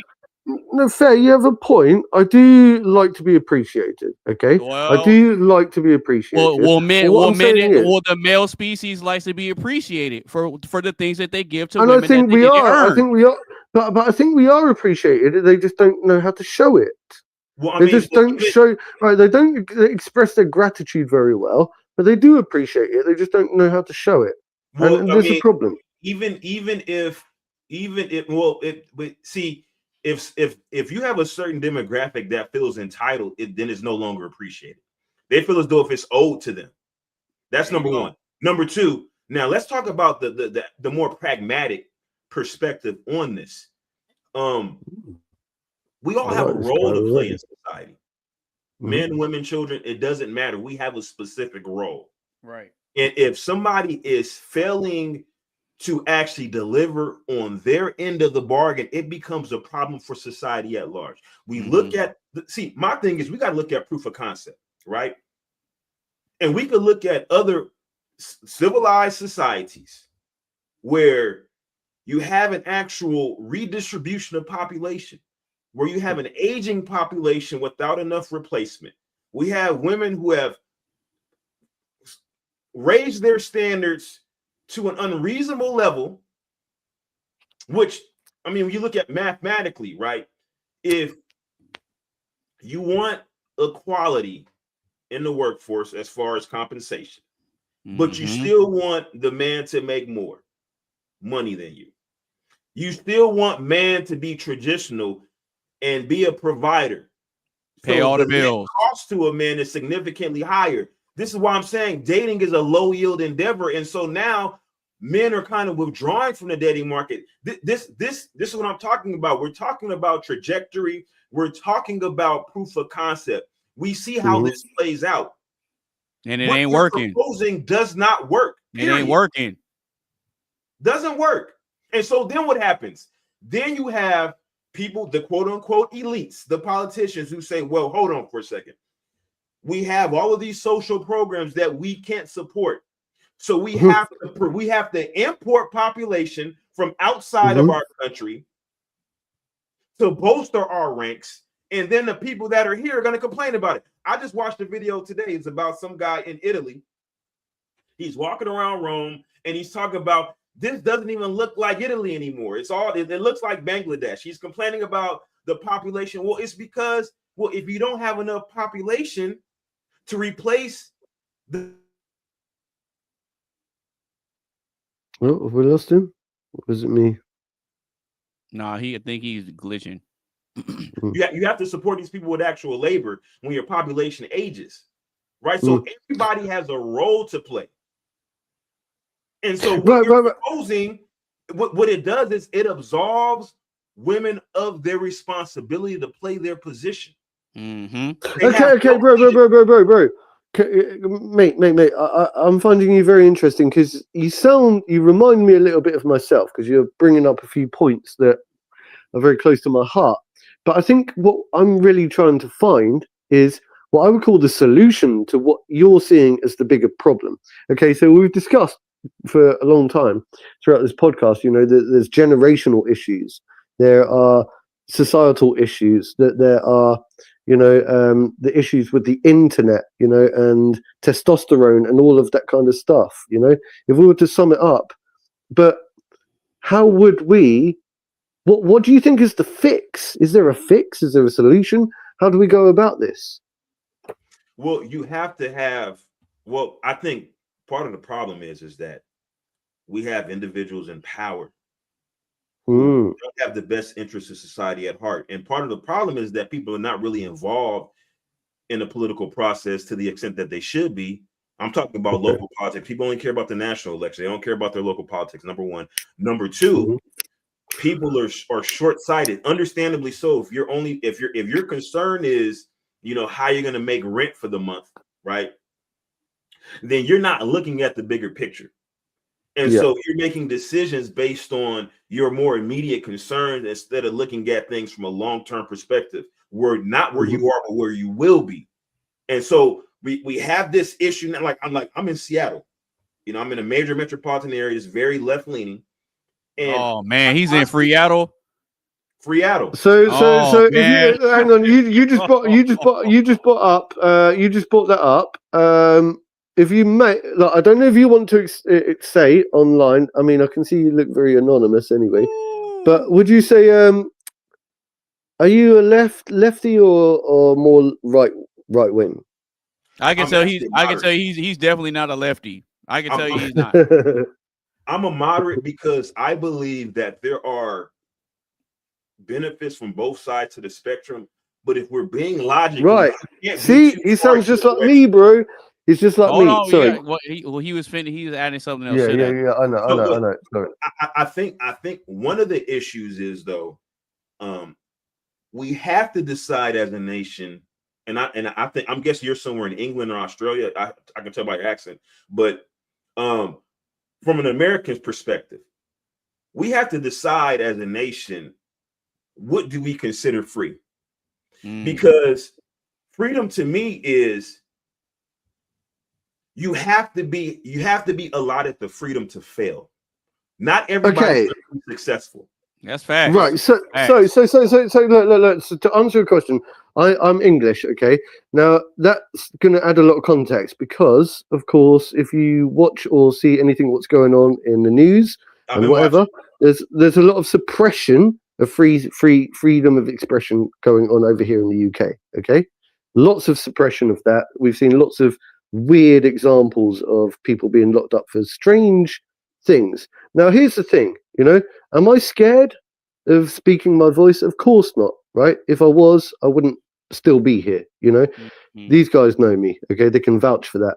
Now, I think that we've been embarrassed. Our country is embarrassing us, and I think what they're doing is they're trying to put out certain examples. I think there are certain elitists that are trying to silence our voices and make us feel afraid to speak openly. But it's not going to work, okay? It's not going to work. Everything's being exposed. It will be exposed, and we've got lots of free speech advocates. There are more free speech advocates in the world, I believe, than they can lock up. Well, you got to remember. You got to remember. My very first panel was free speech. Remember Right. the very first show I did. That was what the topic was. Absolutely. So look, I only had to add that because I wanted to just confirm that, over here in the UK, we're, I think, a beacon of what they would call free speech censorship at the moment, which I find quite embarrassing. Okay. And I keep trying to express to people that please don't think that I'm one of those people, because I'm not. Okay. It's the elitists, it's the idiots in charge. And I think all of these Epstein files things that are going on, it's just reshaping the whole power structure at the moment. Okay. They're embarrassing everything, and the whole world is going to be restructured. And then we've got all of this censorship. But I understand also the concept of online censorship. Let's think about this. We've been talking about the concept of porn, AI generated imagery for like people making online child porn, for example. And so, to a degree, online censorship, could we argue that it's going to protect the younger generations from going down the dark road that we're talking about? I don't think so. Get us back to connected with actual human connectivity. Block people from being able to use porn. I think to a certain degree, it's not salvageable. And the reason why I say that is because no matter how many safeguards and barriers you put up, people are going to find a way to get past it anyway. True, but that creates a dark web, and then again another dark web. But anyway, let me just silence myself for a minute. Now, go ahead and finish what you were going to say, Super Triz. I don't even know what I was gonna say. Because you left off about being from Seattle, and then he kind of asked you about kind of how it was, and he was asking you were you more left leaning or not, and you were mentioning being a moderate. Yeah. I think I'm more moderate. I think that there's a policy elements that can be taken from both sides of the spectrum that would benefit society at large. But I think like when you're too far leaning in either direction, like for instance, you'll have politicians on the left advocating for communal property, things like that. Yet they still want to build their coffers. They still want to, amass wealth. And then on the right side, you'll say, well, the government, shouldn't provide anything for anybody. Yet they're taking advantage of every possible thing that they can that's basically provided by the government. So I think both sides have a bit of hypocrisy involved. I think that there needs to be there has to be frank conversations. I think there's too many assumptions. People just assume that that certain things are just common knowledge. Like people know that, like people assume that people know that there's no such thing as a free lunch. People assume that, but you'll be surprised that people think that, well, if it's free, it just comes out of thin air. Oh, Yeah. Right, bro. Somebody Mate, paying this for is it. crazy. This is crazy because I literally made a video about this the other day. You're gonna have to come and follow me, yeah? Because I literally made a video on TikTok, right, saying basically repeating everything that you're saying right now. I'm saying that we don't have to pick a side. It doesn't have to be like all left or all right. You know, we can find a middle ground in some way because you can take good from both sides. You know what I'm saying? But people are being pitted against each other. They're being like, I think, intentionally put into little tribes. You know, tribalism, modern day tribalism, where we're all pitted against each other, whether it's men versus women, blacks versus whites, lefts versus rights. And I'm saying, but there has to be a center ground. You know, we can all find a sense of harmony, but divided we fall, united we stand, and divided we fall. And I think it's all done by design. Mate, you're going to have to come and follow me because I literally made a video on this the other day. And then you know what's funny? A lot of this has been done by design, and I know who's behind it. Well, who do you think is behind it? I love it when he does that. I love it when he does that. It's true. It's true. It's true. Well, you can't unite people. In particular, let's talk about America, right? We obviously know the history of America. So there's already division out the gate. And then you combine that with the fact that people come to America because they want to build themselves up. They don't come to America specifically. And I'm not faulting them. I'm not faulting them either way. But I'm just stating the facts that people come to America for self-benefit. They come to America to benefit their homeland. They send back remittances to their country. They're not coming necessarily to build up America. They may build up America to a point because they benefit from America being built up, but that's not their ultimate objective. Right. So that in itself creates division because hang on. Even countries. Hang on, bro. Wait. You got to let him. I'll let him land. Let him cut in. I get long-winded sometimes. Go ahead. Okay. No. There's a reason that I interject. Yeah, it's not that I don't want to let you land. It's just that there's a point. Yeah, and I'm saying that I think I've always looked at America as being the land of the free. Okay, so you're saying so what you're saying is correct. Liberty and freedom. Okay, and I think that what it does is it upholds the Constitution, the American Constitution, which is all about freedom, liberty, and it has a good historical upstanding. And I think that the way that the Western Hemisphere is starting to view the Constitution is shifting, especially over here in the UK. And that's the thing that really annoys me. I think there's a lot of what I would call Trump derangement syndrome going on, you know? And I think if you look at, have you ever watched Team America, the movie, you know, like World Police and all that kind of stuff? Of course, America has a stigma, you know, a stigmatism or a whatever, but people don't fully understand it. Like I've explained before, I've been to America. I think it's beautiful, absolutely beautiful, you know, a beautiful country. And I think people just don't fully understand it. And I think that it's been tarnished through social media, you know, as being something that's barbaric, that's not fully understood. You know, it's got a bad reputation at the moment. And I just think that it's all to do with the media, the way that the media is portraying each and every one of our countries at the moment. You know, if we look at it, everyone's being pitted against each other. But there's so much beauty to behold in all of our countries. England is beautiful, right? Really, America is beautiful. You know what I mean? It's not, they're not that bad, but people are being led and misled to believe that, you know, everything is we're all divided against each other at the moment. Well, I will say that where there's smoke, there's fire. As you know, I live in America. I've been here for most of my life. I did live in Germany for a little bit, and I've been to England and things like that. But I will say that I love America. This is my homeland. This is where I'm from. And there's no place that I think that I would be better off in.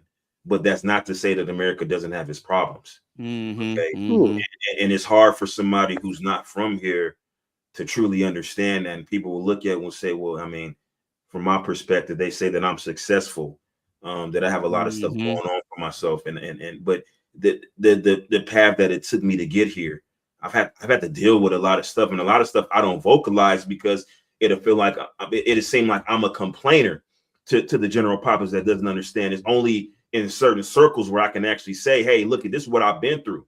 But I think that, you know, we have a lot of work to do. Absolutely. And we can't take a passive approach. It can't be a live and let live. It can't be a laissez-faire. It can't be, well, just let them do them. No, men have to stand up, and they have to actually take control of the ship. Unfortunately, I don't think men have have the necessary fortitude to do what it takes.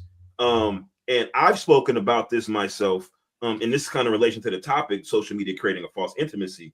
I spoke of, this was years ago. I spoke specifically of how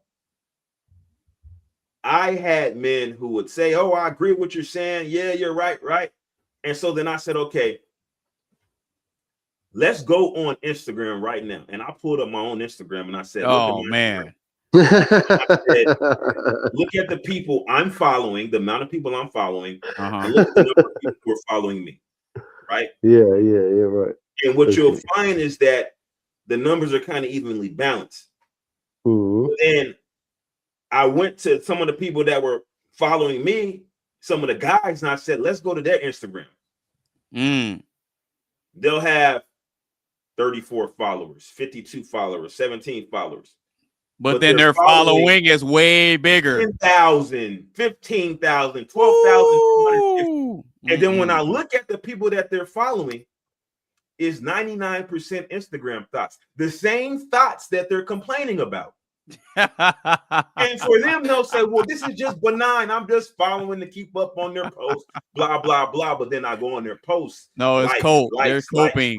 Likes. They're coping. DMs. But what I'm saying is that even just following somebody on Instagram that doesn't follow you back, following somebody on TikTok that doesn't follow you back, I just unfollow somebody on TikTok as a matter of fact, right? Right. Okay. Sweet. Okay.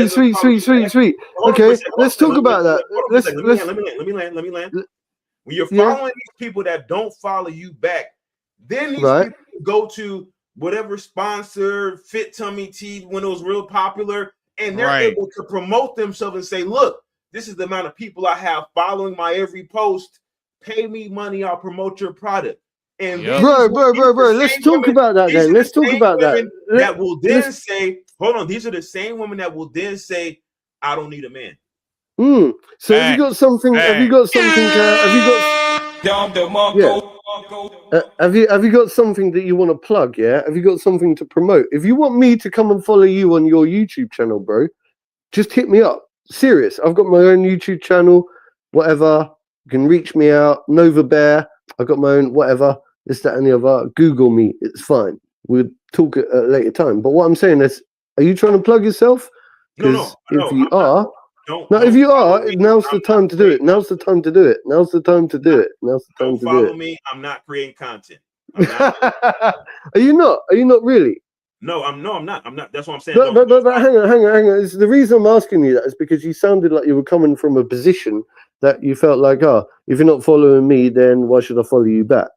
No. I'm saying this as a layperson. Now, mind you, I did actively put out. I had a series of videos that I put out. This was many years ago, like a decade ago. Yeah. I put out a lot of videos on YouTube, whatever, and and I did the whole video thing. But what I found, listen, I've already said what needs to be said. Everything is. Can you hear me? It's just more. Yeah, we can hear you.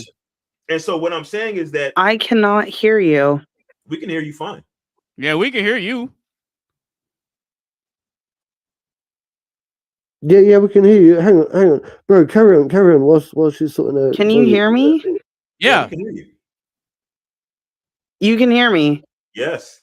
I cannot hear y'all. No, Carmen, sorry, that's Athena again. can hear What the heck? Back out, come back in, back out. Yeah, Do that just thing back out again. and come back. Yeah, I'll let her sort it out and come back. But no, go ahead and finish what you were saying, Super Tris. So basically, what I'm saying is that I put out a series of videos years ago, but the main reason why I stopped because of that, there were just too much hypocrisy. Like when I tried to have solution-based conversations, what I found is that men were just wanting, really what they were wanting women to come back to the table to negotiate. But what my assertion was that there was no need to negotiate. You state what your demands are, and either they meet the demands or they don't. Or they gotta go. That's There is no negotiation. That's what I said earlier. The men that are negotiating are men that shouldn't be at the table, which is why they're negotiating. Yeah, but hang on. That assumes a state of dominance. Let's say, like, I don't know. I'm just wondering how, like, where do we draw the line? Because look, I spoke about this before. You know, like Islamism, right? Let's talk about Islamism.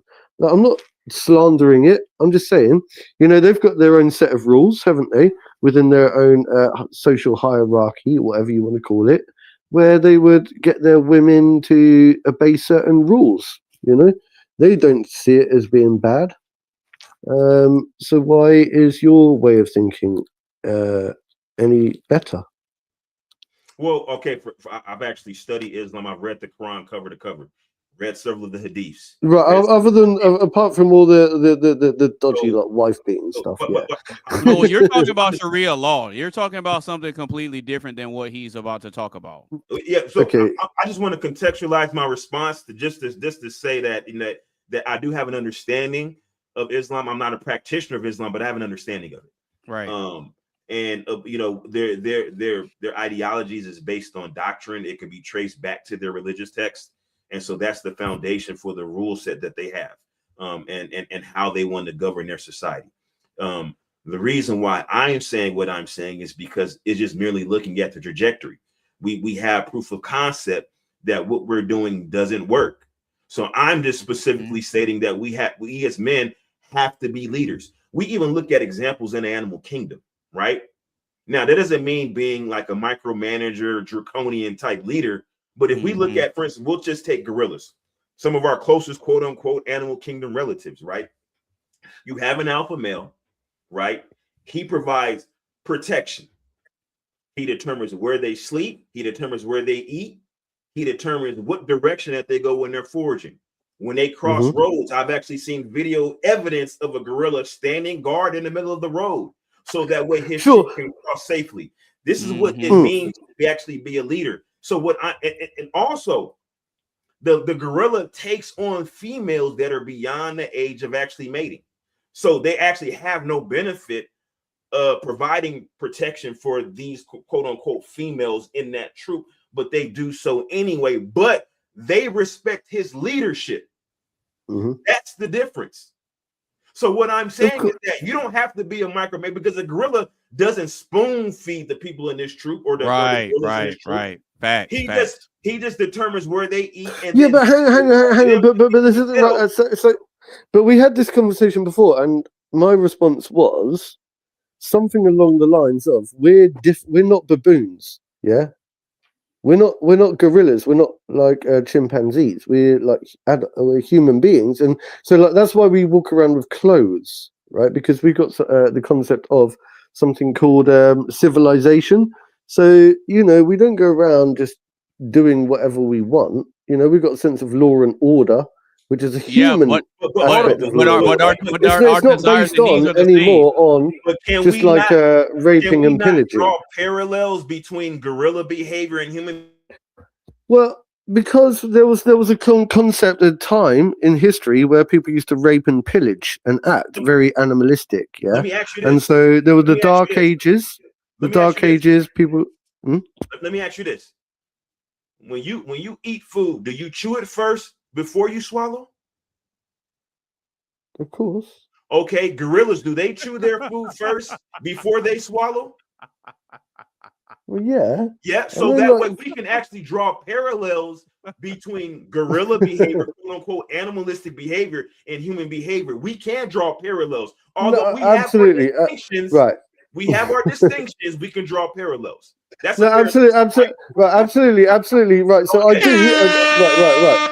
Hear me out, please, hear me out, because I'm not denying that, and I agree with you. I think you're very smart, and I think you've got lots of very good points, yeah.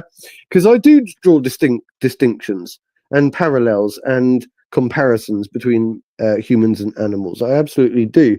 But what I'm saying is, in this instance, there are certain things that, you know, as humans, we've got like I think we discussed something about like we're able to have a different sense of foresight and a different sense of community and behavioral tendencies. Animals have instinctive tendencies, of course. You know, we have a drive to what is it? Procreate. Thank you. All that kind of stuff. The animal, but then as humans, we have a tendency to be different. You know, just different. We're not like the same as animals anymore. Yeah, we are. Not really. Yeah, we are. Well, kind of. Yeah, Kind of. We eat and we breed and we breathe and we like, you know, have the same like, but and we peacock and all that kind of stuff, like I said before. But we're not much different. No, I want to ask him. I want to ask him something real quick. Do you understand? Do you know what really distinguishes humans from animals? Have you ever asked yourself that? Yeah, I think it's the sense of understanding or foreseeing, like how you can envisage your own death in the future, or something like the ramifications, or like imagination, or stuff like that. Because they say free will or something like that. You know, if you're talking about the biblical sense, they talk about humans have free will. I don't really know too much about that. I think your initial response was more where I'm going with it, in that we as humans we have a tendency to plan ahead, right? Yeah. But what happens is that when we don't actually achieve Maslow's hierarchy of needs, we kind of revert to our animal, right? So when we don't have our basic necessities met, then we become more like animals, right? But okay. That even though we have our distinctions, we also have to acknowledge the parallels that we have and kind of look at what we know to actually work, right? So when you have confusion because there is no clear direction. But I think there is a clear direction. Hang on. So talking about the Maslow's hierarchy of needs, yeah? Okay, wait a minute. Okay, so would you say what percentage of the human population are living below poverty line? I'm talking about. I don't know. I don't know statistics, so I can't answer any statistics on that. Well, let's just say that there's a. So I think there's a large population. I think it's a major like the most statistically significant cohort of the population that's below the poverty line. So with those people who are not having their basic needs met, how far in the future do you think they're planning? Yeah, but hang on, right, hang on, bro, because look, I studied. I studied Maslow's hierarchy of needs, for a long time, as a health and social care worker, right? And one thing that came to my mind was, how much of this do you actually need, and why is the pyramid the way it is? It's a bit like the food pyramid, mate. I think it's upside down. I call it the Maslow's hierarchy of the needy. The needy. Right, so it starts off like this, right? The people at the top should be the ones that need the basic stuff that we were talking about. There should be different levels, but they invert things, and so I call it Maslow's hierarchy of the needy. Okay, because it gets to a point where you don't need all of that stuff. You don't need that. You don't need this, or you don't need that. Why are you calling it a hierarchy of needs in the first place? Right? I called it the hierarchy of wants and desires. Right, and I flipped it right on its head. and I worked it out. I worked out the trap. Okay, so don't fall into the Maslow's hierarchy of needs trap, bro, because you're gonna fall for that one. Okay. You triggered my trigger card. Hierarchy. You could take off the top part. But when we're talking about the hierarchy of needs, right, our needs are still at the bottom of that.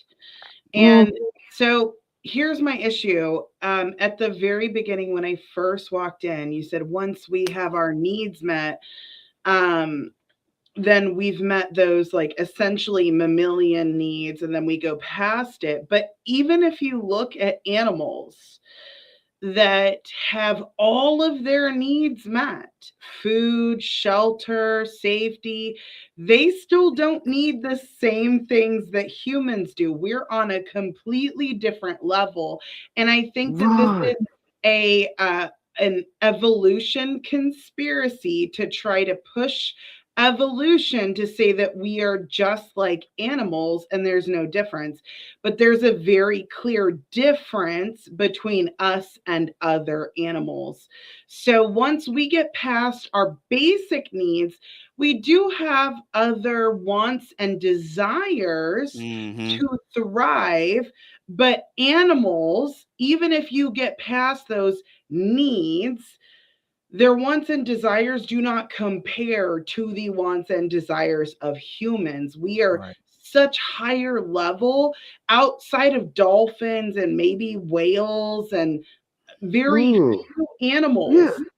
Even raven. All of the rest of the animals, like you cannot compare them. This is an agenda pushed by evolutionists to try to say that we are the same as all other animals so that they can disprove creationism. Land plane, sorry. I had to jump in. I was like, hold on, I got something to say. Sorry.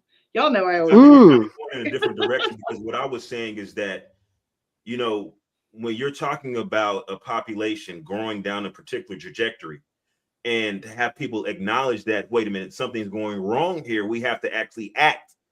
But when people are more concerned about the basic necessities, they're not looking that far in the future to say, okay, well, if we continue on this path, this is where we're going to be.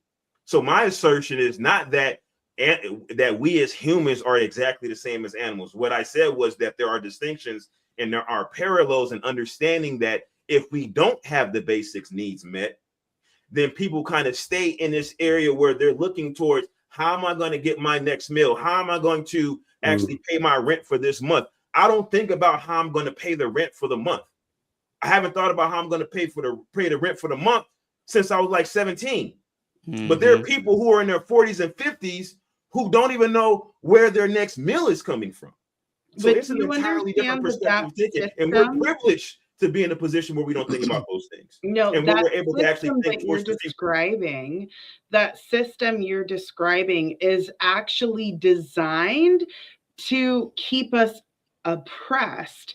And if you look at the education system, before the Rothschild and the Rockefellers stepped into the education system, when we were more homesteaders, everybody had a farm, everyone was so ingenuitive. People were coming up with inventions on their own personal farm. They were like critical thinking, problem solving people. As soon as they were put in the education system, and this happened right after World War II, when men were too tired to fight feminism, right? And with feminism came the change of the education system. It was now, if you don't send your child to school, you're a bad parent. It used to be like, you're sending your kids to school because you're prestigious, right? Now it's like, you don't send your child to school, now you are a bad parent, now you're abusive. And so you had to send your child to school. And here's what happened. It used to be actual education, and then it became, because of the assembly line, right? Education became, let me teach you how to think in this small little box. So you have big thinkers who are on farms, constantly, I'm going to tell you, as someone who has a homestead, constantly problem solving, constantly critically thinking. It keeps you on your toes. Yes, you take that big mind and you got to put it in a little box. You got to control it so they can work in a factory and do factory work to make the people, the big people of their money. Athena, but isn't, because the world is changing, right? And of course, you know, things tighten up over the course of time. You know, we've seen so many we've seen so many elitist. Let me land my plane. Because okay, of sure. those changes, it changed the way people think. People used to think critically. They used to think about like problem solving and all of that. And then they were told, I just need you to push this button, this button, this button to work these machines to make me money. So that literally dulled the mind and created worker bees. This is why there was a complete new haul on the education system by the Rockefellers and the Rothschilds and Carnage something. I can't remember his first name. Andrew Carnegie. Carnage. Carnegie. Maybe it was Carnegie. Maybe I'm saying Andrew Carnegie. Yeah, but they did that for a reason, because there were so many people coming up with ingenuitive thing after ingenuitive thing that put them out of business. And they're like, no, we need you to think like we want you to think, so we earn money and y'all are our workers. So there's no evolution. It was literally these people decided, I'm tired of competition. Let's force people through propaganda to say that you have to send your children to school, and let's teach all the children that they have to think in these little tiny boxes. Tiny boxes. So it seems to me that your focus mostly is on your frustration with the education system as a whole, the actual education system, and I get that, because I feel as if the education system has been completely controlled by like the likes of the Rockefellers and the Rothschilds and, you know, so on and so forth, and I completely get that. And it's the same frustration that we have over here in the UK, you know, and we believe that it's the same thing. Rothschilds, they've permeated every education system within the Western society. There's it sets, the sun rises and sets on their terrain. Sure, but then this is the issue. So it comes to this. The problem is, you identify this. I identify this. I'm sure a lot of people understand this, and it's all well and good to take your children out of the education system.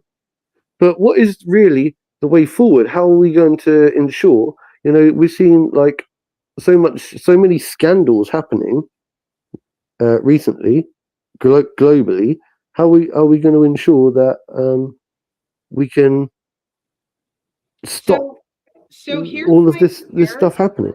The people who want to take their kids out to educate them themselves, if they don't have a foundation that is solid, how are they going to teach their kids how to learn, how to be critical thinkers, especially if they're in the city? So my father, his family was from Greece. My mom's from Pereira, Colombia. Like, I have a very different mentality on life. And I think that there are people called to certain situations. And one of my biggest strengths is actually teaching very young children very complex concepts. Like, I have worked with kids in 2nd grade and taught them college level algebra, and they understand it. The thing is, there's not enough people who have not been so brainwashed that they could turn around and teach. Yes, there's a lot of good moms out there, and they could do their best, and maybe their kids, because they don't have the same constraints, will do it. But we need something faster, because right now with the Epstein files, they know that there's like literally civil, you know what, coming. If Unrest, yeah. yeah, Major civil unrest, yeah. that's a good word. That's a good word. Unrest. Yeah. And so we need people who are actually capable. I would actually say probably I would be really capable of teaching young children to young adults how to think critically, how to practice animal husbandry, raising your own food, protection, all of those things. And but the issue is we don't have enough people who are like me that can meet other people like me to create communities. It's all about community. We literally, as a species, need community to rely on each other. But you have to sacrifice something. Do you want to go and get sushi every week or burgers every week, or do you want to put the hard work in and free your children? Because we're not free right now. We are not free. And if we continue this path, it's going to get worse. Whoa. Yeah, but We're you not see, free? but watch this We are though. not free. But what you're describing, it kind of ties into Tripp's point. Okay. It kind of ties into Tripp's point, because if you look at some of these inner city areas, like he said, I don't know if you heard him earlier. He said he's in Seattle, and yep, I said the same thing. He's in Seattle. He's in Seattle, and if you look at some of these inner city like ghettos and stuff, there's a reason why I don't stay in the ghetto. There's a reason why when people come up on money, a lot of times they leave the ghetto. It's because those are environments where people are struggling to get their basic needs met. And to Skytrip's point, they revert back to behaving like animals. It's true. Okay, real quick. It's true. What's your name? I think it's T something. T? No, I think he's talking to you, Skytrip. Oh, just call me Triz. Triz, okay, there we go. Triz. Do you know people in your area who need free tutors? Because I can dedicate 30 minutes per child. I'll dedicate that for 4 children for free. So 30 minutes a week. That's 2 hours a week. I'll dedicate that for free to tutor children, to not just get them where they need to be in their education, but teach them about the system. Well, I don't really interact with the children in my neighborhood, so I really couldn't. That's what we need, though. You have so many people like myself. Well, maybe not a lot of people willing to do it for free. I'm always like, I may not have money to donate, but I can donate my time. I can donate my resources, which is my mind. I'm willing.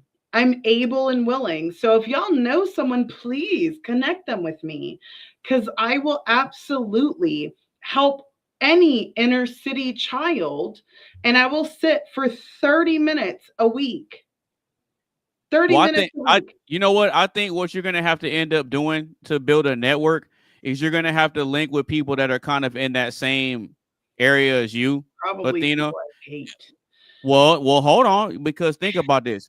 Because I don't think you're going to be willing to travel back and forth from Dallas to Seattle all the time. No, I said online. Do it virtually. Online. Oh, okay. Yeah. Well, even then, because of the time zone difference. Because like he's on the 2 hours. Any single parent out there who's watching and is like, I need tutoring for my child, I got you. I volunteer. Sorry to interrupt. Speaking of time zone difference, it's I didn't realize how late it is already. I'm sorry. It's like 4:27 in the morning here. So, Lord. Yeah, he's over there. Yeah, I didn't realize how late it was. Yeah, I've really got to log off. I've really got to log off. I'm sorry, Athena. I wanted to spend more time chatting with you. I'm sorry. It's all right. It doesn't. Whatever. I'm not that sorry. I'm sorry, but not sorry. I had a No. friend that I haven't talked to in 3 months, or I haven't seen in 3 months. And mind you, before she moved, we saw each other at least once a week, if not twice a week.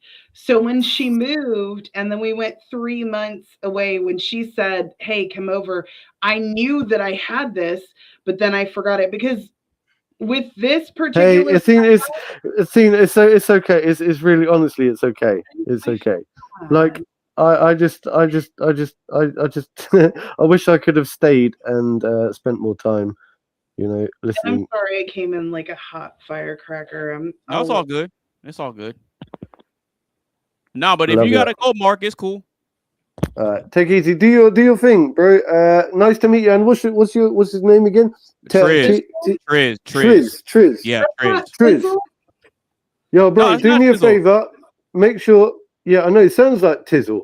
It's Triz. It's like we'll say Trizzle instead of Tizzle. Trizzle. We got Trizzle and Tizzle. Yeah.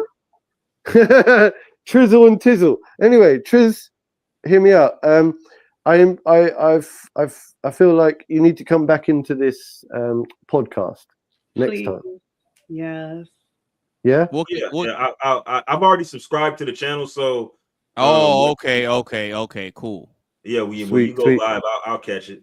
Okay, cool. That sounds good. That works out. But you say you got to Thank go, you, Mark. bro.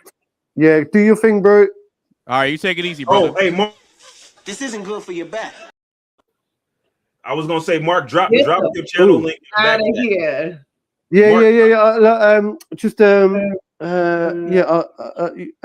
how do I reach out? How do I reach out to you? Drop your channel link in the back chat for StreamYards, and I'll catch it. Okay. Yeah. If you type it, because like once I drop you down, you'll still be in here, and then you could just type your channel name or whatever in the back chat, and I'll put it in the description. Yeah, actually, and then Triz will get it too. If you log in to your stuff, even when you leave, it's still streaming on your channel. So if you ever have like hopes to monetize, it's really good to do these types of things and like let it run even. Yeah, because it helps with the watch time too. Yeah. Yes, with the watch time, absolutely. Yeah. Yeah. Sweet. Bye, All right, cool, man. Cool. Thanks, everyone. Thank you once again. All right, you take it easy, man. This isn't good for your back. I brought this on myself.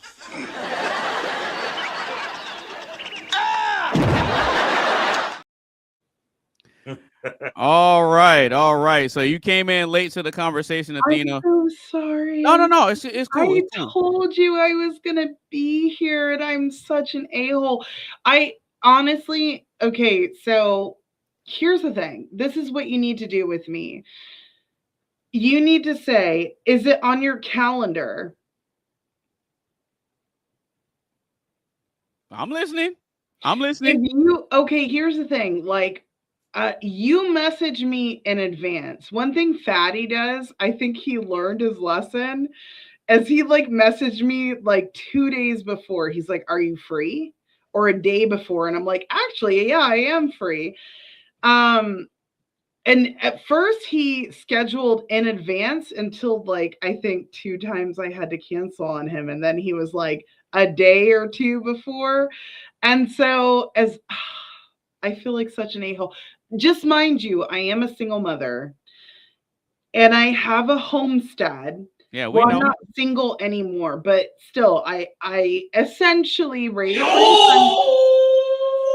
I raised my son by myself. I have a homestead. I have so much on my plate. And I don't mean that as an excuse. I don't want to make excuses. I just feel really bad. I'm just a girl. I'm a woman. You know, I'm an anti-feminist. I think that women are the weaker vessel. We're just not as good as men. And like sometimes I feel like I just fail and I'm like, I'm sorry. Yeah, but it's not really that big a deal. Because one thing It I feels always like a big deal to me though. Well, because look, one thing I always say on here is if people are not able to pull up to the platform, I understand. Like I've never had any type of ill feelings towards anybody, no matter how many invites I send out and say, "Hey man, you down to hop on?" oh yeah, I'll make it. And then if something comes up, hey, I'm not gonna be able to make it because of such and such and such. Okay, cool. Because I understand people have lives. I understand that. So I don't come into this expecting everything to just be 100% my way all the time. Like I understand that I only control how the platform goes. If people show up, cool. If they have to drop off and go take care of other things, cool. Like you're not like no one's holding anybody here against their will or forcing them to be here. I grew up with the mentality, let your word be your truth. Like, yeah. And so before I had my son, if I said something, I was going to do it. When I had my son, I have to be very careful what I say I'm going to do because yep, he's going to hit you with the mom, but you said, mom, but you told me. Yeah, he going to hit you with that. Yeah. No, but a homestead. Oh my God. Yep. I can't tell you how many times I'm like, I'm doing something and then I hear like a screaming lamb outside or goat or sheep or something. And I go out and I'm like, what are you all tangled up a wire against their throat? And I'm like, untangling it. Like you could ask the guy that I'm seeing right now. And I'm like, I'm talking to him and I'm like, wait, hold on. I hear like screaming. And so I go outside, like, because they get into shit. This is why farmers, like, they don't fucking leave their houses. They leave their houses for like a few hours and they got to be back or else the animals like to unalive themselves. Why? Something's always going to happen with them. No, but you came in on the last question of the show. Oh. And the last question is, does social media create false intimacy? We kind of all gave our answers earlier, and then we just kind of were chopping it up about a bunch of other things. But I want to get your perspective on that. So I am in a long distance relationship, and I actually met him on. Here we go. I met him on TikTok, and mind you, I have gone on so many dates and even tried to go out on dates with guys in my area. I think I told you about this. This guy in my area, I was like, okay, because he's kind of red-pilled, right? And he was telling me about how he went on dates with these women who were like, I just misspoke. I swear to drunk, I'm not God. Anyways, you could do it again if you want. Stupid. No, I got you. Stupid. So he was like, yeah, every time I try to meet a girl, she's always on OF or this and that or whatever. And I was like, I promise you, I'm not an OF. I would never be on OF. I literally scrub toilets for a living so that I could continue to homeschool my son. And I have a degree in biotechnology. I could very easily put my son in public school so I could get a lab job that's so much easier than what it is that I do. But I do it because I have convictions and very traditional values. And so I told him, I was like, you know what? These women used you for an expensive dinner, which is what they did. They expected a 5-star restaurant, this and that. And I was like, you know what? I will cook. Yeah, but he's dumb for going through with it. That's his fault. Hold on. He didn't know. They didn't reveal any of that until after they met. But hold on. So I told him, I'm sorry you've been put through the ringer. Let me cook a meal for you. We'll meet halfway and we can have a picnic at a public park in the middle. And I will cook you your favorite meal and your favorite dessert.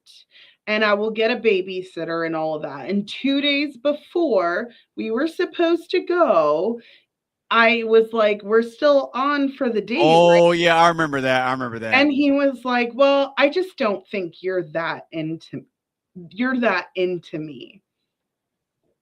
I'm not that into you, sir. I'm cooking your favorite meal. I literally bought all the ingredients for his favorite meal and his favorite cake to cook everything from scratch, and I hired a babysitter. But I'm not that into you. And this is not the first time.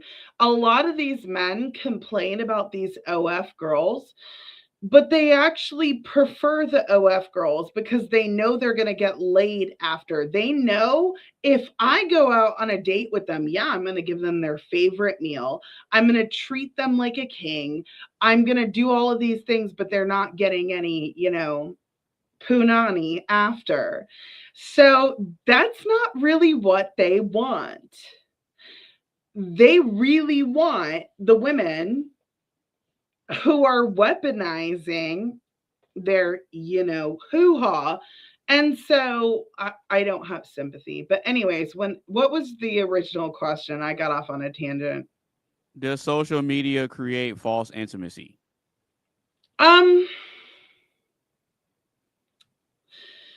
So I am in a long distance relationship. I met him on TikTok. Like 8.5 months ago. We made it official January 10th. And that's the day before my brother's birthday. I mean, we had so many wonderful discussions before then, before we made it official, and I don't regret it. I understand it's probably going to be another year before we can actually be together long term, maybe a year and a half, which is I mean, it's already been 2 years. So what's another year and a half? You know what I'm saying? For the girlies who aren't out there just round of applause with every man that they're with, and they're just but you get what I'm saying. For women who just go out and sleep around, the idea of a year to a year and a half is unfathomable for them. It's already been 2 years for me. What's another year and a half? So then, what city is he in? Oh, he's in another state.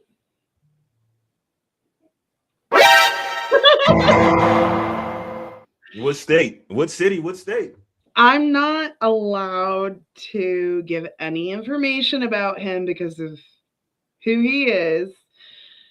We're not asking who he is. We're just asking, we're trying to find a geographic location to determine, when you say long distance, a little more northeast. Northeast. So tri-state area? That sounds like the East Coast. What's tri-state area? New York, New Jersey, Connecticut, tri-state area. Yeah. A little southern of that. He used to be up there, but he's a little brotherly love, city of now. City of brotherly love. That's getting too specific, bro. Okay. Philly? I don't even know what that means. Yeah, he's talking about Philly. He's talking about Philly. Oh, I went to Philly when I went on the new Fugazi. I flew into Philly and then went to anyways. Okay, so we know the general vicinity. Okay, I get it. Okay. So my thing is, listen, I wish you the best of luck. I was in a long distance relationship myself. I've done it. Although my relationship had more, I should say, more privileges. So I was allowed. This was discussed. So I wasn't beholden to this one person. But this was something that was mutually agreed upon. So it was different. So, anyways, that relationship has since dissolved. I'm sure. But Athena ain't liking that. No, it was because of the distance. It was just I had considered moving, but the amount of money I would make there would be 1/4 of what I make here. So it didn't make sense. Oh, okay. Yeah. Right. So I did the math. Now what I would have done she wasn't willing to move to you? Huh? She wasn't willing to move to you? Because she was making a lot of money where she was at too. So it was like one of those things where, you know, I wouldn't want her, and just she was very industry specific. It just wouldn't have worked unless I were to go there. She chose her career over a good man. No, I wouldn't say that. I just felt like it just didn't make any sense. And so yeah, so I'm satisfied with that. I'm doing great. But like I said, I wish you the best of luck. I hope it works out for you. But I just want to comment on something, because you spoke of homesteading, and so which is great. I mean, you know, hello. If you're able to homestead, I think that's great. But I think the issue is that for a lot of people, that's not really an option. Especially, well, I saw you guys were asking where I was from.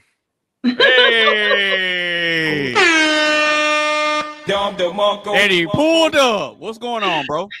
How you doing? That's my name. Oh no, we doing great, man. We're kind of grilling Athena so we can get additional information, so we can kind of get a general understanding without getting too specific.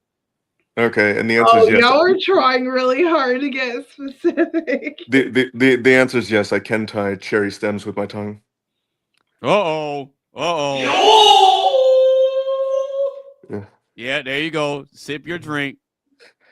Sip it all. Go ahead. Well, because the reason why is because she stated that she's farm. She has I guess you have a farm in like a farmstead or homestead, something like that. Yeah. And so if, you know, again, that goes into issue, who's going to go where. If you live in a highly developed, you know, major metropolitan area, is going to be very different, you know. Oh, I see what you mean. Yeah. Well, You're so loud, Rock. Oh, sorry. No. Hey, he sounds just fine. No. Hold on. How do I sound now? You don't sound like you're talking loud. You're like, the voice pickup is just very boisterous. I'm not criticizing. I'm just trying to be assertive. I love the assertiveness. Yeah, see Athena trying to flirt right now. Y'all trying to turn my panel into a dang doujin, bro. What's a doujin? A doujin is like a Japanese term for like a social dating setting. Oh, I see. Ohio. Gozaimasu. Oh, how do you say that thing where it's like, stop, please? Oh no. Okay, it's Yamate Kudasai. Yamate Kudasai. Yeah, there we go. All right, so now that Rock Around the Clock is here, because you pulled up a couple times, but you never actually like stayed. Sorry, I just wanted to pull a hit and run. Oh no, you good. You better not. What? No, but the question at hand is, does social media create false intimacy? Like for like streamers, or just in a general sense? I believe it can. I don't think it's inherently like. I think when social media is used correctly, I think it creates strong bonds. But I think, you know, nowadays it's been so marketed to death that it's just it's not what it used to be, if that makes sense. We're not in the golden age of the internet anymore. We're in people being fake with one another, people using people for drama. Can I add something to that? No, you're not allowed. Yeah. No, I'm just kidding. Go ahead. So there's a difference between seeking out attention from like random people and like actually meeting someone on social media and connecting with them and having a special connection with them. Actually, someone that we both mutually know, on TikTok, she's known as Elevated Souls. She met her fiance on TikTok and she's now pregnant. They're about to get married, and like they met on TikTok. Like, that's a little crazy, right? And like, I met him on TikTok. I met him on a TikTok live at that. Had no intentions of finding a man, but I'm an anti-feminist, and I guess I just said, certain things, and he was like, "Oh yeah, that's fine," and I was like, "Okay." I don't know. It was like a moth to a flame. So I guess it's I guess so. I guess so. This is one of those instances where social media created real intimacy. Then, right? I think it depends on the person. I guess you could say that. I think there are people who seek. I've met so many women, and mind you, I'm not going to say who, but some very dear friends of mine, and I think they were exposed to social media much younger than I was. I was exposed to social media I was much older in life. I know I'm an old woman, right?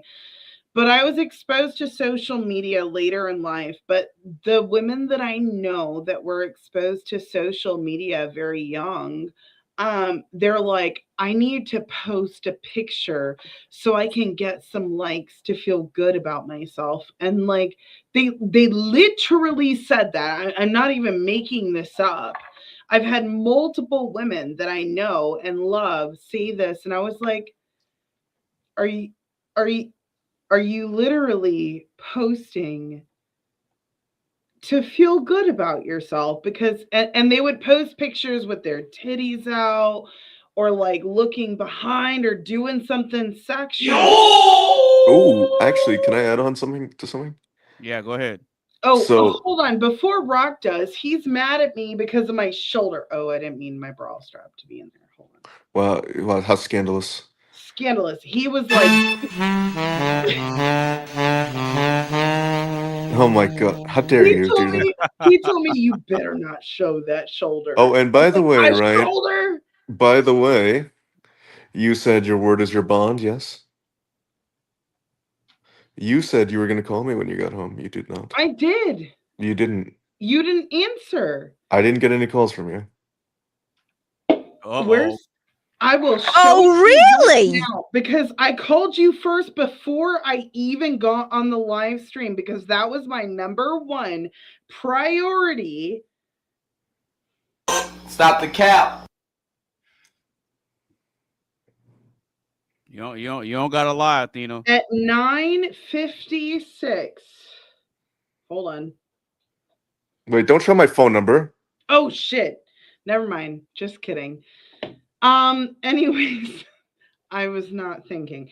I called you before I jumped on. Did it go straight to voicemail? It did. So I that means I did. And I texted you. Yeah, then I called you right. Then I called you back, like after I got the text, and then you said no. I jumped on you here. called me when I was already like deep in the conversation. Wow, she's making excuses. Can you believe this? Am I wrong? Anonymous face. Am I wrong? And T. If I'm wrong, I'm wrong. She's wrong. I'm not getting involved in that. Yep. Hey, I'm staying out of it. And out of that. Yeah, I'm staying out of it. I mean, I'm happy you're here. Oh, I'd rather you be here. So anyway, wait! I was going to address something really quick. Wait, hold on. Oh, creating false intimacy. Motherfucker, Athena. Yeah, wait. He said he was going to add something to that. Wait, I just wanted to say this real quick. Did you guys know who Riley Reid is, right? Oh man, yep. Well, okay, so I know apparently, exactly what that is. yeah. She belongs to the streets. So she had a kid recently, and she wants all of her previous stuff scrubbed from the internet and just forget about everything. Yeah. Lana Rose said the same thing. Here's I the thing. don't get it. Here's the thing, and actually this goes into your topic about false intimacy. It's called parasocial bonds, right? And a lot of men, no, it's not just men, but like men create these parasocial bonds with corn. And it's really sad to me. You can say Because, the word, right? well, I'm so used to TikTok. Yeah, you can say the word. We thought you were monetized. Well, I'm you- close. I'm close. But even if I do, it's like I tell people I run a free speech platform. Like I'm not on here censoring people. We can say any. I know but you're you don't want your channel to have videos that have limited. They'll be yellow. Exactly. So Exactly. you definitely want doing to it out of censor the speech respect on for YouTube you. for sure. I'm doing No, it out of no, respect. I get that, but so far I haven't run into any of those issues. But you're because no, you're but not no, monetized yet. no, You're not monetized yet. I understand y'all are looking out for me though. I respect that. Y'all are looking out for me. I have to Yeah, I potty. get it. I'll be right back. Once you get monetized, and especially as your channel grows, you start getting more views, and YouTube wants to. It places you in a different tier, and so then they begin to run more ads. And what's going to happen is that it's going to be more scrutiny on your channel. Okay, I got you. So you want to start the trend early, but kind of watching what you say, and then also watching who you bring up, because people will come up on your panel, and then they'll have a what you call a virtual webcam, and they'll play porn or some type of crap to mess up your algorithm. Yeah, they can do that, and they'll just get kicked out. Yeah, but it's too late at that point. Then you gotta hide the video. You understand what I'm saying? Yep, I know exactly what you're saying. But see, the beauty of us doing this on StreamYard is I might have to hide the video on my YouTube, but then I could just edit it on a download copy and then just repost it. This is true. I could just edit whatever out and then just put it back up.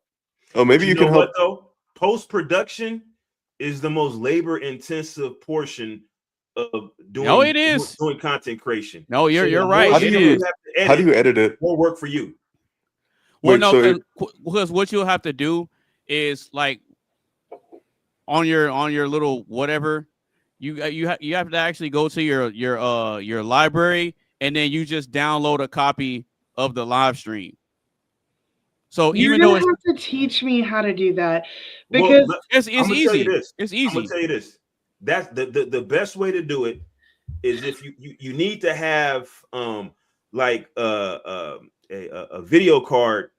I forgot what it's called, but there's like a way that you can actually put a capture card on your motherboard, so that way you have two feeds, and you take the raw feed, not the YouTube up, because if YouTube is going to downscale it.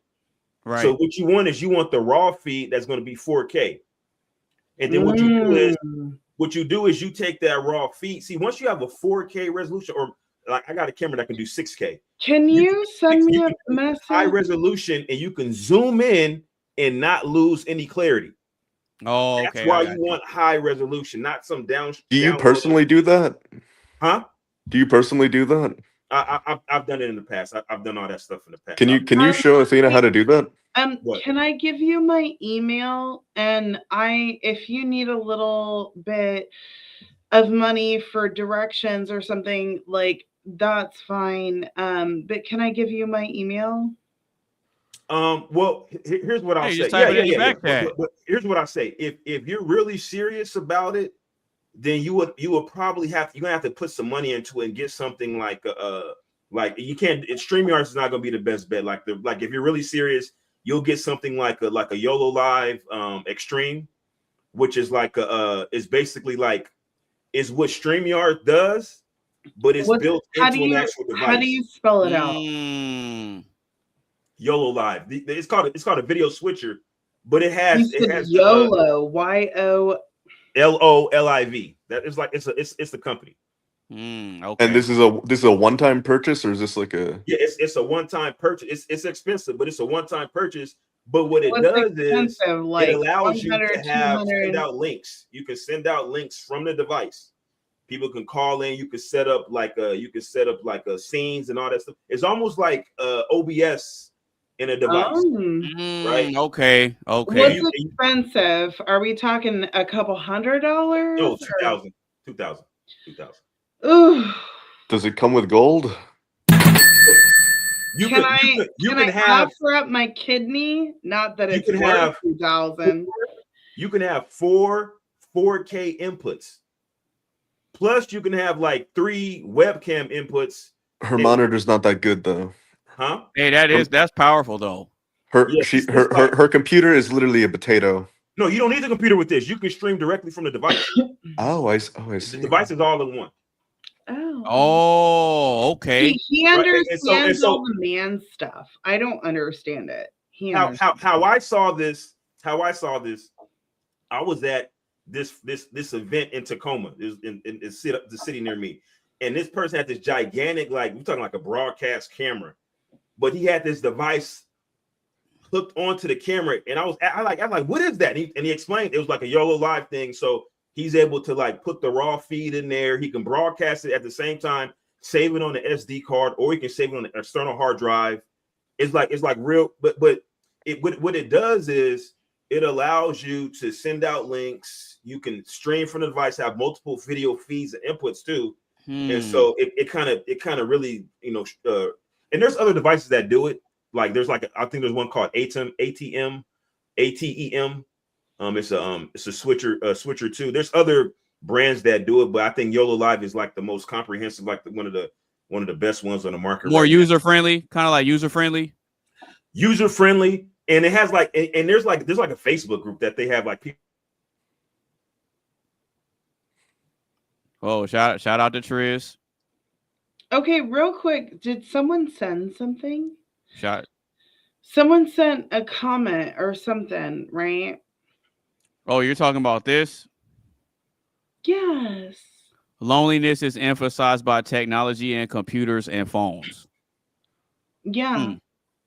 Well, I don't think it's emphasized. What I think is that it reinforces people's ability to limit their social interactions. So, for instance, like Athena said that she was kind of after that, or she was before the internet phase, and so she didn't get on the internet and social media until later on in life, which I'm in the same boat.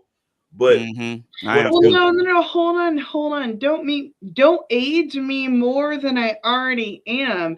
All of my friends were on the internet. I just had my father was privy to some information. He was in the military, and so I was not allowed to have the same things that other people were. And so I didn't get on that. It's not that I didn't have access to it. I could have, but don't make it sound like I was like in the Stone Age. She was too busy playing Fable. Actually, no. I was in my early days. I was playing. Oh, really? I was playing StarCraft on PC. The first one. That was my original thing. But And now she plays Poppy's Playtime. I don't know what that is. Yeah, I played StarCraft. I played the original Diablo. I played Marathon. I go back way to those days. But your camera is so clear. Okay, I got a question real quick. Mm-hmm. I know that you have some lights and all that. I feel like my camera is really clear. More clear than I would like, because I can see wrinkles and like whatever. You're talking about your camera? Anonymous. My camera is a 4K camera. So Anonymous and Rock, if you're looking at both of our cameras, his is a little dark when it comes to like facial, like very front stuff, but like, well, he's also farther away. Well, I have the lights in this. It's very dark in this room right now. Yeah, I was gonna say it seemed like you have it set up like that on purpose. Well, see, the thing about it is that you can't recreate this without having a camera with a large sensor. So okay, a lot of people. That's true. You're talking about all of that stuff. So Anonymous and Rock, which camera looks more clear. Not looks better, because his coloring is amazing. Which one looks better clarity wise? Triz. Triz? Yeah. Rock. Which one looks clearer? I Yeah. guess like I guess Triz, yeah. But guess what though? I'm gonna let you in on a little secret. I have my camera set right now to stream in 1080p. It's not even 4K. Yeah, mine is streaming in 1080p.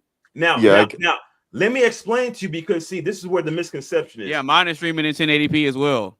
People 4K, 2K, 3K, none of that matters when you're talking about sensor size. Yeah. So sensor size is a bigger determinant on clarity and low light performance, right? Mhm. So I have my ISO. My ISO was only at 160, right? That's low. 160 Yeah, ISO. yeah, ISO is really, really low. I don't think Athena knows what you're talking about. What's That is ISO? really, I really do. low. I actually took a photography Really? class, so Surprise, surprise. So, but so the reason why I'm able to stream with an ISO so low is because my camera. Now, mind you, let me be clear. This is a webcam that I'm on. Yeah. An actual webcam, not a camera that you take pictures with, which a lot of people use to get the really good low light performance. This is a webcam. You're using a laptop or? No, this is a Micro okay. Four So the Thirds. sensors are what? Are they high or low? What This is is a Micro Four Thirds. This is the Micro Four Thirds sensor webcam. That's why you have this amazing low light performance and clarity. So then, what aperture are you using? This is a 1.7 aperture. Okay, You can't tell, but the background is very blurry. okay, that makes sense. That makes sense. F 1.7 Micro Four Thirds, and 160 ISO. Okay, that makes sense. So And you that makes perfect sense. Sensor micro. I think this is a 45 millimeter. It might be a 45 or 25. I think it's a 25. Okay, 25 millimeter. That makes sense. Yeah. And you now said... downstairs, my computer downstairs, I got a 45 millimeter, and you can count the hairs on my face with when yeah. So it's like, and it's a Micro Four Thirds webcam. How do I say your name again? Trez? Yeah. Okay. I was wondering, do you game on PC? Now I people think I game because I got a 9950 X3D with a 5080, which I could game, I guess, but I mainly play old retro games, believe it or not. Ah, okay. So you play Half-Life? No, old retro games. Oh, okay. So like NES. Oh, like NES, SNES, maybe. Now I did start the because the PlayStation 3 emulation is getting pretty good, so I've been doing a little PS3. But yeah, for the most part, but I don't even play it often. I may play maybe a couple times a month, maybe twice a month. I may play. Oh, I see. No, because Athena's starting her gaming endeavors. I was wondering if you had any tips for that. I froze for a second. My tip would be to get a 9950 X3D. And that's a graphics card? No, the 9950 X3D is the CPU. So you want a CPU that has multiple cores, but is still powerful enough to game, so that way you can multitask. So I see. So you want to be able to game, have some type of whatever software encoding interface. Then you want to have some type of maybe an emulator running at the same time. Then you want to have like your YouTube. You want to have all these things be able to go simultaneously without bogging down your system. So that's why you need like a 9950 X3D. And then I would say have like at a bare minimum a 5080, if not a 5090. If you're gonna do gaming like while you're streaming, you definitely want a 5090 minimum. That's the best graphics card on the market today.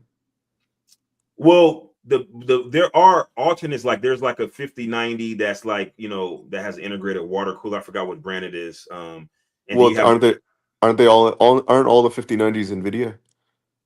Well, they have like what you got consider like I guess it'll be like a subsidiary or secondary brand. So basically you have like the Founders Edition, which has 2 fans. And then you'll have like, say for instance, MSI, which is a 3-fan that has, that has like sometimes they have water coolers integrated into them, or maybe they're just air cooled, but they have a higher sometimes they have a higher clock speed, so maybe they're overclocked, and they have better performance because they have more fans to keep them cooler. So they're not all created equal. Well, now, you would always want to go for the water cooling, from what I understand. Not necessarily for a graphics card. It depends. It depends on the intensity of the games that you're playing, and like what's your target FPS and things like that. Obviously, if you're streaming, it really depends on display too. So, like if you have a display with a high refresh rate, that's going to be very taxing on the graphics card if you're running high resolution and high refresh rate. Because you got some of the gaming monitors that are like over 400 megahertz refresh rate, and so you definitely going to have a 5090 for that, and it's still going to be taxed for certain games, like say for instance Crisis. Do you have Discord by chance? I would love to like talk shop with you if you have Discord. I don't want to take over Anonymous's panel. Oh no, you good. Hey, no, you good. You good. I'll let y'all have it. I got Discord. I just hop in on YouTube every once in a while. I don't really do Discord or anything like that, to be perfectly honest. Oh, you can catch me on Instagram. No, I don't got Instagram. Yeah, that's pretty much all I deal with is Instagram. I mean, you can drop your Instagram or whatever social media y'all want in the back chat, because what I like to do is when I get done with these live streams, I like to put people's contact information in the description of the video, and then I put it in a pinned comment. So if people want to look y'all up and follow y'all, then I make sure that the information is easy to find. Oh, sure. I do that on every panel. Because what I like to do is I like to let people get all their promotion in, let you promote whatever you got going on, shout out whatever, and then I'll go from there. Now I want to be clear. I'm not promoting anything. I'm not promoting a channel. I'm just hopping on this panel because it was a very interesting conversation, and I enjoyed chopping it up with you, but I'm not promoting my own personal channel or anything like that. Oh no, you good, bro. You good, bro. It's like whatever you want to put out there to where the people can find you and follow you and keep up with what you got going on, then I'll make sure I link it. Yeah, well, because I'm all about using this platform and using different tools and stuff to help build up networks and help connect people. That's kind of why I like having these panels and having these discussions, because it's like I was saying earlier, I know I'm not the smartest person in the world, but I know I'm not the dumbest one either.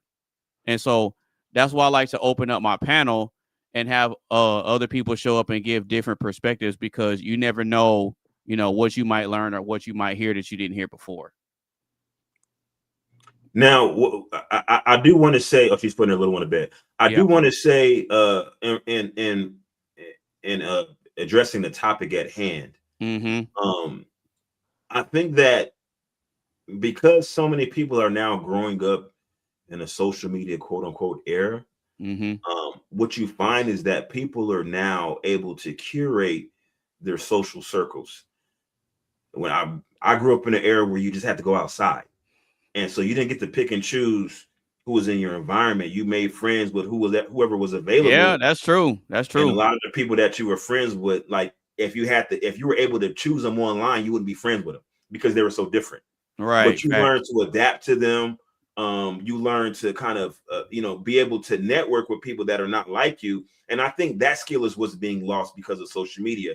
And so consequently, people who are not forced, or people who don't have an impetus to grow from a personality standpoint, then it kind of lends to an inability to adapt in a dating market. So when they go out in person, there's like a social awkwardness involved, and so they kind of tend to lean towards an online dating experience to where they can actually kind of curate their persona online. And I'm not saying that's what Athena is doing with her online dating experience, because she said that she dated in person before this and it just happened to find somebody online. But I'm talking about people who specifically utilize social media for dating and mating. because they're unable to, or maybe unwilling to deal with the rejection associated with interacting with people in real life. Hey, yeah, Athena, I got your chat pulled up. Yeah, you can go ahead and pull up. I'm cool with it. Oh, and then after that, I want to touch on what he said. Yeah. Go ahead. Well, I'm gonna wait till Athena does her prayers. I think Okay, that's more fun. yeah. You guys want to help join in prayer? Yeah, I'm cool with it. She said guys in person suck. Okay. I don't.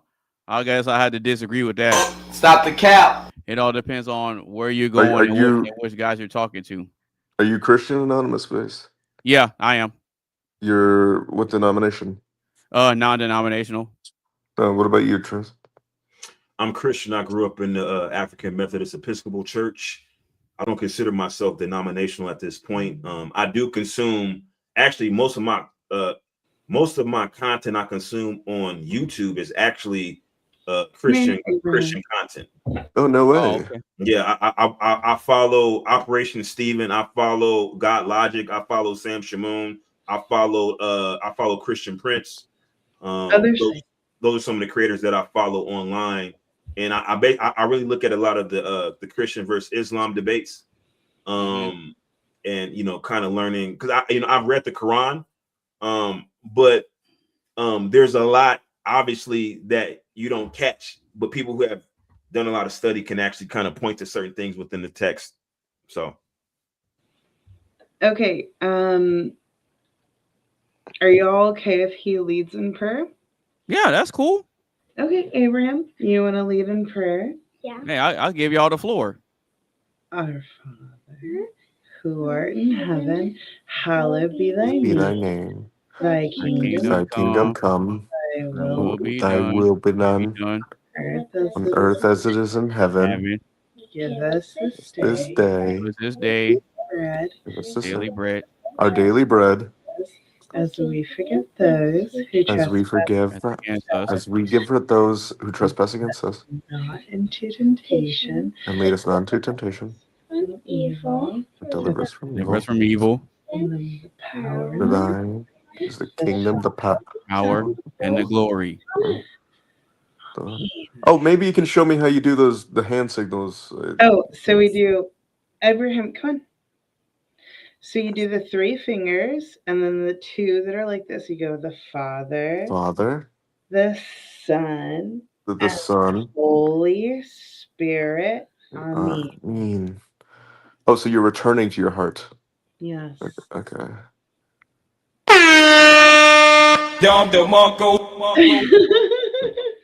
All right. All right. Big shout out to y'all. Big shout out to y'all. Gotcha. All right. So now go ahead. Oh, okay. I don't want to interrupt anyone. I was just gonna say the thing I wanted to add on to what Trez was saying. When it comes to meeting people in person, I totally agree, but I don't know if I'm an outlier when it comes to this. But meeting people online, even if they're someone I would totally disagree with and don't even particularly, I try to find common ground, and that's something I also see from Athena too.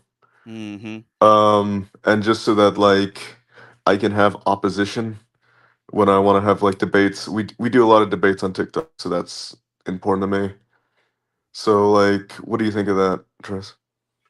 Well, I think that obviously you don't want to create an echo chamber because that's going to stunt your growth intellectually. Exactly. Facts. But what I am wary of is people who are just disingenuous. Some people call them trolls, which there is a perspective of trolling, but some people are just they're not having a good. They're not having a good faith. Yeah, good faith conversation. Yeah, not having a good faith conversation. Like they're literally their only objective is to win the argument. They'll present erroneous facts, knowingly present erroneous facts, or they'll resort to to various tactics to filibustering, ad hominems and red herrings. They'll do anything they can just to win the conversation because there really isn't any desire to necessarily have a good faith conversation, nor is their desire to be solution oriented. Right. So I think that's the biggest issue with dealing with online. That's why I prefer, and I'm not targeting this at you, because Yeah, you no worries. seem to be very genuine, but I'm against allowing people on a panel that don't have their camera on. Even if, like me, like my camera's on, it's dark, you can barely see me, but at least you know that. So there is a level of accountability. I can't just become here saying any and everything. Can like, I say something though? On that particular subject, my father, from a very young age, said, "Do not put yourself on the internet," and I was rebellious in that, and I put myself out on the internet, and I feel like it's like past the point of no return. But had I not ever done that, and even with my son, right? This was before AI made this huge, and my dad warned me about AI, and I didn't listen to him. And people are now saying, like, all the videos that I do, like, I'll be talking, I'll look over here, and then I look over here, and then I'm talking, and they're like, just from that, they can make you do anything. As if you're paying for a good quality AI. Abraham, go to bed. Hold on. Okay, you can close my door and go to bed. Oh, like Grok. Grok is scary. So here's the thing. It's like, if you are actually paying for AI, like good AI, you can make someone, especially with a lot of pictures online, you can make anything happen. And there's a lot of famous people, they're like, I never did anything like this, but there's like really things that it looks real, especially pictures. And who knows whether it's real or not? Who knows? Because, I mean, if you're paying for good AI, you can make stuff look really good. Look at like the people who are doing like movies and stuff, right? They're paying for the best AI. Like, there's so much that you can do. And it's kind of scary. So I understand why people don't want to put their face on the internet. And I actually wish I did not partake in that, or did not partake in putting my son on the internet. But I personally, I feel like I'm past the point of no return.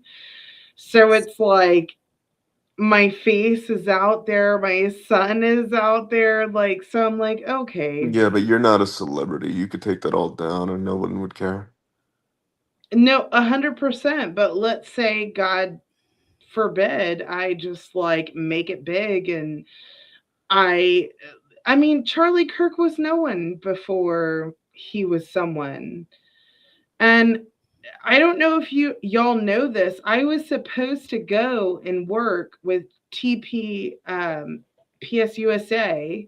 Yeah, I remember you saying something about that. No, I was supposed to. And my parents were like, well, okay, Erica's in charge now. Go and work with her. And something in my spirit did not sit right with that. And all of these things that she's done since his unalivement,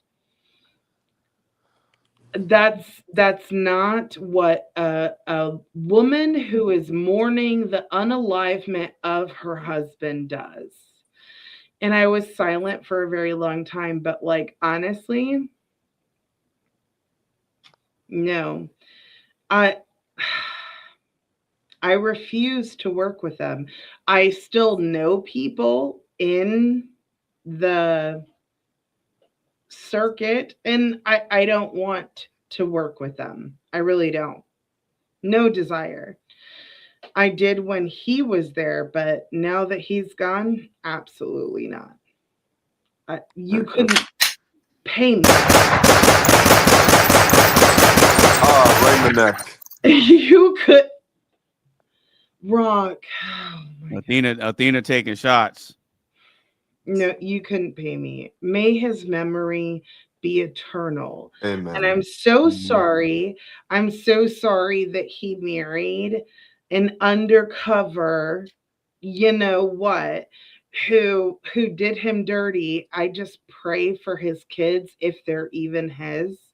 Oh, wait. You saying he married one of them boys? Oh, no, not one of them boys, but a 304. Oh, okay. I got you. She belongs to the streets. Supposedly reformed. But the way that she's acting. I hear a little more. Thank you for bringing me my phone. Go to bed. And I heard the little talking sound. So no, honestly, I took a lot of time and I did not speak out against Erica, especially because I was considering working for them. Now, I've actually seen multiple positions open, and my parents were like, take it, because I have family who were in chapters of TPUSA in my area. You couldn't pay me. No, what she did was disgusting. What she did with the company is disgusting. And yes, shots fired because I'm not okay with what she did. You know, And that's on record. So I just wanted to address something. Yeah, go ahead. So yeah, I mean, I am aware that I don't turn my camera on. You know, like that's not me trying to not take accountability or be disingenuous. Kind of like with what Athena said, it's just for general overall safety, and I think more people should take that kind of approach. I think there's something nice about having a voice, but not having to fully commit. And with that, I mean, you do have a bit of anarchy, you know, and I'll be the first to admit, me and Athena, you know, we like to troll sometimes, but like not here, not now. It's not appropriate. What we do as trolling, it's more rage bait on TikTok, and we'll have like a funny prompt up or something. But as it goes for turning points, right? Athena said the stuff that came out after Charlie got you know, I'm gonna use safe words here, pew-pewed. But, you know, even before, you know, from her pageant days and, you know, just she didn't show good signs. I hope a lot of what's coming out about her is fake, because ultimately we'll never truly know. And that's high hopes, but it's not looking good. I mean, if you look at what she did for his funeral, I think it says everything you need to know. And even when she did it, people were like, a lot of the conservative community was like, everyone mourns differently. And I was She like, recorded the body. more than that. It was almost like she was flaunting it. And I was very quiet about it. And I watched it and I was like, I don't know about any of this. And then I stayed silent, right? Even though all of that stuff was so unsettling. And now all of these other things are coming out. And I was like, yeah, it makes sense. It makes sense. It makes a lot of sense. And it's really unfortunate that, and so here's the thing. This is literally what men talk about. There are women who pretend to be tradcon, right? Like tradcon has become like this new sensational thing. And I've had men accuse me of being a tradcon. I'm like, hold on. Where did I say I was traditional? I have traditional values. I live Oh, really? I have a more traditional life, but I wasn't a virgin when I got married, and I had sex after my marriage. So I'm not a traditional woman. Owning a business doesn't necessarily make you not a traditional woman, but the fact that I'm online and speaking, I mean, that doesn't necessarily make you not a traditional woman, but I'm not a traditional woman. Even though I do a lot of things that traditional women do, I am I can't say I'm a traditional woman. I don't think anyone in modern society can say that they're traditional women. I think that they can say that they do their best to be a helpmate and all of that, but like no one can say that. And the women who say that, I I really don't trust them. I think they're fucking lying. That's not true, Athena. We have a friend. We have a friend who's traditional. Who? JJ. Oh, well, JJ's not from the US though. Oh, that makes sense. That makes sense. Well, but she's from Canada, so. No, she's not from Canada. She's from Eastern Europe. And then she moved to Canada after her marriage, and she did get a divorce. She doesn't talk about her divorce, but she was married in the Orthodox Church. And in order to get a divorce in the Orthodox Church, it has to be extreme and serious. Like, serious. So she holds her tongue on things, and I respect her for that because it's nobody else's business. But to get a divorce in the Orthodox Church, there has to be like either extreme abuse, infidelity, there has to be like extreme rug use or something along those lines. All right. So with that being said, we're gonna get ready to start wrapping up the show. If you're just now tuning in, or if you've been rocking with us the whole time, make sure you get a stream a like, share with a couple of your friends. Make sure you follow everybody on all their social media sites. And we're about to get ready to close out the show. So with that being said, we're gonna go ahead and introduce next week's topic. Yep, next week's topic. Yeah, this one's gonna be a shocker for Athena. Uh-oh. Psychology Unlocked, the psychology of cheating. That is going to be next week's topic. We're going to be talking about cheating. Yeah. So next week's show, we're going to be going live on February 28th, 2026, around 4 p.m. Central Standard Time.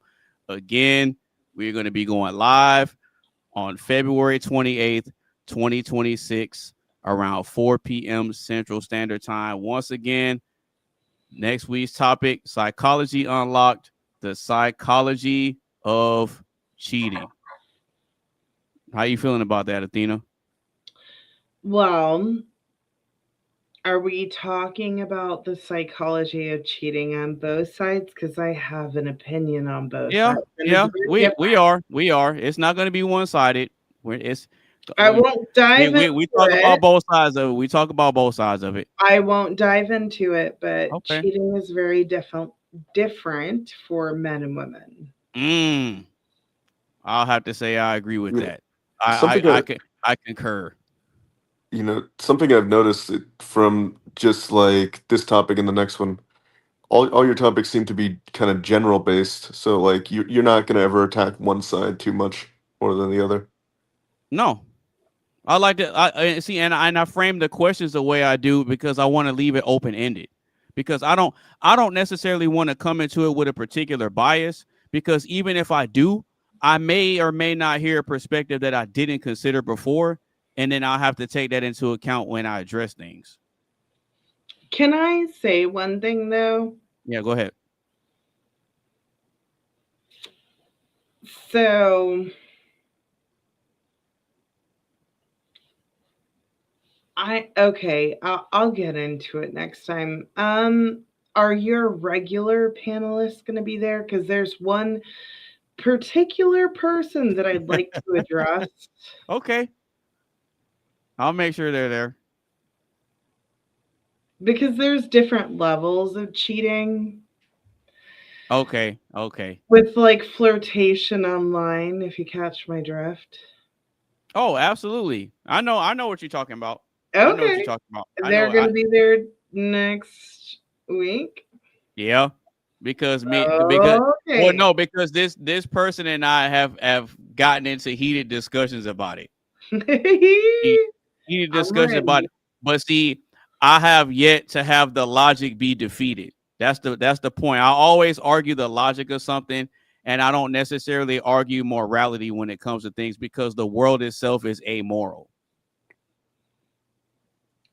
So the logic. I just argue the logic. That's it. Okay. Okay. I have some things. Actually, I talked to Rock about it. He doesn't know who I'm talking about. Okay. I was really hoping that her and Pearl were going to go head to head on that one time we were all going to be on a panel. But Pearl didn't make it. She canceled. Okay. It is what it is. But I've been waiting to go head to head with her. And I think that's actually a topic where we can go head to head. Like, here's the thing. I'm not going to bring up a subject that's not on topic. Does that make sense? No, it makes perfect sense. It makes perfect sense. I get it. I get it. Doesn't mean I don't like her. I do like her, but you just want to challenge her perspective. That's all. But here's the thing. I go on panels with Fatty and Ali, and I went on panel with, this was in person, but Ease and David on the No Fugazi. I can actually talk to people and have a difference in opinion. Here's the thing. Men don't mind when we have a difference of opinion, but women get really triggered. So I enjoy having a difference of opinion with women because they get so angry. Yeah, and then they'll accuse you of having internalized misogyny.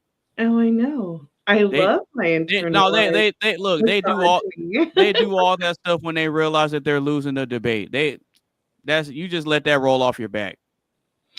Real quick. Yeah, go ahead. I wore this sweater. It does have like little shoulder things like opened, and my the second time she's bringing this up. She thought it was important enough. She brings it up a second time. No, because my boyfriend was like, "You're wearing that out," and I was like, "I'm going to a friend's house." And then I was going to post a picture. I took a picture with my shoulder in it. He's like, "Do not post that picture." And I did not post that picture. You were treading that line.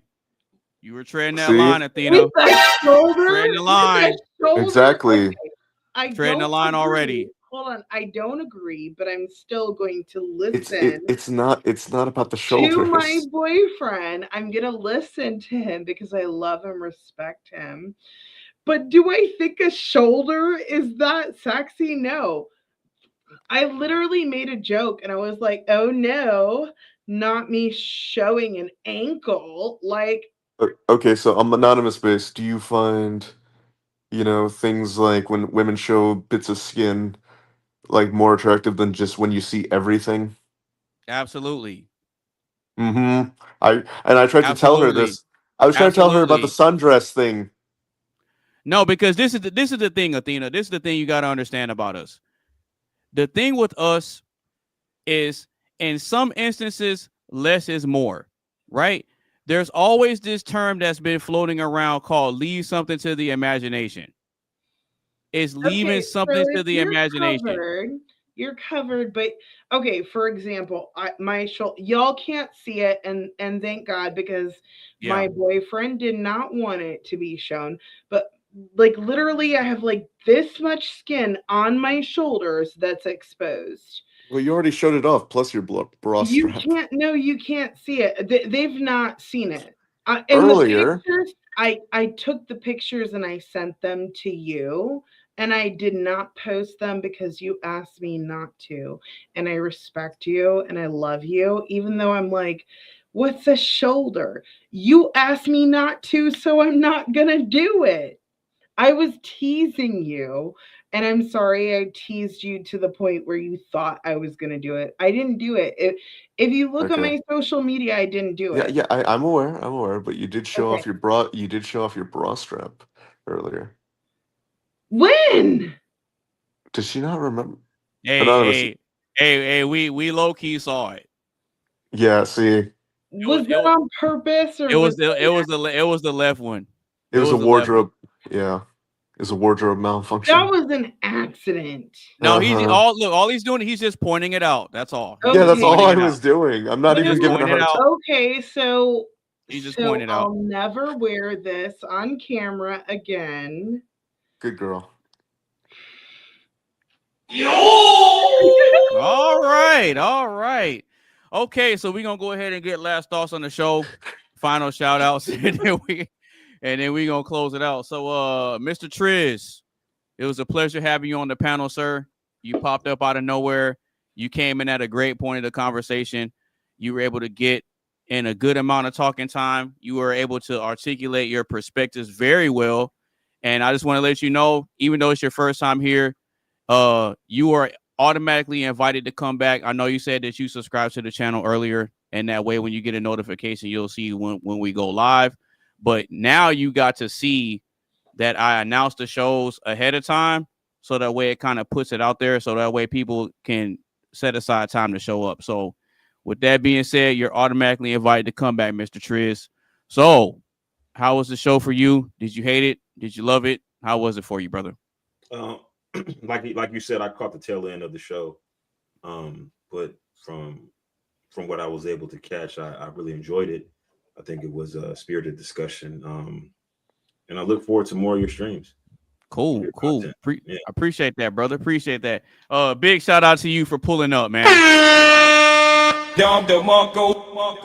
All right, Miss Athena, you came in on the tail end of it too, but you know, whenever you do show up, you always make it worthwhile to have you on here. So, last thoughts on the show. Did you hate it? Did you love it? How was it for you? Oh, I always love it. I'm just sorry that Stop the cap. I am so opinionated, and I don't ever want to overtalk someone, but I got a lot of feelings. No, it's cool. No, it's cool. No, it's cool because if I actually bring up my rule card that I put just in case I have to show it to people, one of the rules on my panel is that I do allow over talking. It just can't get to the point where it's disrespectful, because I understand the nature of how conversations go, and so I don't want to be micromanaging people's talking time. I like to let the conversations just flow. So that's why when people get into debates and they're butting heads, I sit back. I let it flow. And I learned that in your show because at first I would talk, and then if someone else talked, I'm not trying to like gas myself up, but as a mostly like naturally submissive woman, like when I'm having conversations with men, I have to make an effort to be assertive, right? Because I naturally want to fall back. I literally have to force myself to be assertive and talk.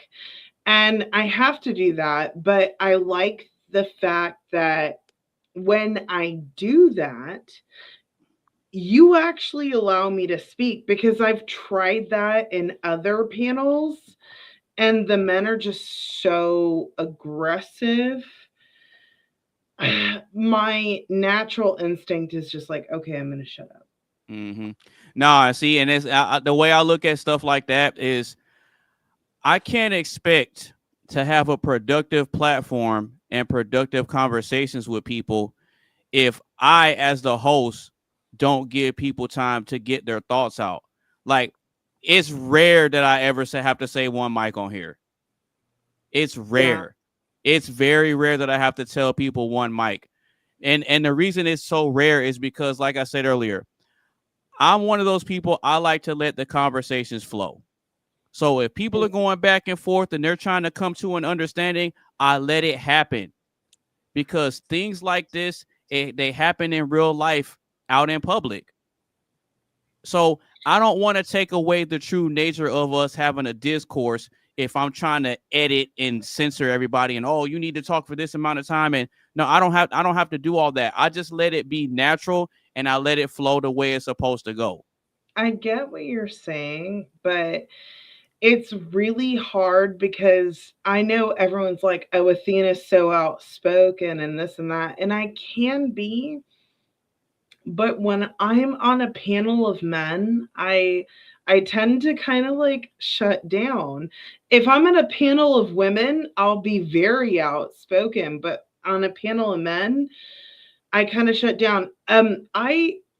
If you can go watch the panel that I was on the No Fugazi, if you could see the whole thing, there were so many times I was like, I wanted to say something, but someone else said something, and then I just like got quiet. David did such a good job, and he was like, Athena, you had something you wanted to say. And I was like, oh, yeah, I wanted to say this. He's actually like, I've heard women complain about him.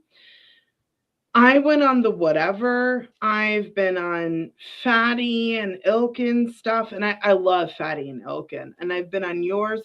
I will say that David is a very, very observant person. You got to be. No. He catches every move that any woman makes. Like anytime I was like, he like saw me. Anytime any woman, he's like looking. He's like, because he wants to dig in to all the conversations.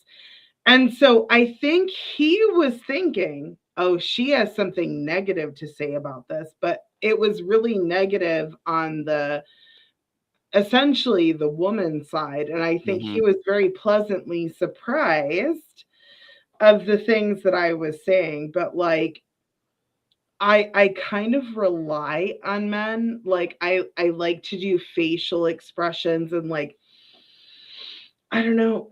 It's really hard for me to just step in. I force myself to do it, but it's not in my nature at all. Yeah, and then you notice that there's times where, like, let's say if you're trying to get a thought out and people start over talking, sometimes I have to tell them, "Hey, man, you gotta let her get her stuff out." Yeah. Well, because this is the thing. I understand, the concept of people waiting their turn to speak and things like that. But I also understand that somebody might say something and it triggers a thought, and you're thinking, okay, well, let me go ahead and just get this out real quick before I forget it. I pay attention to stuff like that too. So that's why I don't mind when there is over talking. I just don't let it get to the point where it's disrespectful. And if I can sense that it's starting to get, a little elevated, then I have to step in and say, hey, one mic, let this person finish. And I always make sure I try to go back to the person that did get cut off to try to give them a chance to finish what they wanted to say. And I think Triz kind of seen that tonight because that happened to him a couple of times where he kind of got cut off, but then I have to let him get his part in. Absolutely. All right, so rock around the clock. Hello. Last thoughts on the show, man. Did you hate it? Did you love it? How was it for you? Well, clearly I hated it. That's why I stayed up. No, I'm just kidding. Oh man. No. I thought the show was great. I enjoyed meeting you guys. Anonymous Space. I know we had spoken briefly, but having this full and like conversation, meeting Oh no, yeah, this is Trez. great. Yeah, this is great. This is great. This is actually great. And then also, I wanted to address, Athena says she's never done OF before, but actually, Only if you, farms. she does only fridges.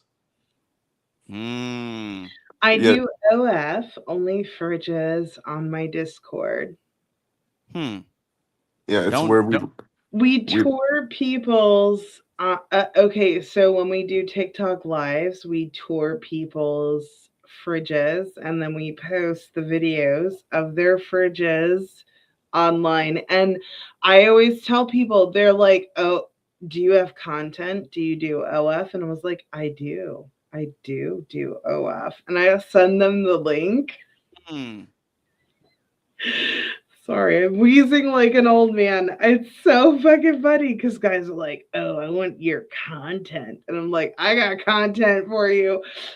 I got random people's fridges. There you go." and surprisingly, you learn so much about someone just by looking inside their fridge. Yeah, for real. Yeah. They click the link thinking that they're gonna get something good, and then when they realize they're not, it's like, Gotcha, bitch. Got them. Gotcha. No, but we're gonna do final shout outs and then we're gonna go ahead and close it out. So, Mr. Triz, where can the people find you if they can find you? Don't look for Triz. Y'all hear that? Don't look for him. Don't look for him. Leave him in the shadows. Yep. Leave him in the shadows. Okay, fair Matter enough.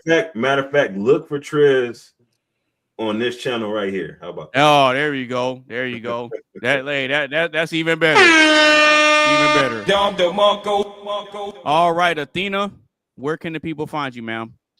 So on YouTube, I'm Herspective Podcast. On Instagram, Athena Star 23. On TikTok, Athena Estedia. On Facebook, Athena Estedia. It's either Athena Estedia 23, Athena Star 23, or Herspective Podcast. Any combination of that. I'm on Twitch, Rumble, YouTube. I'm on everything. Okay. Patreon. Cool. She's on Tumblr. I don't use Oh man, he it. said Tumblr. Oh, you taking it back for real? Shit. So I got another thing I gotta do. I got everything. Apparently not that. I have to do it now because OCD. Yep. What about MySpace? Does that still exist? Yeah, it does. Surprisingly, it does. Do you have an account in MySpace? No. I'm about to no, make a MySpace no. account. I Yeah, swear she's to making. God, I'm not God. All right. So where can the people find you, Mr. Rock Around the Clock? Well, If they you- can find you, Yeah. Well, on TikTok, it is just Rock Around the Clock, or on Discord. You put a little period next to my name. You type my full name in with a period at the end, and there you go. Wazah. He's a comedian. He has very, very dark humor. I used to think that I had dark humor until I met him, and then I was like, this is how I actually fell in love with him. I have a very, very dark sense of humor. And then I heard his humor. No, then I heard his humor and I was like, that's She yelled at me about telling her son to bring a gun to school, which he's homeschooled. He said, if anyone bullies you, bring a pew pew to school. And I was like, my son is homeschooled. Why are you telling him to bring? Yeah, that's kind of the point. Things are gonna change around here, Mom. Yeah, that's kind of the point. Dark I have dark humor. No, he has dripping tar humor. Anyways, Mm-hmm. Yeah, if you have like Listen. disgusting, disgusting, dripping tar humor. Athena. Follow Listen, him. Athena, listen. And no, space and Taz. Dark humor is like food. Not everybody gets it. That's it. And it's true. It's true. He's right. Oh, He's right. He's absolutely right. Nah, but if no one else has anything else, we're gonna go ahead and end the stream. Y'all got any other final thoughts or yeah, I'm just trying to make things you y'all want to shout stay out? up late. Oh, you trying to make me stay up late? Yeah, I know you're ready for bed. You've been on here 7 hours and 10 minutes. Like So you're like, I'm trying to go to bed. Well, I've see, actually because I gotta go to bed here shortly because I got an alarm set so I can get up and go to the gym early in the morning. I was wondering what exactly is on your head. Is that just like a hat, or is it a wave cap, No, or it's a turban. a turban? Yes, sir. All right. Yes, sir. No, I get asked about it all the time. Like I'll be out in public or I'll be at the gym or something, and I have people come to me, "Hey, sir, I was wanting to ask you, are you by chance Muslim?" And I'll say no. It's like, oh, well, I just assumed you were, so I figured I'd ask, and I say no. It's weird. People ask Athena that all the time when she's wearing her hijab.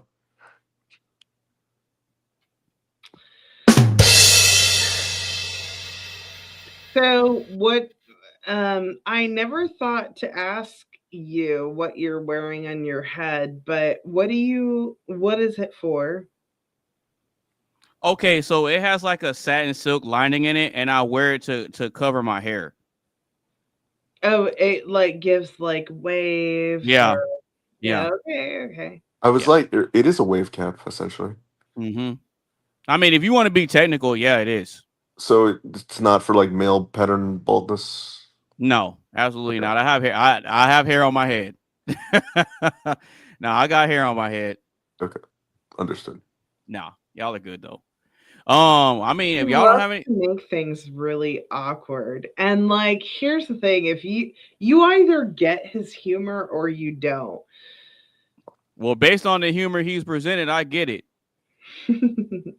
I think Mark, because you know how like British humor can be very dry. Dry, super dry. Yeah, it's like a combination of very dry and very dark. It's Oh, like speaking the of speaking driest of look, dark speaking thing. of Great Britain, look. Oh, is Ooh. that him? No, it's not. No, it's greetings from Great Britain. Yeah, that's somebody else. Mm. Huh. Wait, so Whoa. was Mark the guy who was just up here who went to bed? Yeah, he was up here earlier. Wait, Oh, was damn. it? I don't know who It's Neil like Clark 5 is. o'clock in the morning there, so some people in Britain are just getting up. Wait a minute. I could have asked him my famous question, Athena. Am I allowed to ask that on YouTube Lives? Or I don't would know you get what us? is it. You know Hey. my famous question that I ask everyone. Oh, yeah. Actually, I think you should start with Tiz and then go to Anonymous. Okay, go ahead. Okay, so are you fine, young gentlemen, circumcised? Yes. Yeah. Okay, we can be friends. Hey. You answered it. My main question is, how do you get your snacks into the movie theater? Shit like that. See, you asked if I troll, right? This is like my equivalent. I don't know if this is like. He literally asked everyone if they're circumcised, and then he's like, "How do you get your snacks into the movie theater?" How do you do it? Well, you can't hide it in your foreskin, that's for sure. Oh, there you go. It's like an everlasting burrito. Okay, let's end it now. Yeah, for real. No, but yeah, y'all make sure y'all tune in next week. Everybody on the panel, y'all are automatically invited to Thank come up, you. and I'll be making sure that I put y'all social media stuff in the description of the video, and I'll also put it in the pinned comment of the comment section. So with If that being y'all ever want to troll on TikTok, we do rage bait. So Oh, and okay. gaming. Okay. Well, the people will make sure they come over there and check y'all out. But yeah, we're gonna go ahead and close it out. Like I said earlier, y'all are automatically invited to come back, and we will be seeing you guys next week. All Thank right. you. Have a good one. All right, y'all too. Peace.